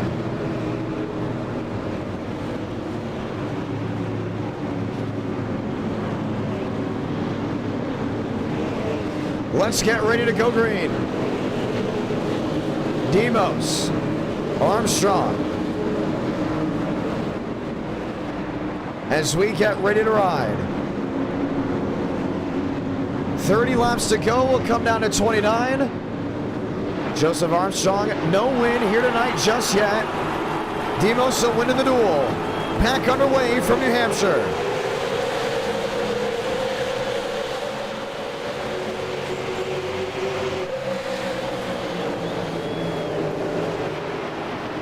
Joe up the outside, Mitchum to the bottom. Relling. Back there in fourth. And Demos has now got his bearings right here. You can see Joe trying to make that outside lane work. Now some drivers have been talking about their car, what's the word for it, chipping just past the start finish line. That's normal in a super late model. In the stock cars that most of these guys are used to running, it doesn't chip at all. Sometimes they'll chip towards the rear end or coming down into the corner. Battle for the lead, Armstrong to the bottom. Mitchum watching on for third. Relling back there in fourth. Nathan Lyons back in fifth. 27 to go. Chevy versus Toyota.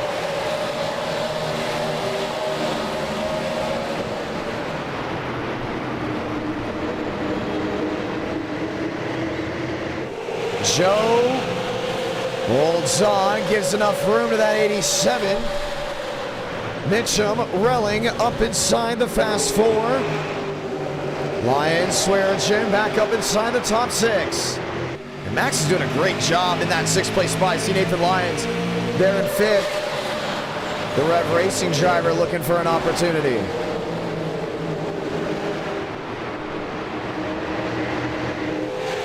Mitchum Tried shutting the door on the 87. Gets it done, but left Demos no room. Now it's 3 wide, the battle for third. Railing. Lions pushing and shoving their way through. Mitchum holds on to second. Lions goes to third. Railing on the outside of the 42 machine. It's a new 42 in town. That's not Braden Lubbock. 14 the difference. Demos lost the rear end, gets it collected. Mitchum trying desperately to close at the back end of that 22. Has daylight on the bottom. Should get that drive back off corner exit. 17 the difference.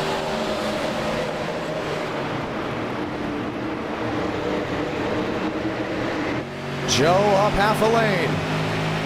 Mitchum looking for those drives off corner exit. Top 5 under a second. And Swaggy's got to watch out here for River Page on the bottom. Reverse line in that rear end, gets it back collected. Mitchum into the outside wall, slammed it with the right side, losing all that forward momentum. Lions sits third, Railing sits fourth. 22 laps to go this time by. Everyone chases the Joseph Armstrong machine. Fantastic race from here on out. Yeah, it was very choppy early on. If you take out the Jason Beckman incident and the James Thurston incident, you're looking at a race possibly going green all the way through with maybe 9 drivers under a blanket. And you look at it right now, the top 5 are still under a second of each other. Top 8 under a second and a half trouble. Swear-Jane into the crash, got collected there with Potter. Swaggy did not go for a full spin. We stay green. Mitchum is there. 21 back. Listen to that chip out.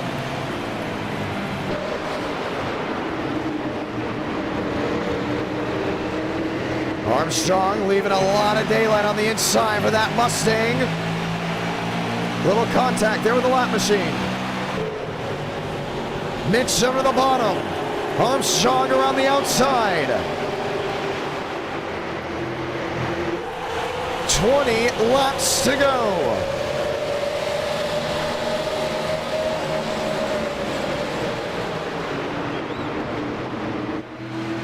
Mitchum back downstairs.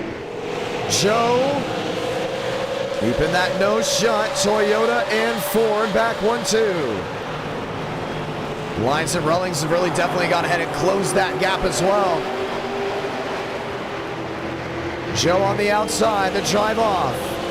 It's gonna work out. One on the outside wall, that's the 42. Alex Relling nailed the right side, loses time.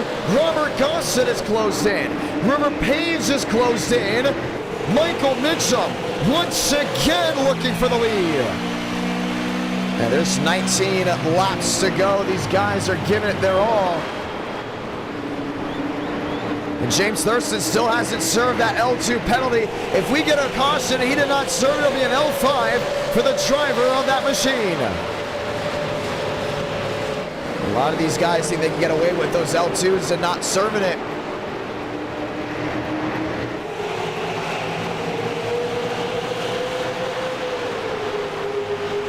Mitchum to the bottom.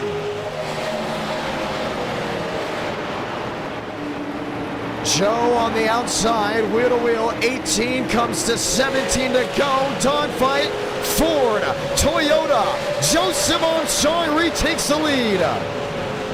But for how long? Because Michael Mitchum has come to play and is stalking the back end there of that Toyota.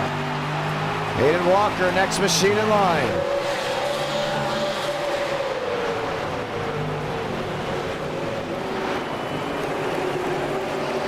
Looks, wants it, can't get it done. 16 to go.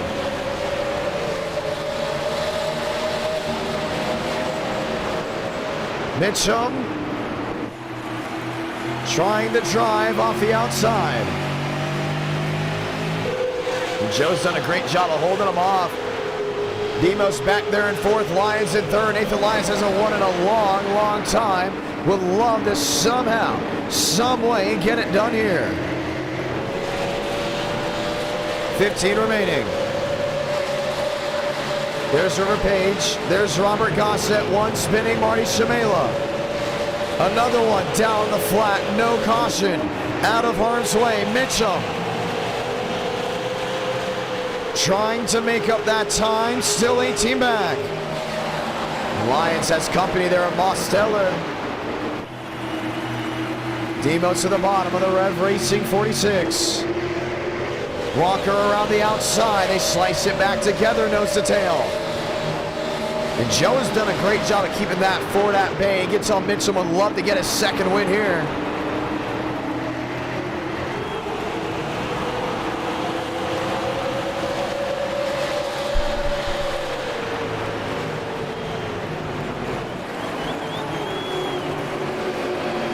Ford, Toyota still under a blanket.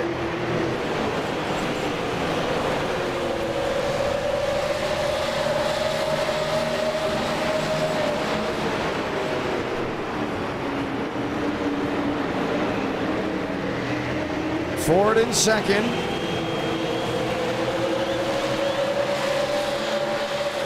Lined up, nose to tail.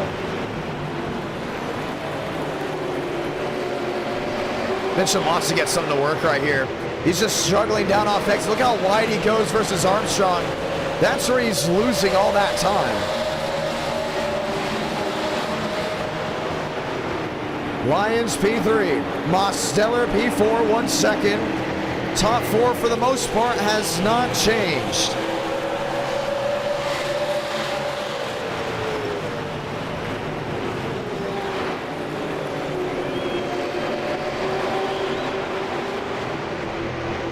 Mitchum still looking for it. Lyons, Mosteller.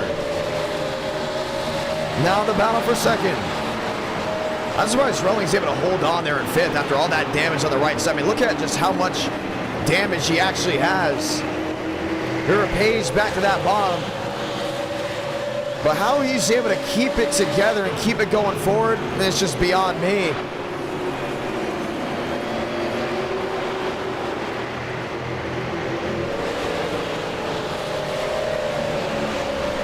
Side by side, Lyons on the outside, Most on the bottom.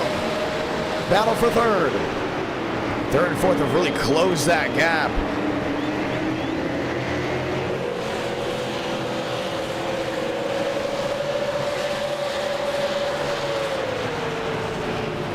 Mitchum P2, 3 back.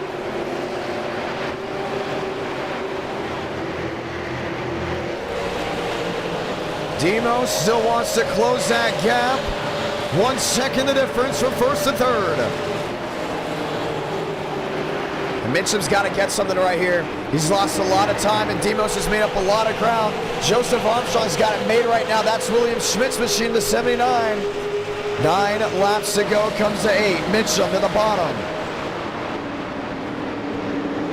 Schmidt running that outside lane. 9, 8 laps to go.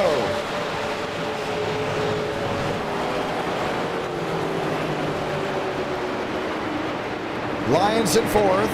Now a second and a half. Mitchum in second. 6-2 back. Demos up and into the outside wall.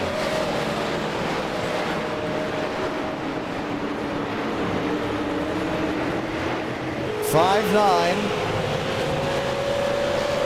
Maybe a 5-8. 8 laps to go.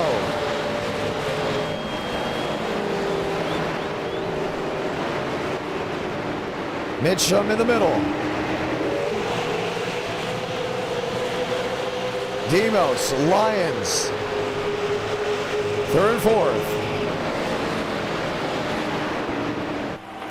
There's still 5-8 the difference. I mean, Mitchum went up there at one point, was maybe 2-1 back. The only thing he's going to have here to really make that difference with Joseph Armstrong is what the lap machines do, but they're all respecting the leader and getting up out of the way. They're not racing Joe at all. The run to the bottom. gets his way through. Lyons back there in fourth. Welling and Page, Swearingen and Gallagher. Gallagher sits eighth. Demos still sits in third. 6 coming to 5 laps to go.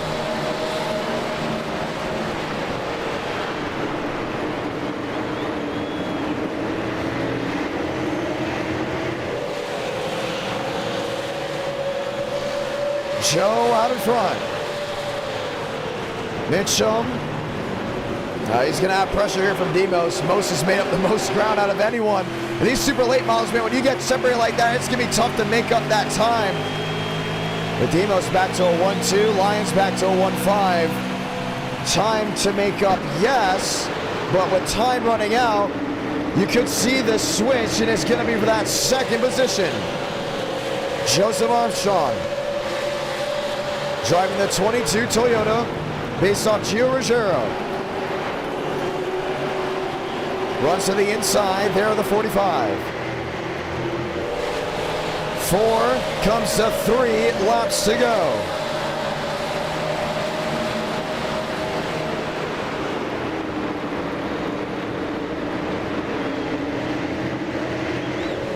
Mitchum in second. Lyons still back and forth, 1-6 back. I think Demos is going to have a shot there at Mitchum. Mitchum's lost a lot of speed. It's back to an 8-6. 8-5, 8-4, 8-9. Back to a 9. Armstrong just needs 2 more clean laps for him to go to victory lane in the super late models for the first time since 2021. Mitchum P2. Lap machines out in front of it. To 3 and 4. 7-2, 7-5. Salamanca. 1 to go for the Northeast. Mitchell catches the wall with the right side.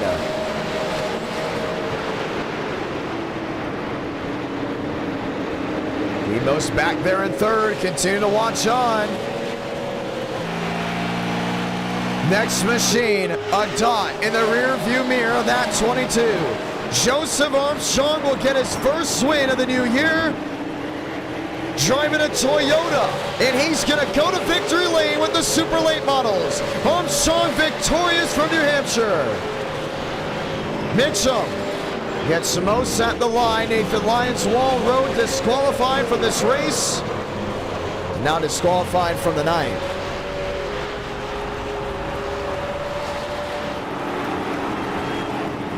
Went right up across the track. Not letting these guys get to the line.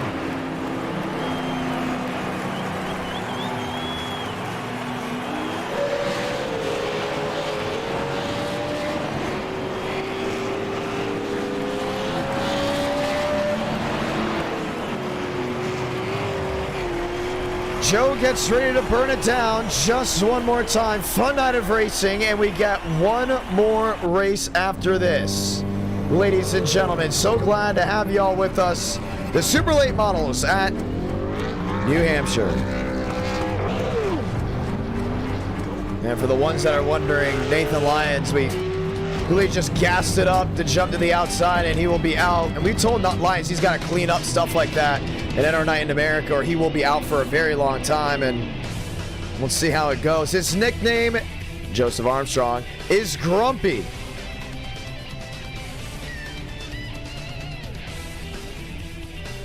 And Joe will just park it on the start finish line. He's not going to do a burnout. The super late models, they don't even do burnouts. Let's go talk with Joe and hear what he's got to say. We're going to go ahead and discuss some things in the chat, but still, it looks like you guys want those trucks to be race number 5. Now, I was reading the live chat during the race, curious to see what you guys would say. I'd like to point something out. Some of you guys are talking about etiquette. I'd also like to point out certain drivers that have been talking about etiquette have also had a lack of etiquette at NR Night in America. So I want to point out, for the ones that are preaching etiquette, you got to show etiquette as well. It's a two-way street. So that's something that we have been looking out for in some of these guys for the next e-ticket event. It also comes down to your etiquette. It comes down to what you say, how you carry yourself as a person, how great you are as a racer. Joseph Armstrong went ahead and wiped the floor clean with these boys. How's it going? It's going good. Yeah, like you said, I wipe the floor with them. Walk me through this car track combo. First time we've done it. Usually when we do a car track combo for the first time in NR Night in America, it could be sketch, we like to call it. How was it? Early on, Jason Beckman caused the first wreck. James Thurston caused the second wreck. Thurston did not, if I'm not mistaken, serve the penalty. He did serve the penalty. He did serve it. Yes, just saw it there. He served it. So, my question is to you, what did you think of this car track combo? Well, I was skeptical going into it. I didn't think it would be all that good. It was better than I expected, to be honest. Still wish we were doing the modifieds. But with what we had, I was fast. I'm usually, I'd say, self-consciously good at the short tracks, the flatter tracks, and that kind of played right into my wheelhouse with this car track combo. And Dylan got involved in that incident, and I knew at that point it was between really me and Demos.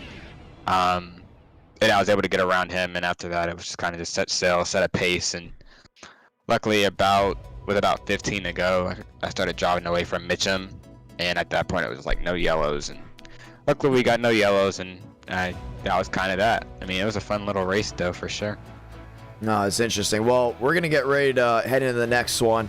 You've had an interesting night. Not surprised you performed here with the super late models. I got to ask you this one. For the ROVAL, before we get into what happened with you, qualifying. You were the first advocate to bring back group qualifying. Some of these guys said, oh, I couldn't get a time in, but it wasn't good. I also have to ask, if you got a time in, you were locked into the show.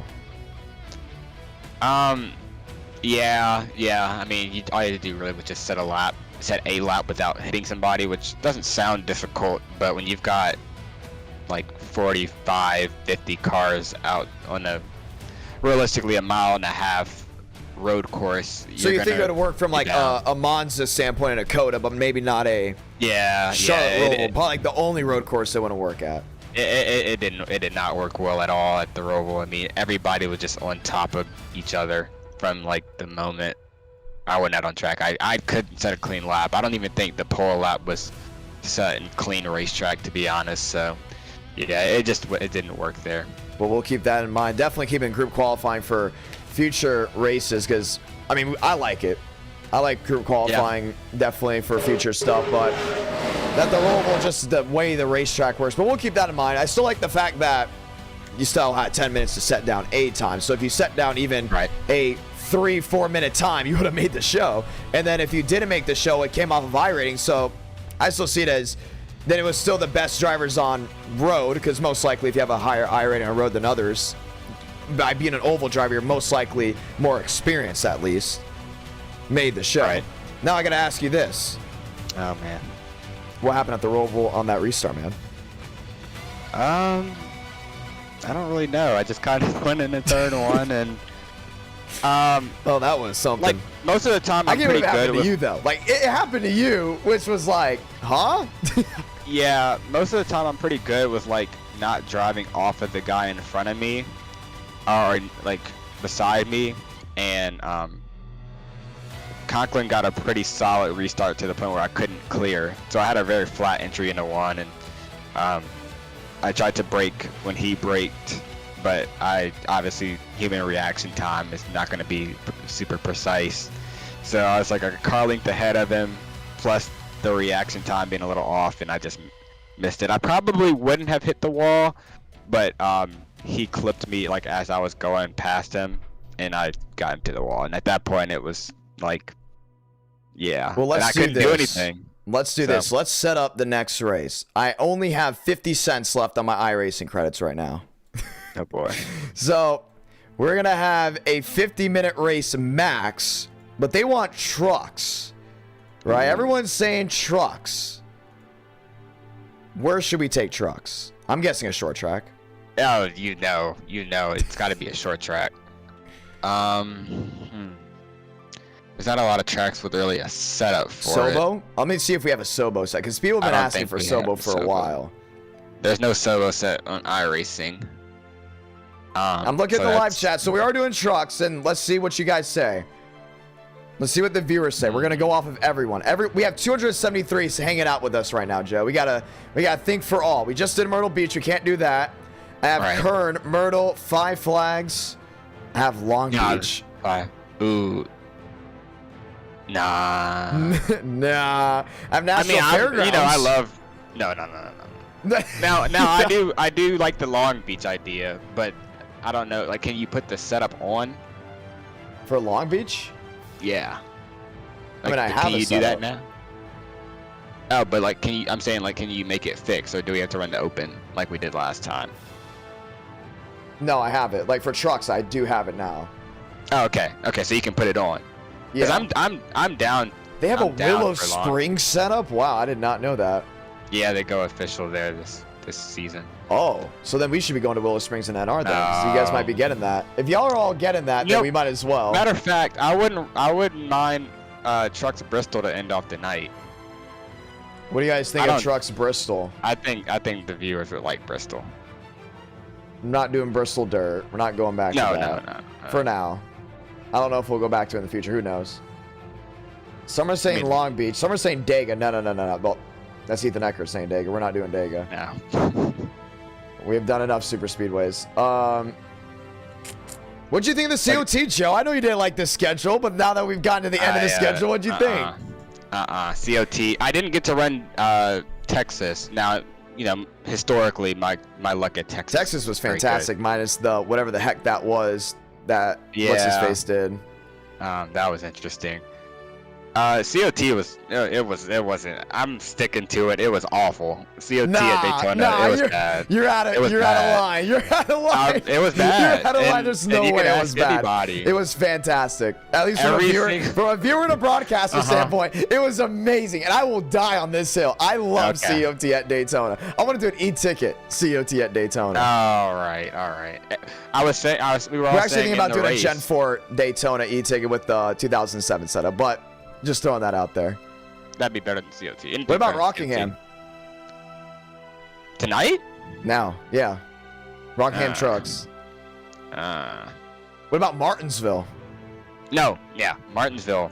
We haven't done. The thing is, we haven't done Martinsville since the We also haven't done a Richmond in a while, but I don't think Richmond's really a round 5 type of track. Nah, Martinsville is well, I mean, the etiquette, at least from our standpoint, was pretty much there tonight, minus the super late. So walk me through that, because I want to point something out. This is where we can be like open and opinionated, right? I saw some guys go in the chat saying the etiquette wasn't there. Those are also some of the same guys that don't give etiquette a lot. You know what I mean? At least from what I've seen on the broadcast standpoint. I say etiquette is a two-way street, and that's why you see the road course races a little bit cleaner, or a lot cleaner, depending on what road course we go to, than other racetracks. Do you think drivers or some people are just saying the etiquette was low, or is it 2 bad moments in the super late model race that really just ticked a bunch of drivers off? Because the Jason Beckman situation was horrendous. James Thurston, I have no idea what he was doing.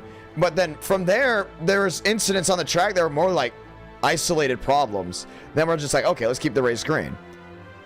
What, from your opinion as a driver, what do you think about from the situation? Oh, and minus Frank and Turzak going at it. That was a complete... That was funny. That was pretty funny. What started with that? Because I just said get them both out. I honestly have no idea. I was too far ahead, and I wasn't in the VC, so I have no idea what was going on. But it was funny to watch in my mirror.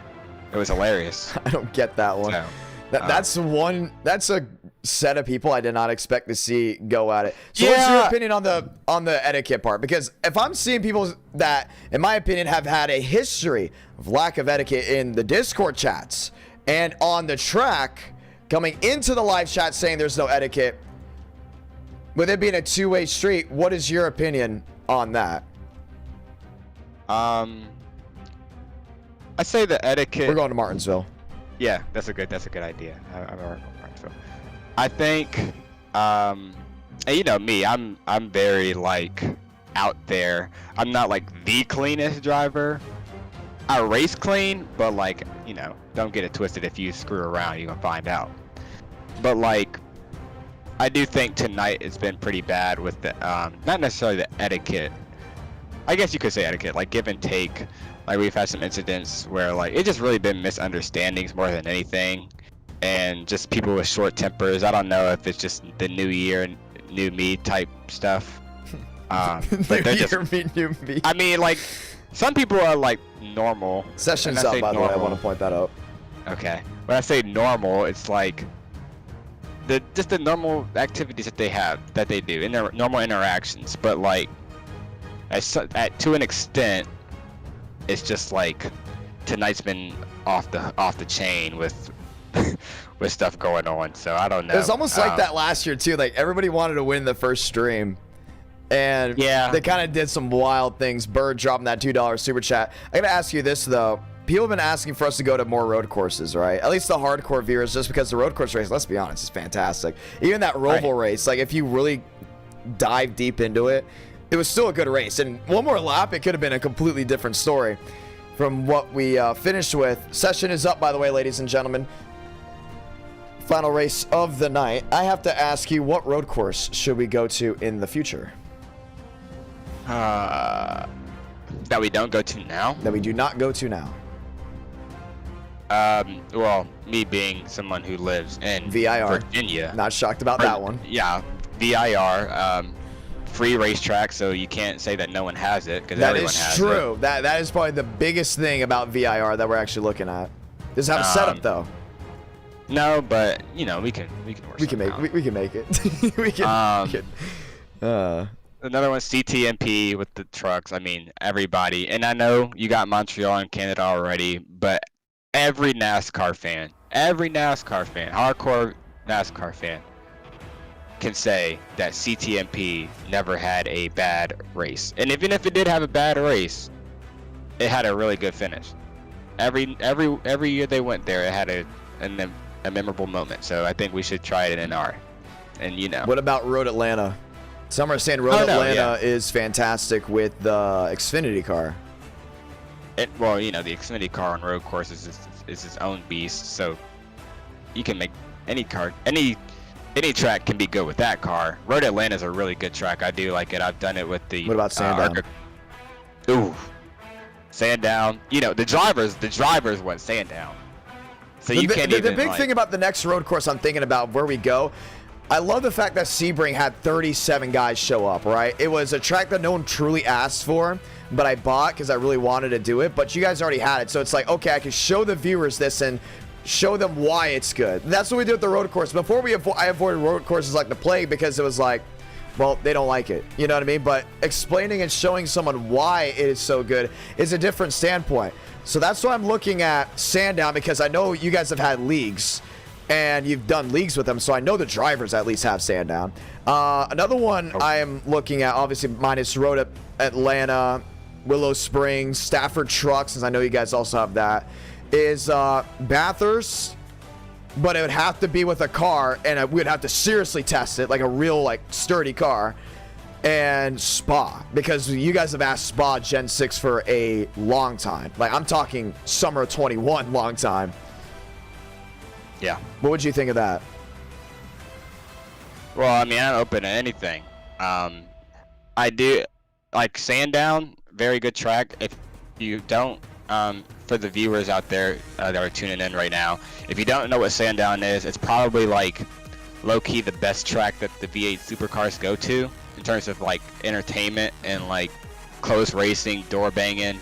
I urge you guys after the stream is over to go on YouTube and search like just any race with the V8 supercars, the track. It's amazing.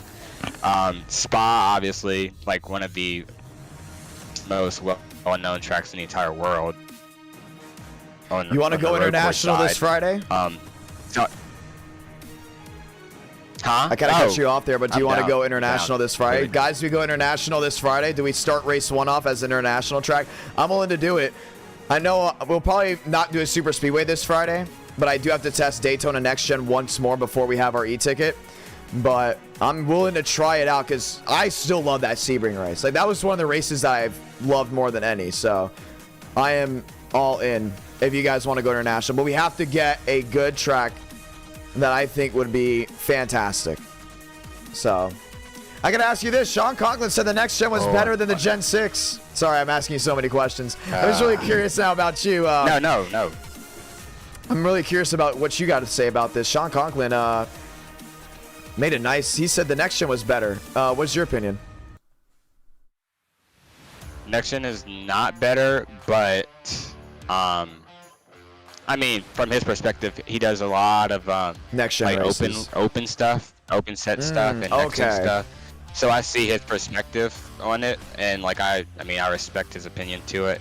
Me personally, I disagree. That I think the Gen 6, and you know it, I've said it multiple times, that the Gen 6 is the best car on the service on the oval side. But the next gen, I mean, it's not horrible for what it is. It's just not a real stock car. So that's my take on it. Yeah, I like how opinionated you are. Joseph Armstrong, congratulations on the win for race 4. Hold on, one more thing to anybody that owns a that owns a esports Road to Pro team. If you're looking for a driver, you got one right here. Hit me up on Discord or Twitter at ArmyStrami on both. Yeah, thank you.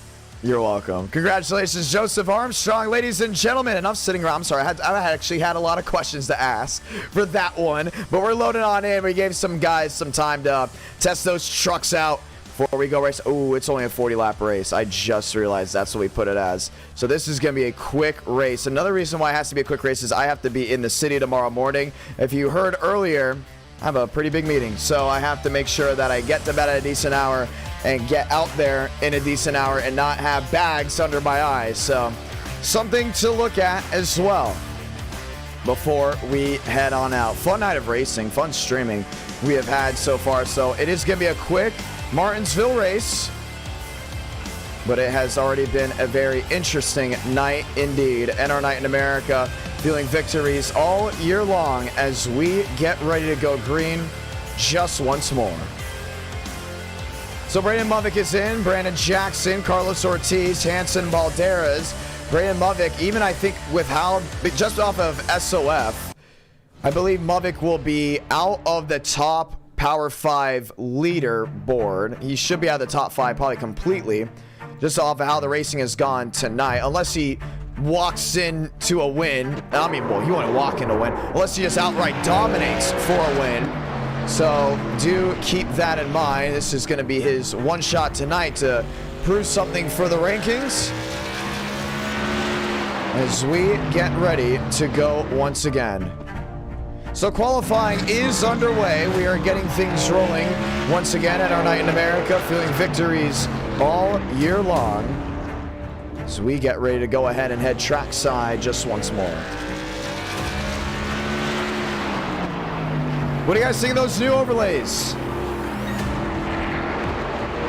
What do you guys think of the new year? What do you guys think of those videos and our Night in America videos going out?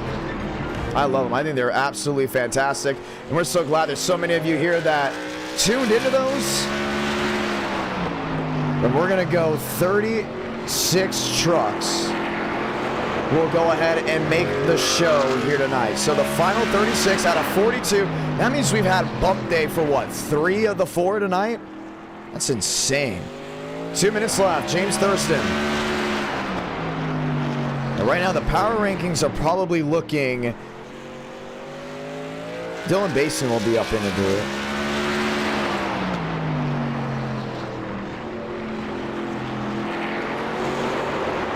Let's get ready to go green.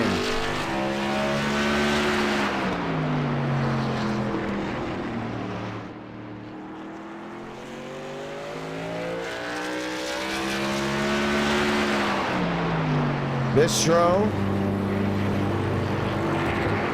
Send me a nice tweet. We'll go ahead and read that in a moment. Schmitty, Brinchman, Thurston rolling his way around.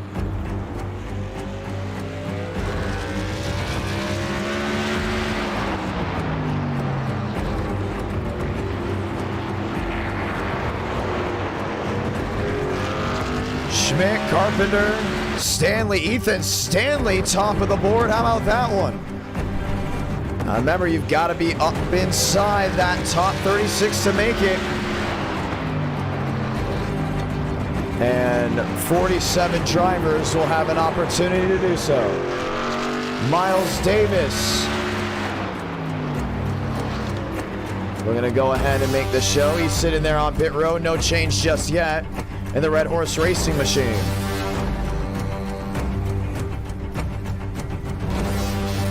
Time to go green, ladies and gentlemen. Just 45 seconds left. And they will go ahead and advance qualifying. So Jordan Higgins is out. Balderas is out. Jared Vaden is out. Sean Conklin is out. Gallagher out. Jerry Rodriguez also out. And it will be the top 36. So Cooper Glick, Roldan, Rice, and Cox will be the drivers making it into the field. Last opportunity to go to victory lane.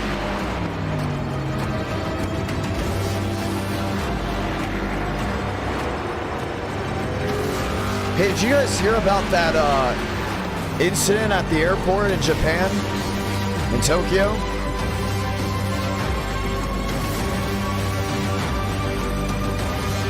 Let's get ready to go green.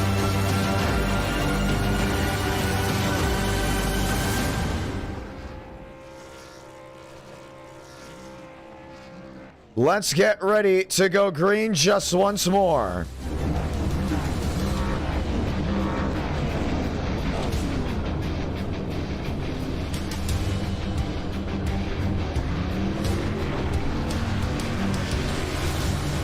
Stanley, Carpenter, Schmidt, and Snook, your fast four.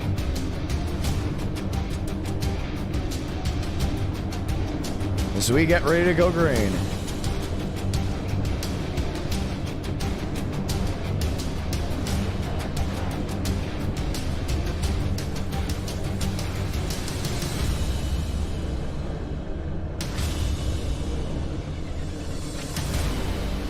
Time to get it done just once more.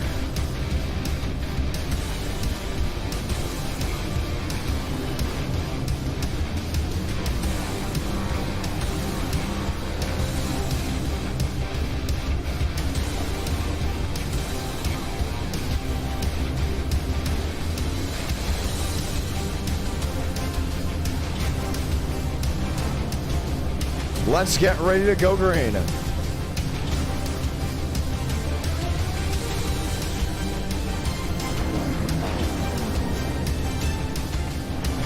Ethan Stanley, Carpenter, William Schmidt. Let's go racing from Martinsville, ladies and gentlemen, as we get ready to go green. So this will be the final race of the night. So glad to have so many of you with us. See the manufacturers on the left side of your screen. All these guys lined up and ready for the action. 48 drivers entered. Only 36 will take the green flag. That was wild. I saw the replay on that.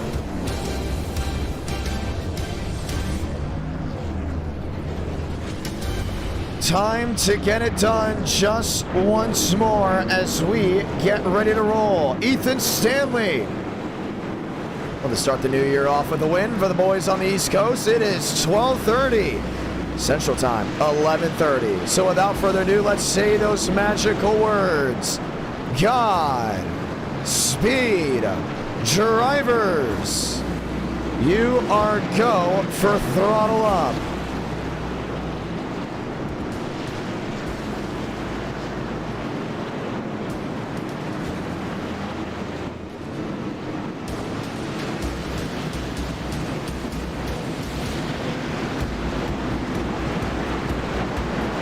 Ford on Ford, row number 1. Chevy on Ford, row number 2. These guys have lined up. Jacob Wilkerson, Gossett, Potter, Walker. And we love the driver demand, man. That is so cool about NR Night. Just the driver demand is so high, including out late into the night. It's amazing. So glad and thankful for the drivers and the viewers sticking around with us late night as we get ready to set it on off just once more. 40 laps to end the night. Stanley, Carpenter, Schmidt, and Snook for the final time in the first stream of 2024. Let's light the fuse from the Martinsville Raceway Speedway.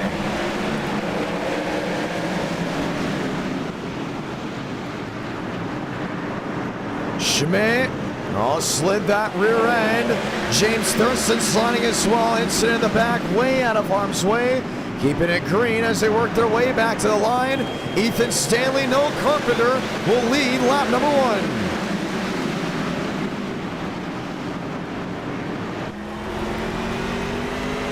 A lot of these drivers struggling with that rear end grip. Kendall Carpenter. On the bottom side, help from Snook. Trying to get that shove back to turn 1. Ethan Stanley's able to clear. Now he's won here multiple times before, so you got to keep that in mind. Stan is the man when it comes down to it. One spinning Connor Gray.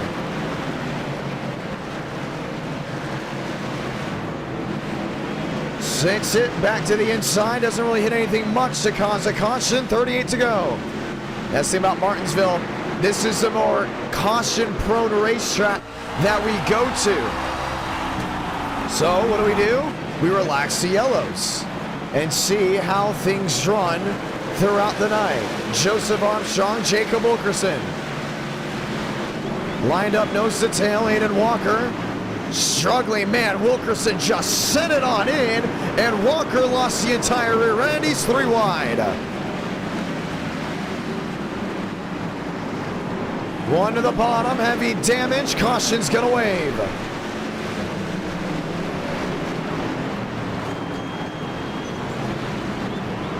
And that was for Cooper Glick.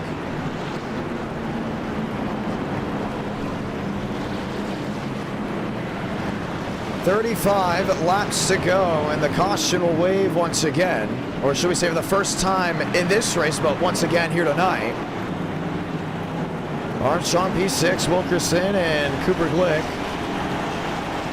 might have had a serious run-in towards the back half of this field.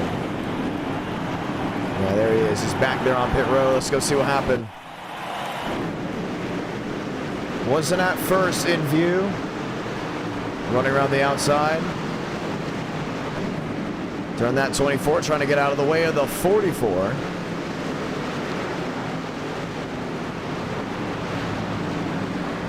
Yeah, that's not going to go ahead and work out, is it?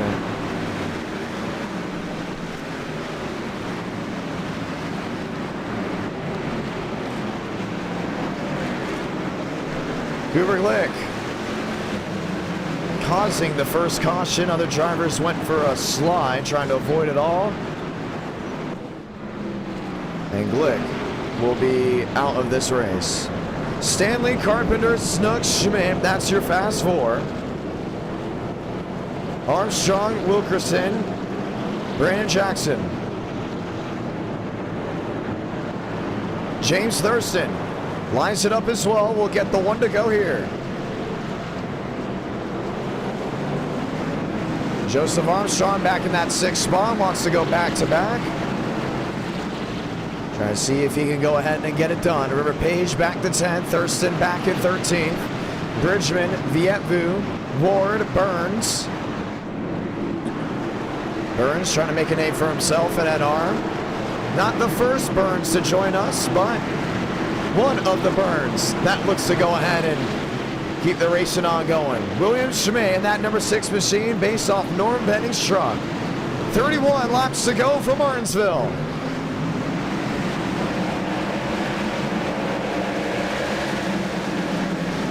Hard on the brakes into turn 1.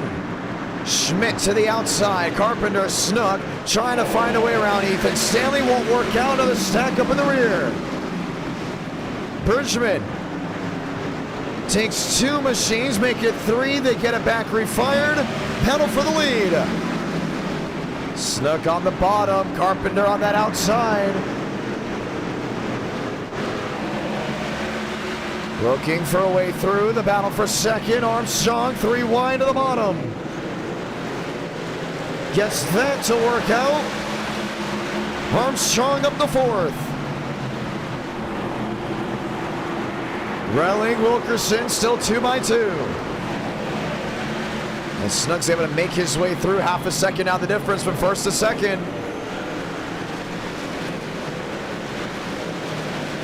Moss Stellar in 10th. Trying to make himself known up in this herd as Aiden Walker in front of him. Max Swearengin on the outside lane. Snook in second. Carpenter in third, Armstrong, Relling, Schmidt, and Page. Page is up to that 7th spot. Max Swearinger now working his way into 8th. 27 to go. Alex Relling originally drove the 42 in that last race, now driving that number 6. Armstrong, a look to the inside of Carpenter. A quick switch back. Joseph Armstrong now up to 3rd. Nose planted on the ground. 2 drivers in front of him, 1 stop to the outside wall. That's the 47. Out of the racing crew, keeping it green. 25 to go. And Carpenter's still got Relling right behind him. Kendall trying to hold on. Hayden Walker finding his way around another lap machine. That's the 89. Snook lined up, nose to tail, 19-20 the difference. To the back end of Stanley. Snook loses the rear end. Joseph Armstrong finds his way through into 2nd. Beautiful 22 Toyota. Throw back to Wendell Scott. Relling losing that rear end. Still 3 trucks at bay. And Joe starts the move to close on in to Ethan Stanley.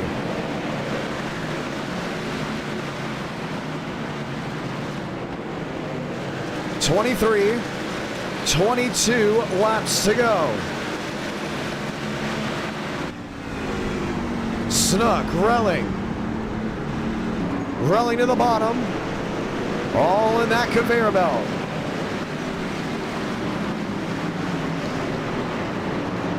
Walker to the inside. Schmidt on the outside, wheel to wheel. 22 to do it. Relling watching on. Back nose to tail with more machines. Armstrong now just 4/6 the difference.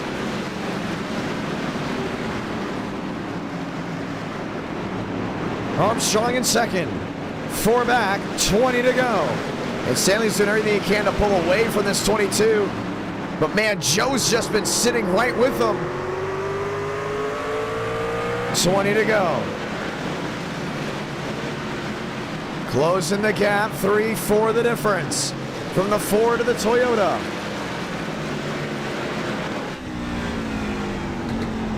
Armstrong to the bottom. 1 caution race, 19 laps to go. I don't know if he can be able to catch him or not. It's going to be really close. Well, catching him, should we say, is one thing. Passing him is another. He already caught the 91. Carpenter 1-4 back. Page 2-6 back. Joseph Armstrong right on the tailgate there of the Ford. Hot machines in front of them. Jacob Wilkerson. They're going to hold on to their machines. Armstrong. A lunge to turn 1.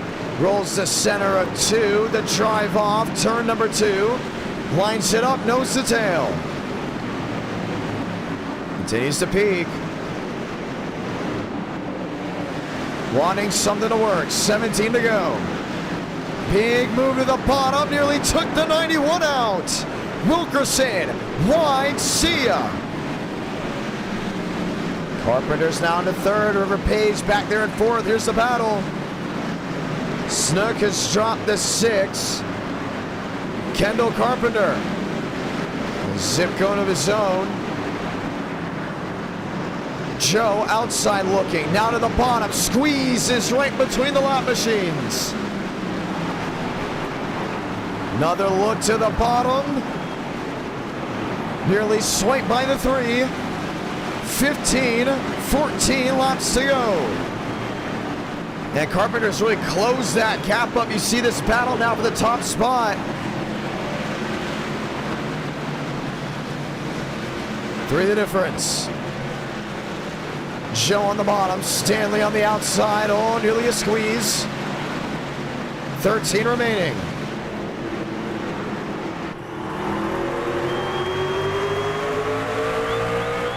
New leader, Joseph Armstrong. Stanley trying to get it back. 1 sliding up against the outside wall.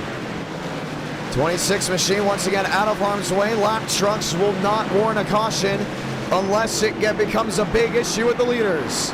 12 to do it. Now Stanley's in that draft.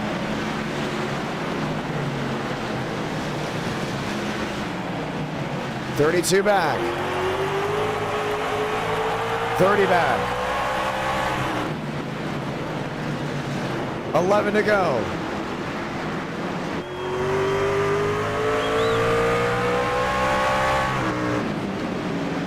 Schmitty up the fourth. Stuck in heavy traffic. Walker. Big bump to the back end of the 04 machine. Pushing around. Demos went right around the outside. Clears that 93, but James Thurston's right on the tail of the bottom. Wheel to wheel once again. Snook. Page. Page gets moved. Mosteller works his way through. James Thurston. Oh, under pressure by the Ford. Wheel to wheel once again. Page has been really stuck in a hard place here.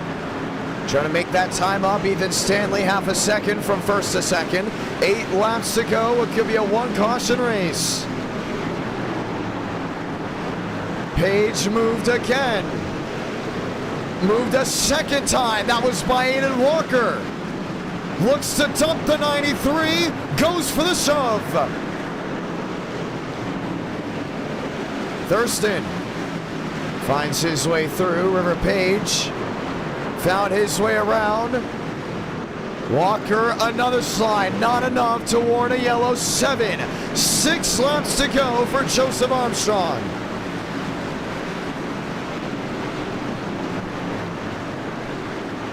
Way out in front, 6-9 the difference. Carpenter, Schmidt, Snook. Snook to 5th. Mosteller there in 6th. How the power rankings will shape up after tonight will make heads turn. Big names will be bumped out. Bigger names will be kept in. 5 to go, comes 4 to go, this time by. Rice in 12th. Joe way ahead. There's William Schmidt. Snook battling Mosteller with 4 to go.